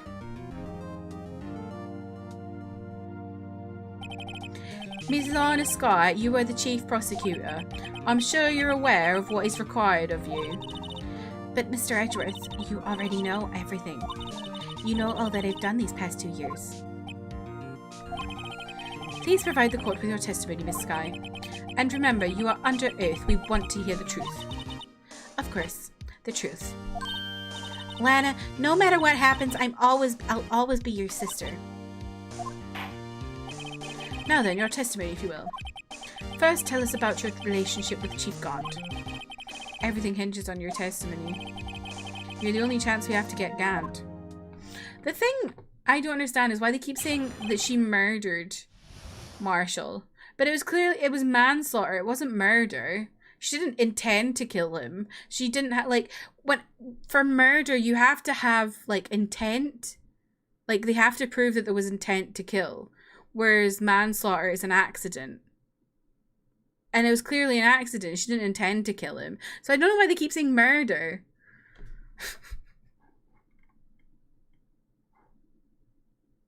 Yeah, manslaughter. I worked alongside Gant for years. There's no truth to this blackmail theory. I fabricated the evidence 2 years ago all by myself. When I found Prosecutor Marshall's body, I rearranged the crime scene. My only motivation was to get Dark convicted. It had nothing to do with Emma. Are you sure about this testimony? Your Honor, I am confessing to a capital offense. Of course, I'm sure. But Lana... If this is true, then that means Chief Gaunt has nothing to do with this. That's what I've been telling you from the beginning.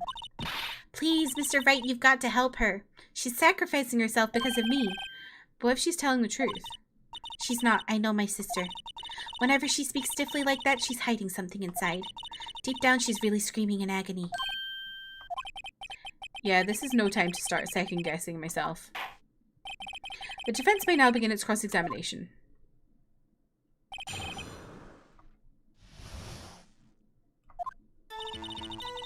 Aren't you all lucky? You're getting a fucking 5-hour stream from me on a Tuesday. How many years exactly? Ever since I made senior detective. Let's see, I was 24 then, so that would be 5 years. She made senior detective at... Did she just say she's 24 now? And she made senior detective 5 years ago? She was 19? Detective Gaunt and Detective Skye were legendary partners. I personally saw them testify in numerous cases. She must have been good coming from the same school as Mia. Damon Gant was a respectable detective, that's why. They are so young. But think about it, Miss Skye. You didn't murder Detective Goodman. You told me as much yesterday in jail.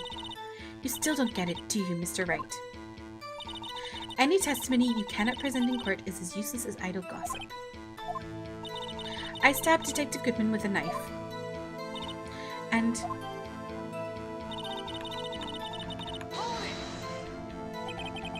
Did you do so to help your sister? Joe Dark was a serial killer. My sister almost became his last victim that day. I didn't want that incident to ruin her life. But what she did was justifiable self-defense. She wouldn't have been charged with anything. That's not the point. She was traumatized that day, all because of that creep. That's why I couldn't forgive him. Lana. So that's why you fabricated the evidence 2 years ago.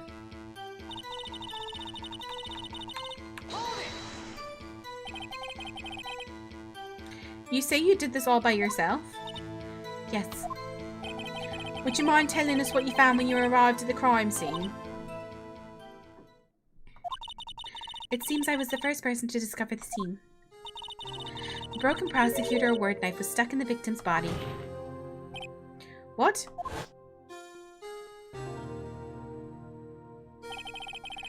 But Prosecutor Marshall died from an unfortunate accident. That's only a situation you dreamed was possible. The reality is, it wasn't my sister who took the prosecutor's life. Fantasize all you want, Mr. Wright, but I'll never change the statement. You mean Prosecutor Marshall wound up being killed by Dark? Something like that. If that is so, what happened to the other murder weapon? Dark was carrying a switchblade knife. Oh, that was lying on the floor a little distance away. It was probably knocked away in the struggle. That's not how it went. She's trying to cover up her lies with more lies. All just to protect me. So when you found a scene like this, what did you do? After all, this is what everything boils down to. Yes.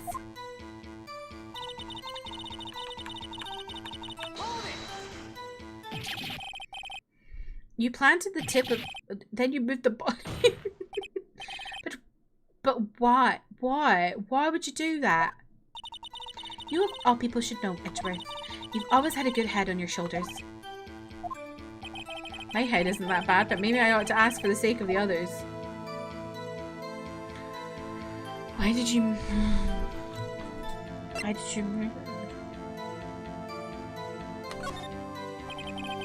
When you showed up on the scene, where exactly was the victim's body? It was where you deduced it was by Chief Gant's desk. But the body was found by your desk.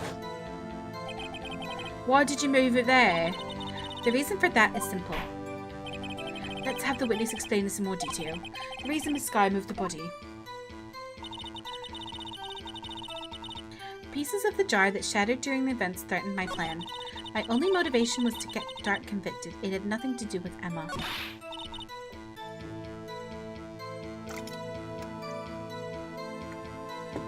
Mr. Wright, my sister's lying. Looks like she's determined to protect you to the end. She insists she fabricated the evidence by herself. There's no way she could have done it alone. I've got to get Lana to talk more. If she's lying, then she's bound to slip up and make a contradiction.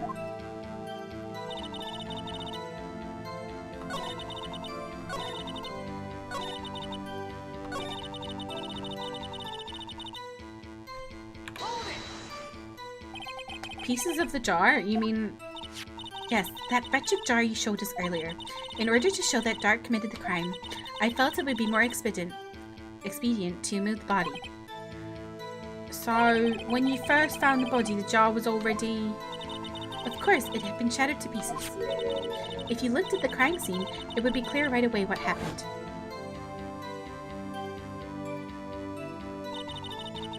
Neil Marshall was dead and Dark was lying unconscious. In other words, the jar must have been broken during their struggle. I see. What's the matter, Emma? Apparently the jar shattered at the time the crime was committed, but I have a feeling there's more to it than that. There must be a contradiction here somewhere. Anyway, I committed this fabrication completely alone.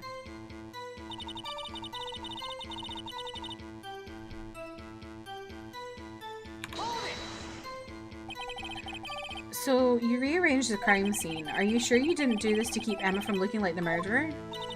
How many times do I have to tell you, Mr. Wright? Emma didn't do it, period. Are you so desperate to hide that fact? You're willing to risk the death sentence? She's lying! She did so it wouldn't be blamed for what happened. In any case, as a prosecutor, what I've done is unpardonable. There's nothing I can do to make up for my actions. Mr. Wright, my sister's lying! Okay.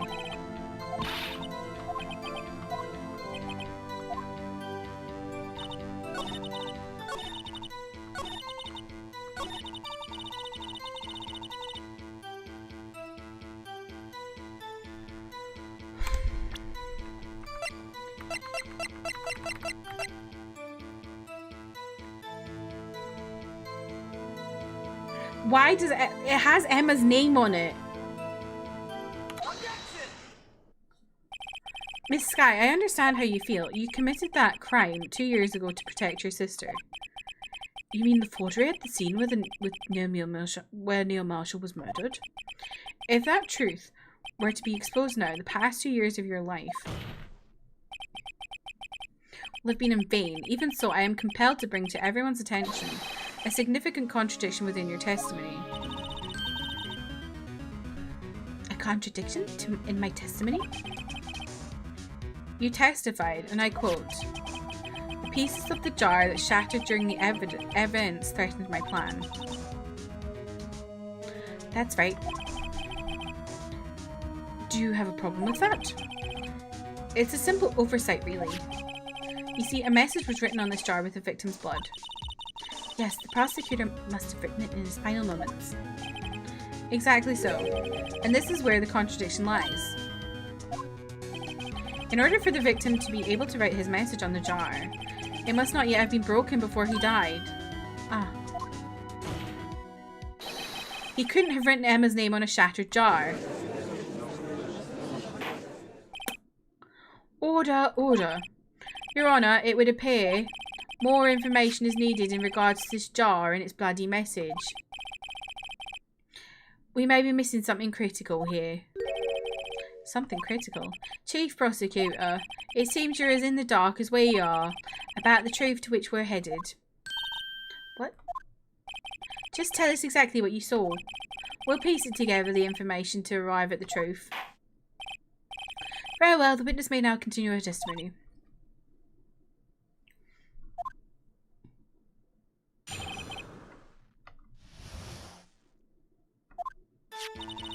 I immediately noticed the blood traces on the jar, but it was dark in the room and I didn't have time to check it out.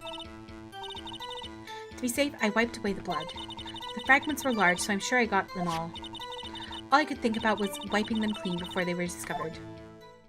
You mean you were the one who wiped away the message in blood? I wasn't chief prosecutor at the time. She didn't think Dark was the real murderer. That's why she tried to erase the real evidence. Very well, the defense may now begin its cross-examination.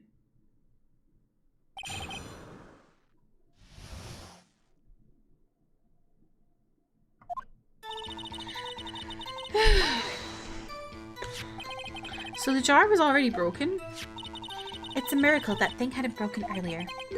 It certainly looks as feeble as the defense's case, but not as feeble as the judge's judgment. You were a nice detective who never missed a detail. Do you really expect us to believe you didn't investigate what was written on the jar pieces?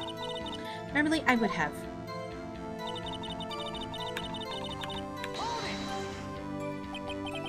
So, you didn't know your sister's name was written on the jar? No. If I had known, I would have gathered all the pieces and ground them to dust. Well, that helps my case. Why don't you do that for me? Seems you two might make up yet. Anyway, I just barely had enough time to move the body as it was. If someone happened upon the scene, you'd lose your chance to erase the evidence. You must have been in a hurry. I was. I knew I had to destroy the evidence before anyone came. This is rather shocking. To be safe, I wiped away the blood. The fragments were large, so I'm sure I got them all. Oh wait, I missed all. Oh.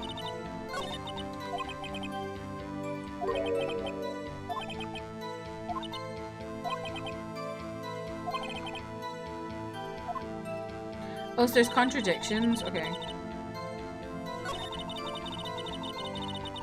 I might just not press because I'm stuck for time. So if they're saying there's contradictions. Oh, I can go back and forth. I'm in the last case of the game, like the last day, and I've discovered that I can go back and forth.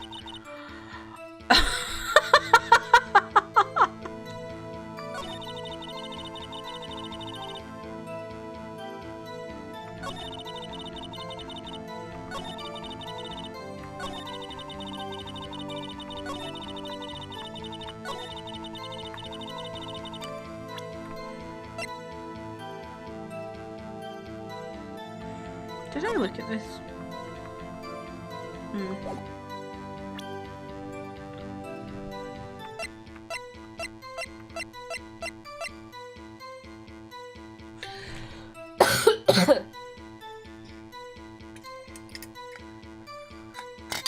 Well, she didn't get all of them though, did she? Your Honor, what do you think about the witness's statement? I'm not sure I follow. It clearly contradicts the... Oh, never mind.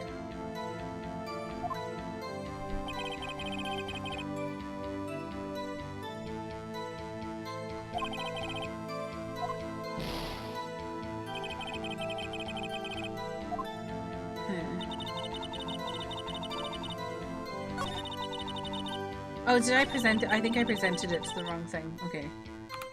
I meant to present it to this.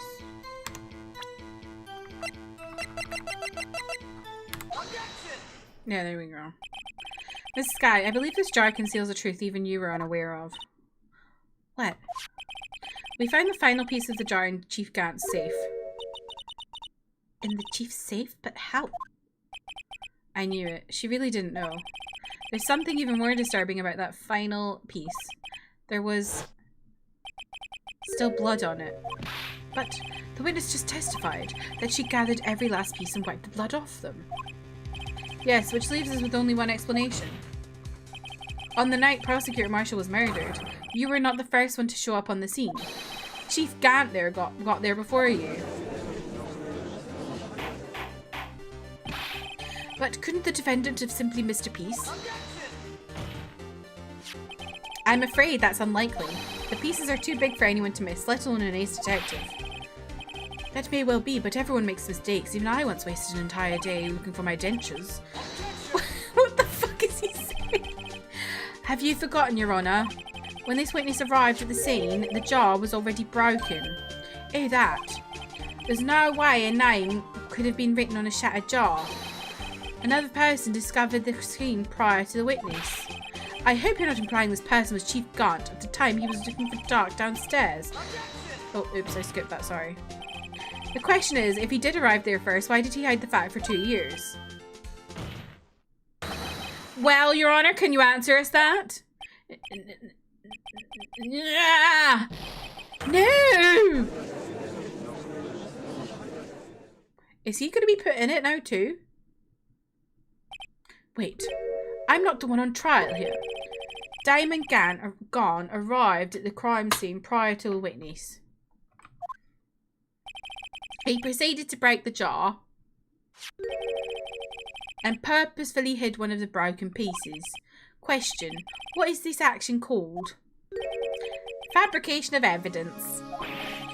But why would Chief Gant do that? In light of what happened afterwards, isn't it clear? What happened afterwards? Discovering the scene, Lana Sky believed her sister Emma killed the victim. Determined to help her sister, she sought Gant's aid. Lending her his aid, Gant helped to create evidence that incriminated Dark, sparing Emma, and therein lies the reason. The reason why Miss Sky became the Chief's puppet.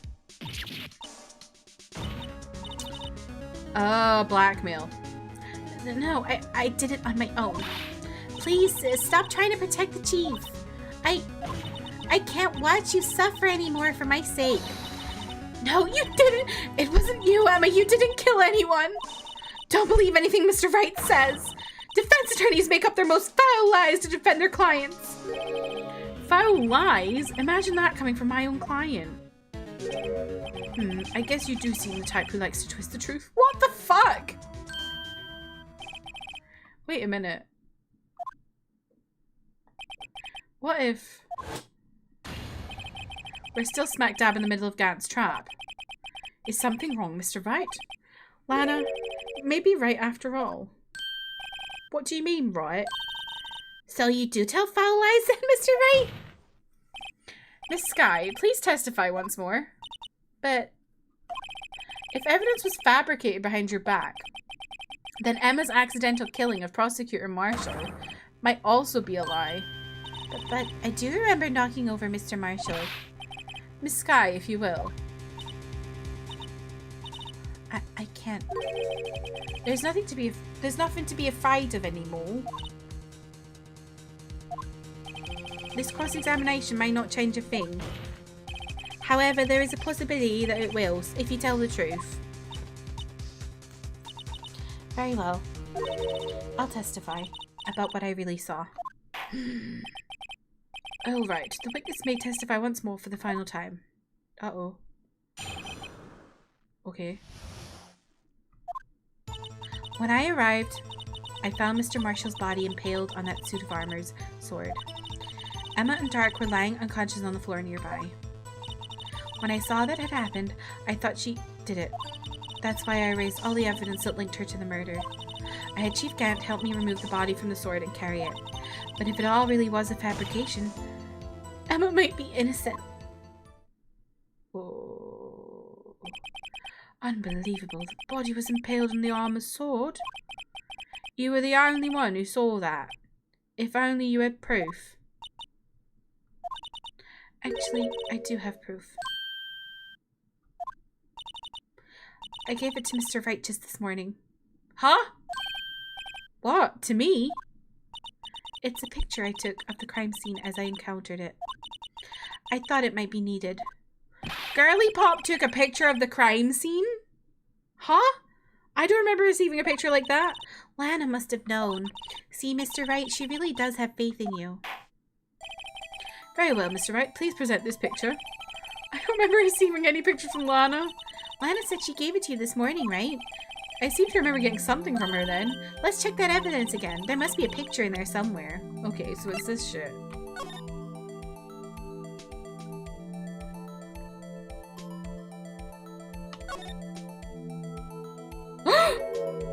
Oh my god! What did you— oh my god! Hey, there's a picture here. She just had that for 2 years. Oh my. This is the actual crime scene. No other detective saw the crime scene like this, because I contacted Criminal Affairs only after I had rearranged everything. Mr. Wright, that piece cut out from his vest, could that be The cloth we found inside Chief Gat's safe. What's this?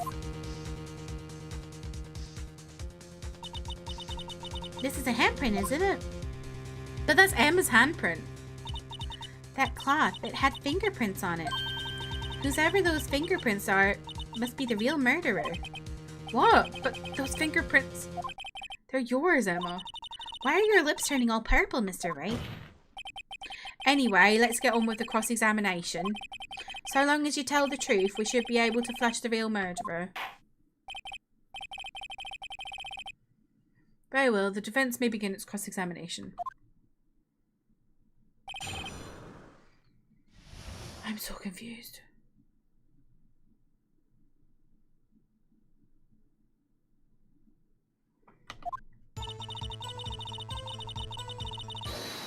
Whoa! Whoa! Whoa! Come on now, Urgy. This is the poorest excuse for a trial I've ever seen. Chief Gaunt. What, now you want to make me out to be the bad guy too? If so, I'd like to put in a word or two in my defense. I'm afraid it's too late for that. What? You already declined to testify. That means you forfeited your right to make statements of any sort. This must be that risk we were talking about earlier. Just sit back, relax, and enjoy the sound of the noose tightening round your own neck.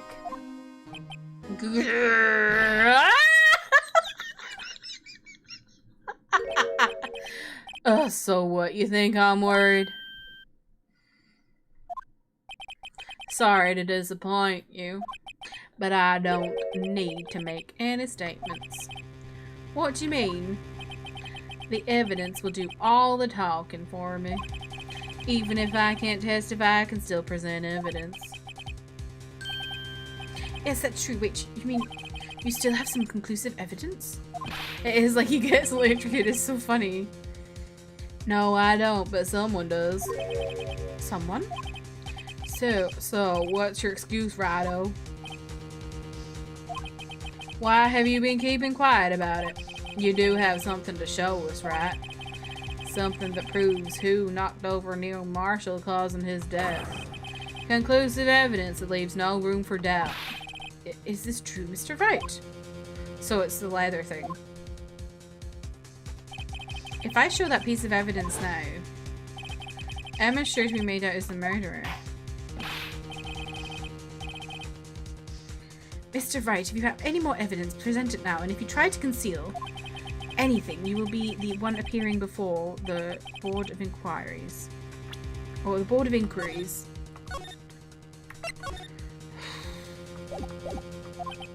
What do I do now? I better think this through carefully. I cannot afford to make the wrong decision. Should I present that piece of evidence? The one that shows who really killed Prosecutor Marshall?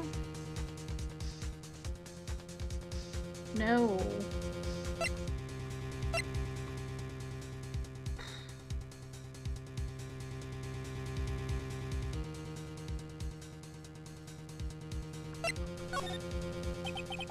Your Honor, I don't have any evidence I can present at this point in time.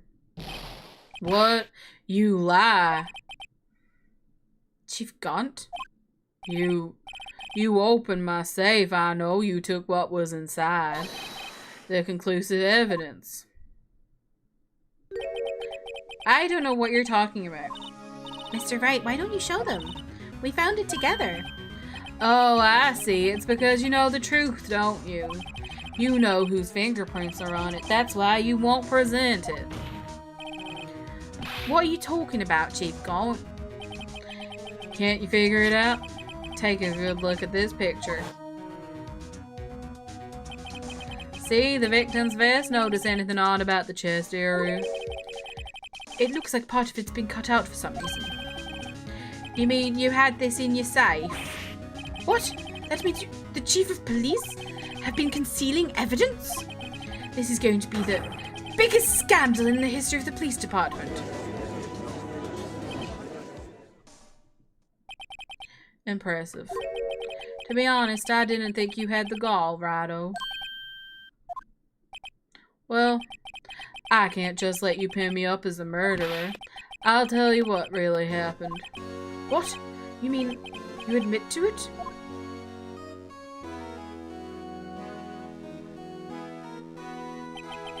I was the first person to arrive at the crime scene that day. It then occurred to me that I could use the situation to control Lana. So you really were manipulating her? I knew Lana, if I made it look like the blame lay with her sister, that when she saw the crime she would ask me for my aid. So you assisted Miss Sky? I told her to arrange all the evidence. I had her plant the knife tip in the victim's body and move the body across the room. And I ended up using that evidence to get Joe Dark convicted. When I tampered with the crime scene, I had 2 pieces of evidence. This was before Lana arrived at the scene, mind you.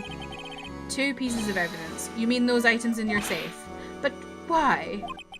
For insurance. For insurance, of course. Insurance. I was sure my plan would work, but it's always best to be prepared for the worst. I wasn't about to let anyone blame me for a murder that girl committed. You mean you were calculating that far ahead while forging the evidence? What do you take me for, a fool? I didn't make police chief by dumb luck. See this jar fragment? I hid the most legible part of Emma's name. I didn't expect Lana to go and wipe the blood off all the pieces. But if you fabricated all the evidence, what's to say you didn't fabricate the message on the jar too? Ho, ho, ho. Some people just don't know when to quit, do they? That's why I kept one more item for insurance. You mean that piece of cloth? Come on, Righto, cough it up already. I know you have it. What are you waiting for, Mr. Wright? So you admit to it then, Chief Gant, that you were hiding the cloth you cut off the victim's vest in your safe? Yes, I admit it. I didn't want to have to do that being chief and all, but it's a lot better than being portrayed as a murderer. Well, Mr. Wright, what do you have to say for yourself? Just a moment ago, you said you didn't have any evidence you could present. Foolish move, Righto. You should have shown it before it was too late. It's been a long battle, but the moment of truth has finally arrived. As long as I don't mess up here, victory is mine. Oh god. Okay, I'm gonna show it now, I think. Because I, like, trapped him into saying that he did it. Your Honor, I do have evidence to present now. Alright then, let's see this conclusive evidence. The evidence that shows who actually murdered Prosecutor Marshall.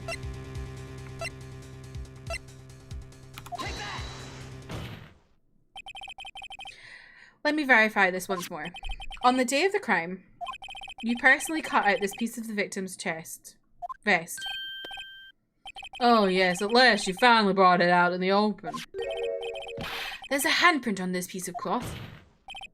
Your Honor, the prosecution requests that be immediately sent to the lab for analysis. This handprint on the leather, there must have been a strong impact for it to be left so clearly. You mean, it could not have been forged, it must be authentic, conclusive evidence. Ho, ho, ho. You're as slow on the uptake as ever, Worthy. What? Think about it. Righto had all this time to present this evidence. Yet he was reluctant to do so. Why would that be? You mean you already know? You know whose fingerprints are on that? Mr. Wright, do you really know? Whoever the fingerprints belong to must be the real murderer. Whose fingerprints are they?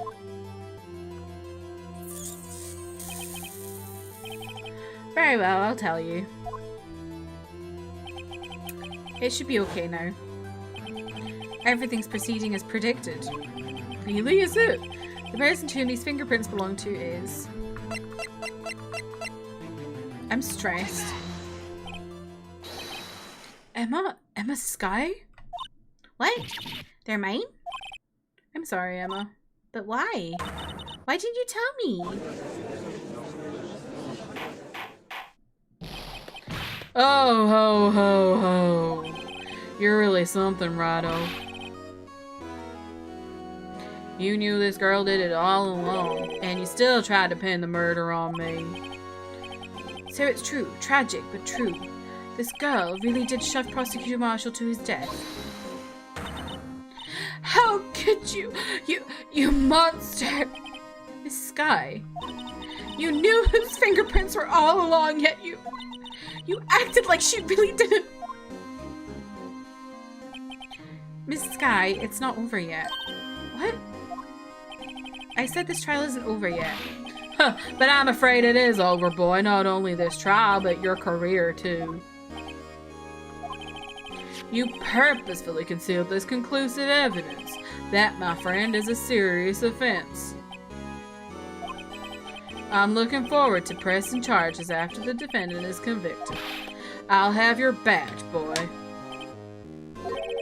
What's the matter, cat? Got your tongue? Aren't you going to tell us how it feels? How it feels to be the one who single-handedly turned a poor little girl into a murderer? She's not. She's a manslaughterer.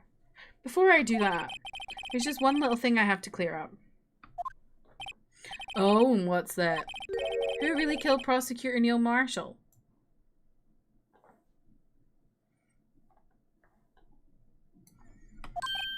What?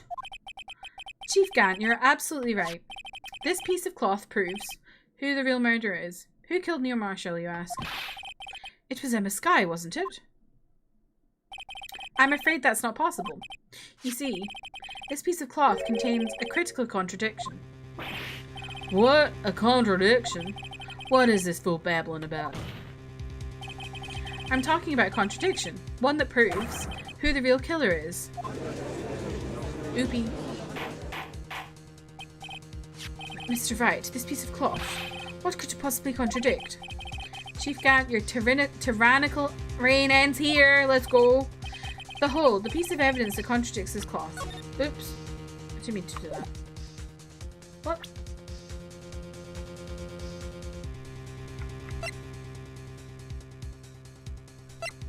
What contradicts it?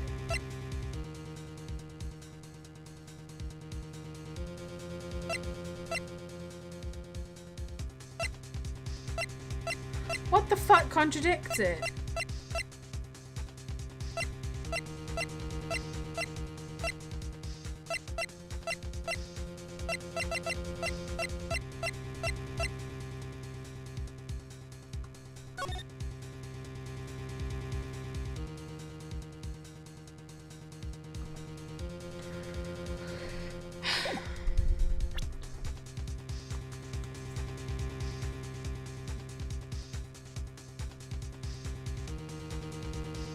Contradicts the cloth.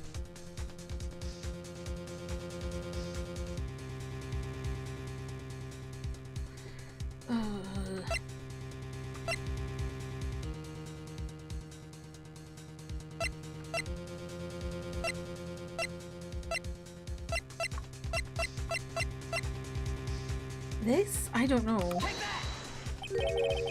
And what exactly is this supposed to be? This is the picture Miss Skye took. Take a good look at it.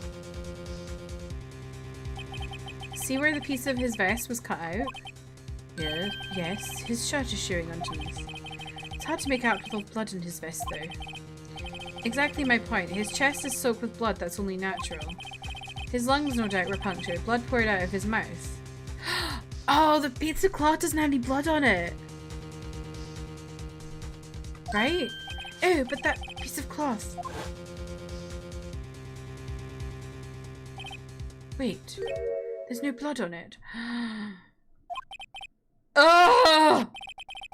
Since Emma Skye's fingerprints are on this cloth, there's no doubt that she shoved the prosecutor aside. However, Mr. Marshall was not impaled on the sword at that time. No, this is nonsense. Now then, Chief Gant, let me ask you something. Oh my god. Prosecutor Marshall was not impaled when he was shoved aside. He most likely hit his head on the ground and knocked out. If so, then tell me, who could it have been? Who could have arrived at the scene before Miss Lana Skye, picked up the unconscious prosecutor, and impaled him on the armorer's sword?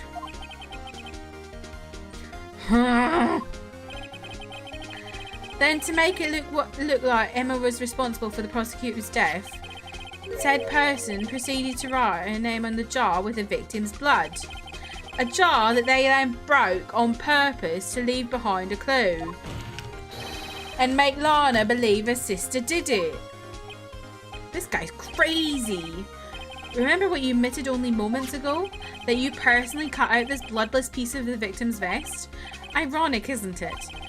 Through the very act of creating insurance, you proved that you were the actual murderer. No! It's finally all over. Uh-oh. Oh. Huh. Oh, that was close, Rado. You almost had me. Sorry, but you'll have to do better than that. I refute your allegations. What do you mean you refute his allegations? You see, that piece of cloth is illegal evidence. Order, order. What nonsense is this? Illegal evidence cannot be used to convict a suspect. Remember, Uji? Earlier, old Rado here concealed that piece of evidence. Piece of cloth.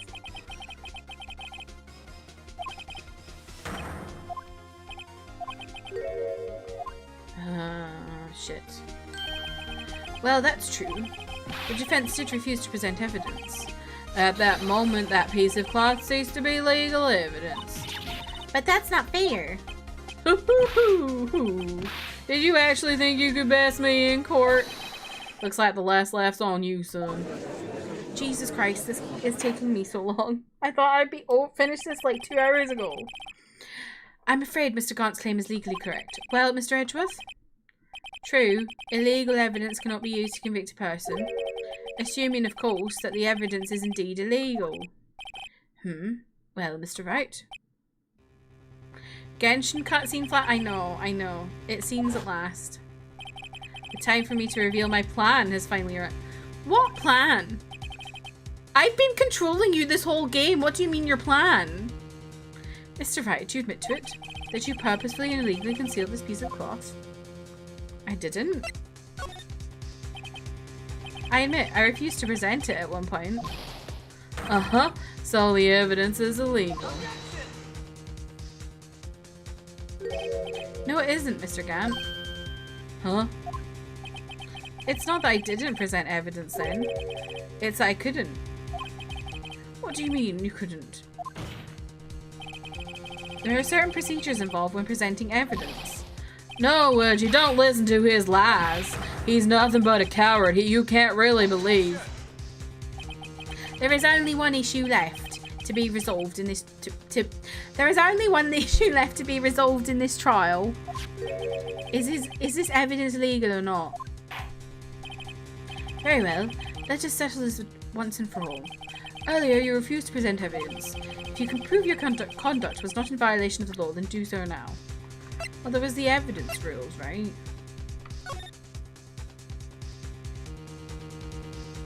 Unregistered evidence must be presented, must be relevant to the... So we didn't know it was relevant before. Yeah, it was just a piece of cloth.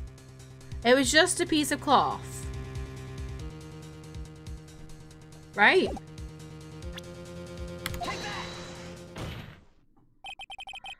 This is my proof, Your Honor. Evidence law. I love how there's a duck on the front cover. What's this? I've done my homework too, Chief. Indeed, Emma Sky's fingerprints were on this piece of cloth. However, at that point in time, this was merely a piece of cloth, nothing more. What? You see, it's written here in this book, the second rule of evidence law. Rule number 1, no evidence shall be shown without the approval of the police department. I found this piece of evidence myself, inside your safe. It goes without saying, I did not have approval from the police department. Rule number 2, unregistered evidence presented must be relevant to the case on trial. And here is the crux of the matter. You see, at the time, it was impossible for me to prove the relevance between the cloth and the SL9 incident. What kind of nonsense is this? You want a relevancy? Just take one look at this picture and... Sorry, but can you recall when that picture was presented? That was shown only a few moments ago. No. He's right. At the beginning of today's trial, that piece of cloth was still meaningless. The person who gave it value as evidence was you, Damon Gant. You yourself confessed to a certain truth. Let me verify this once more. On the day of the crime, you personally cut out this piece of the victim's vest? Oh, yes. This guy's a clown. No!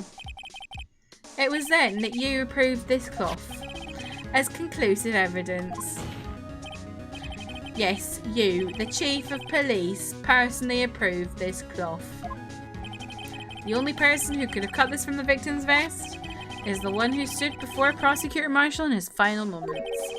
In other words, the real murderer. And there's only one person who that could be. Damon Gant. The killer was you. No.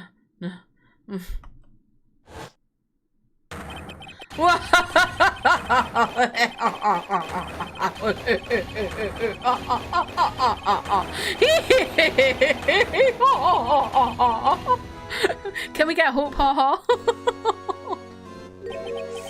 I knew I should have gotten rid of him. That good-for-nothing scum. For 2 years, he's been snooping around the department trying to get something on me. Crimes are being committed every day, yet he insisted on hounding me. Well, your crime wasn't exactly petty. He wanted to reinvestigate the case.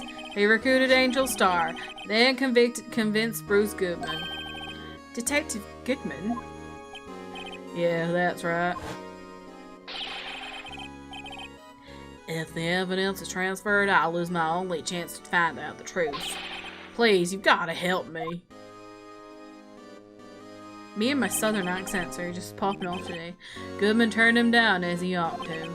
Still, Jake Marshall didn't know when to quit. He stole Goodman's ID card, then tried to take the evidence. Goodman came to me that day. He wanted to file a lost item report. I went with him to the evidence room. Then all of a sudden, he decided to speak out. What are you talking about, Goodman? Can you please... Oh, I don't even know what voice I give him. Can you please... I don't know. I don't know what voice to give him.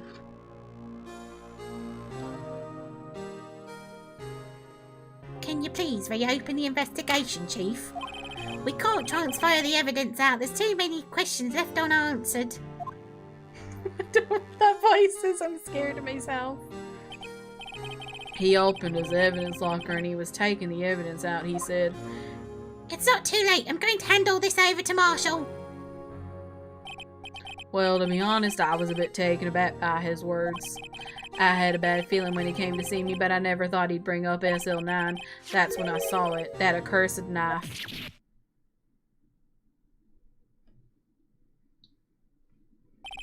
I couldn't just pull it out.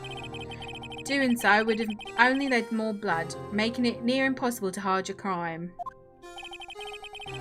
Even so, the blood was just pouring out. I didn't know who might stumble in, so I hurried to wipe it up. I was worrying so much about the floor I didn't realize my fatal mistake. The bloody handprint. Detective Gumshoe's locker.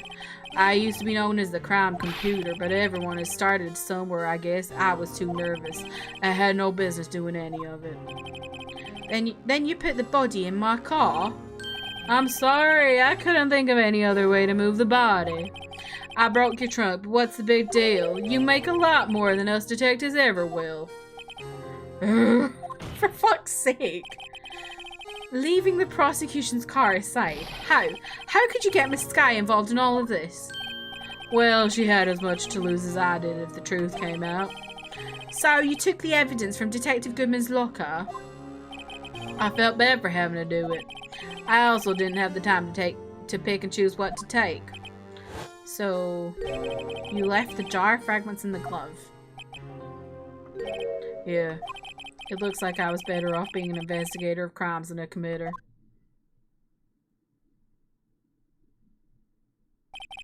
They all did their best to get it my way. I've got to hand it to them.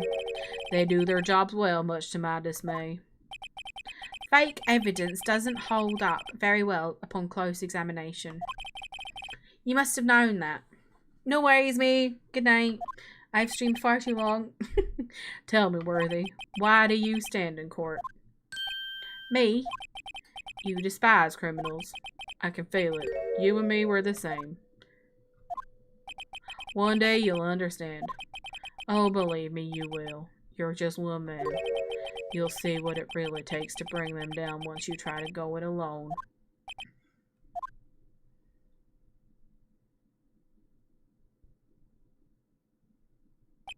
Well, looks like it's time to say goodbye. Oh, Gee. What? Looks like we'll have to cancel that lunch date. Sorry, old friend. I'm sorry too, Damon Gaunt. I knew you as you used to be long ago. You were once a fine investigator and example to others on the force. I'm sorry to learn that you are no longer that person. Those days are gone now, Udgy. Thank you. Thanks for all the memories, though. Don't worry, you'll be fine. Now you have Wright here, and Worthy. With these two around, you can't go wrong. In fact, I can hear him already. The melodious sounds of a new beginning.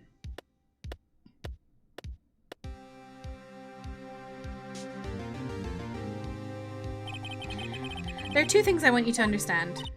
Yes? First, your sister never hurt anyone. Second, Damon Gaunt betrayed you from the beginning. You see, Miss Skye, you no longer have any reason to keep silent. You're right. When this trial is over, I'll tell everything. All that I've done these past 2 years, from the time I had Gant help me force evidence up until today. So, it seems all the questions raised in this trial have been answered. I'm sorry, Miss Skye, I couldn't get you out of all your trouble. What high standards you have for a rookie. I can see why Mia thought so highly of you. Who knows, a few years from now, you just might make it to the top. She's cute. I owe you my thanks, Mr. Wright. Miss Skye. And to you too, Mr. Edgeworth. You've suffered every bit as much as I have over these past few days. Believe me, I know how much of an ordeal it's been for you. It was nothing. Liar. I was worried the pressure might break you. And yet, you rose above it all and guided Mr. Wright to victory. You've done well, Mr. Edgeworth. Stop it. I only did my job. In light of this case, it seems a good self-examining is in order for all of us. Miss Skye? Yes, Your Honor. You are innocent of murder. However, although the chief blackmailed you, the fact is you still acted as his accomplice. A trial will be scheduled for these crimes at a later date. Yes, I understand, Your Honor. Is there something amusing about all of this? Why are you smiling? It's been a long time, Your Honor. A long time since I felt free of these heavy chains. Aww.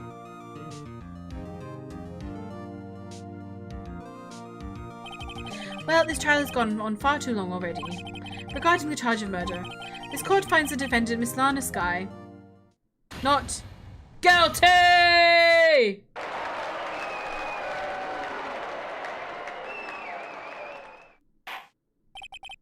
That is all. The court is adjourned. Slay. That was a lot. At long last, it's finally over. Emma? Why the long face? I'm sorry your sister didn't get completely off the hook, but at least she wasn't convicted for a murder she didn't commit. No, that's not it. Just now, after the trial ended. I can see why Mia Fey thought so highly of you. I owe you my thanks, Mr. Wright. And to you too, Mr. Edgeworth. You've suffered every bit as much as I have over these past few days. You've done well. You know, I did my best too. Oh, Emma. But Lana didn't say a word to me. Hope I'm not interrupting anything, pals. How does he always interrupt? Oh, guess I am. I'll come back later. Wait, Detective Gumshoe, what is it? You're doing this on purpose, ain't you? Making a detective run around while on duty. And on top of it all off, you call me here. I've seen happier people at funerals. Hey, lighten up, pals. I'm only kidding. Oh, are you here because of my sister again? Nope, not this time. I came today because of you, pal. Me? That's right. I thought you'd like to see someone. Aw, Gumshoe's so cute. Lana. Should you be doing this? She's still under arrest, you know. Well, I won't tell if you won't. Emma, I owe you an apology. It's okay, sis. Don't worry about it. That day 2 years ago.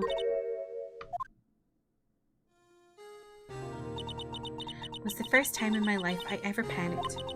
It was all I could do to keep myself from screaming. All I could think about was keeping you from getting wrapped up in that mess. Sis, I asked Gent to help me cover up the truth. I thought I was doing it for your sake. But now, I realize I was wrong. I changed after that day. I had to. It was the only way I could make it through the past 2 years. I knew how much I was hurting you by distancing myself, but I couldn't bring myself to tell you what I did. I was scared that you'd look at me with those eyes of yours. I was scared of how you'd react if you knew. But sis, you're only doing it for me. No. Huh? I turned my back on you that day. In hiding what I believed to be the truth, I was deceiving you. Sis, I'm such a fool. It took me all this time to realize it. Emma, I'm so sorry. But sis, you don't have to apologize. I'm happy now. You're happy? Of course. You know, sis, I always knew that one day you'd come back. And now you have. This is so cute. Oh, Emma. Emma. Aww. Aww! Aww, that's so cute! No one can change the past. The only thing we can do is strive to make up for our mistakes. We must make up for our mistakes, you ask? Why must we make up for our mistakes, you ask? Because, in doing so, we can find the way back to our rightful path. And it is from there that we can move on towards a brighter future. At least that's what I felt watching the two sisters make up. Mr. Wright, Mr. Gumshoe? Me? Oh, that's not his voice. Me? Thank you both for all that you've done. I'm sure we'll meet again someday. Isn't that right, Edgeworth? Edgeworth? Stop hiding and come over here. I can just imagine him hiding it behind a plant. Where was he hiding? I just came to say congratulations. Thank you. Thank you, Mr. Edgeworth. Right, well, I'll be going now. He's so awkward. Mr. Edgeworth, I hope you don't blame yourself for what happened. We were the ones who acted corruptly, not you. It's too late for me. No matter what anyone may say, I realise today that I can't correct my mistakes. Mr. Edgeworth? Not only that, but I don't even trust myself anymore. Chief Gaunt was right. I'm not going to read all this, I can't be bothered.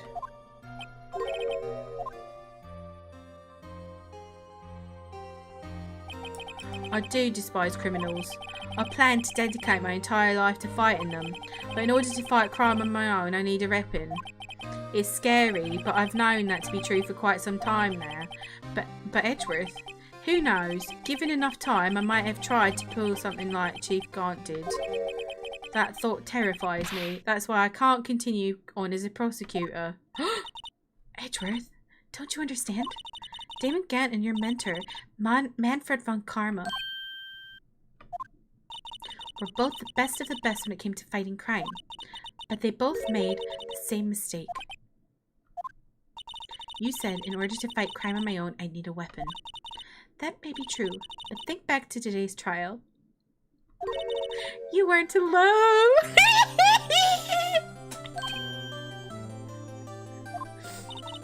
You were working together with Mr. Wright. And because of that partnership, you were able to present evidence that otherwise would have gone undiscovered. Isn't that right, Mr. Wright? Huh? What? Oh, yeah. What is this, a pop quiz? Come on, Mr. Wright, show him what Lana's talking about. Evidence, huh? Something that neither Edgeworth nor I would have been able to find out on our own. What? Huh? Bingle bongle dingle dangle, yickety doo, yickety I'm confused. Arthur, hello, welcome in. How are you? What? I'm confused.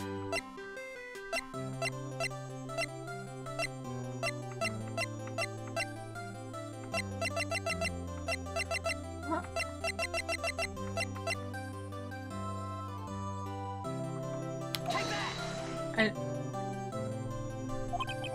That might mean something to you, but I don't see how it had anything to do with our partnership.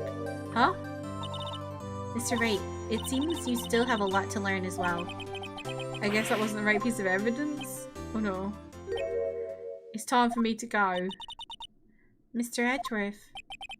If you'll excuse me, there's still some loose ends that need wrapping up. Take care, Chief Prosecutor. Edgeworth, what will you do now? Well, whatever you do, just remember, you can let what happened kill the prosecutor in you, or you can let it help you grow. In the end, it's up to you. I know, it seems I owe you my thanks too, Mr. Wright. But what I face now is my problem. Edgeworth, I'll be waiting for you in court. Farewell. I'd better be going too. Okay, but I'll be by to visit soon. It seems we both have a lot to learn and catching up to do. Here, this is a little something for you. Scientific investigation. It's the first book I ever bought. Study it well. Thanks, sis, I will. Jesus, is taking me forever. And so, another case came to a close. As for the sisters, I have faith. Faith that their lives have only just begun. So cute. And as for me, I think it's time I started on a new journey of my own. A journey to rediscover myself.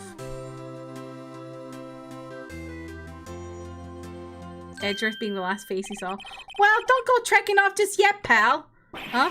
What is it, detective? There's just a little matter to be resolved about the chief prosecutor. You see, she isn't supposed to be out of jail like this. But I thought you said it was okay. Yeah, well, it may be okay with me, but the folks at the prison are a different story. Huh? Basically, I had to bribe a guard in order to sneak her out for 30 minutes. Believe me, it wasn't cheap either. Huh? Way to go, detective. I didn't know you had a wild side. Yeah, well, haha. You see, Mr. Wright here's the only one who'll be footing the bill. Huh? Huh? What, you think I could afford it with my salary? You gotta be kidding me, pal. Huh? Huh? Huh? Thank you, Mr. Wright. You're the best. Why is it? I suddenly feel like I want to scream. Hey, I got an idea. Why don't we go pay it off together? Yeah, that's a great idea. Come on, guys. Let's go.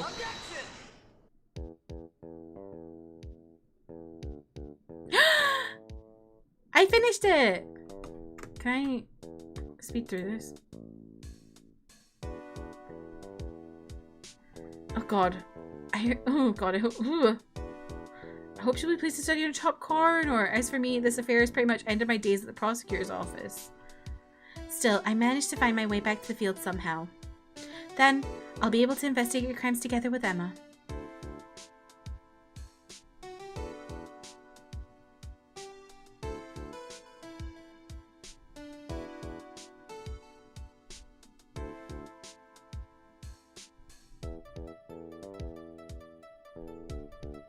Oh god. Yikes, I thought I was a goner for a moment there in the end, though. They overlooked my unauthorized investigation of the chief's office. If we penalize you anymore, it'd be worse than firing you. Yep, that's what they said. Just goes to show you can't shake me off that easily.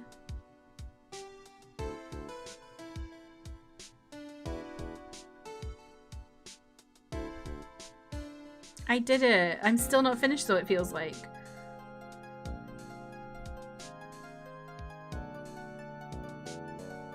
Maybe I'm finished? Nope. Oh god, this guy.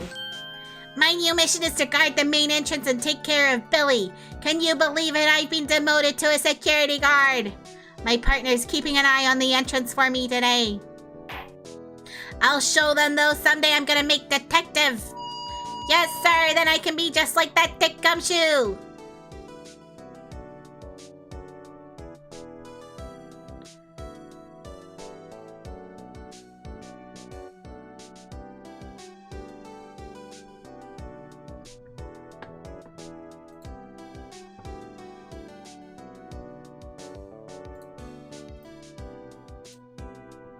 Oh god, the blue badger.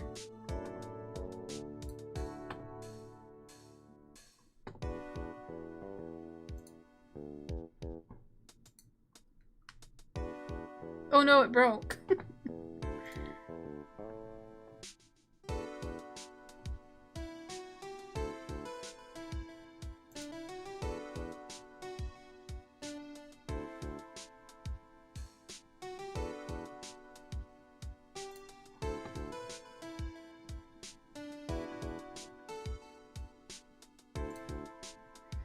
Mr. managed to... Well, I just missed all that because I was looking at something. Oops.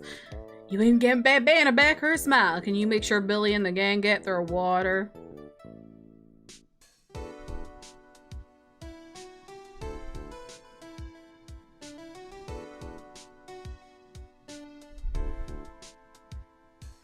Looks like we won't be seeing each other for a while. As a farewell gift, I put a new meal on the menu, the Right Way lunch. The top layer tastes as bitter as defeat, but the bottom layer is as sweet as victory. Kids seem to dig the turnabout theme. It's a hot seller around exam time. Just make sure not to eat it backwards. Why is this taking forever? Come on. I want to go to bed.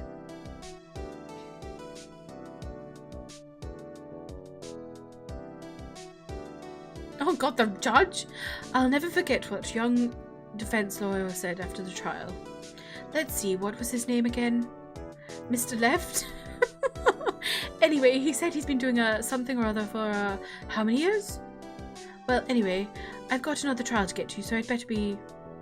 Huh? Oh no, I forgot my gavel. Sorry, got to go.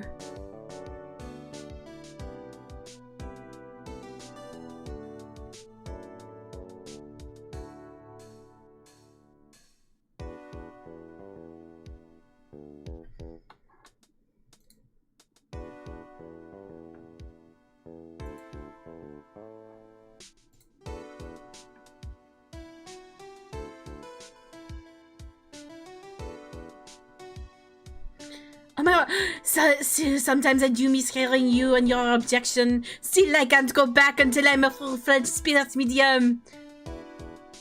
Mystic Maya, afternoon training is about to begin. Coming! Well, see you around, Nick. We had to get French Maya back.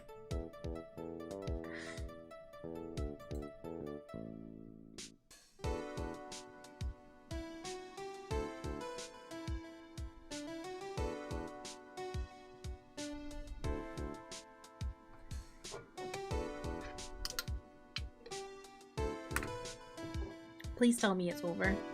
Oh, wait. I thought we would have to see Edgeworth at least. Mr. Edgeworth? Oh god, this guy. Mr. Edgeworth, I brought you your tea. What's going on? Oh my god! He resigned! I know a resignation envelope if I see one. I've watched enough K-dramas to know the East Asian resignation envelope. Thanks for coming to see me off. I can't believe I'm going to Europe. Thank you, Mr. Wright. Thank you so much for everything. I'm a little sad, but I'll be alright.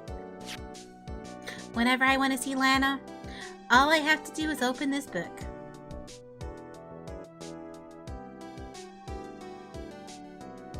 Oh. Hello?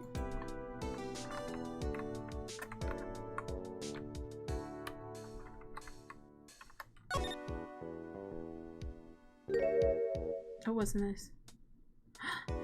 Oh, that's so cute. That's really sweet. Oh.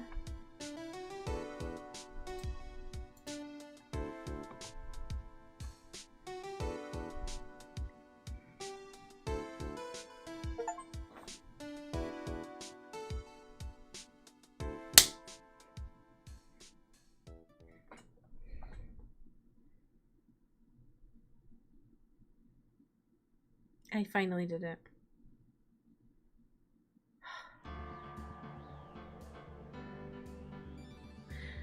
Okay. I can finally end stream. Oh my god, that was so long. I really enjoyed that though. Yeah. Fun game. I enjoyed it.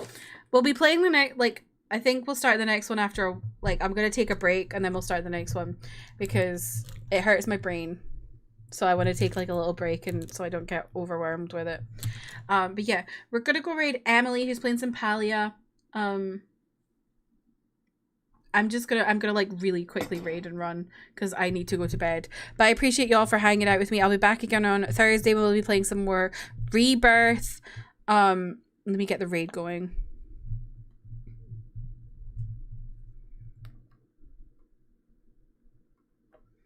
Yeah, I had a really fun time with this. Thank you for following along and watching me play it. Yeah, I appreciate you all. I hope you have a lovely rest of your day. Good night. Bye.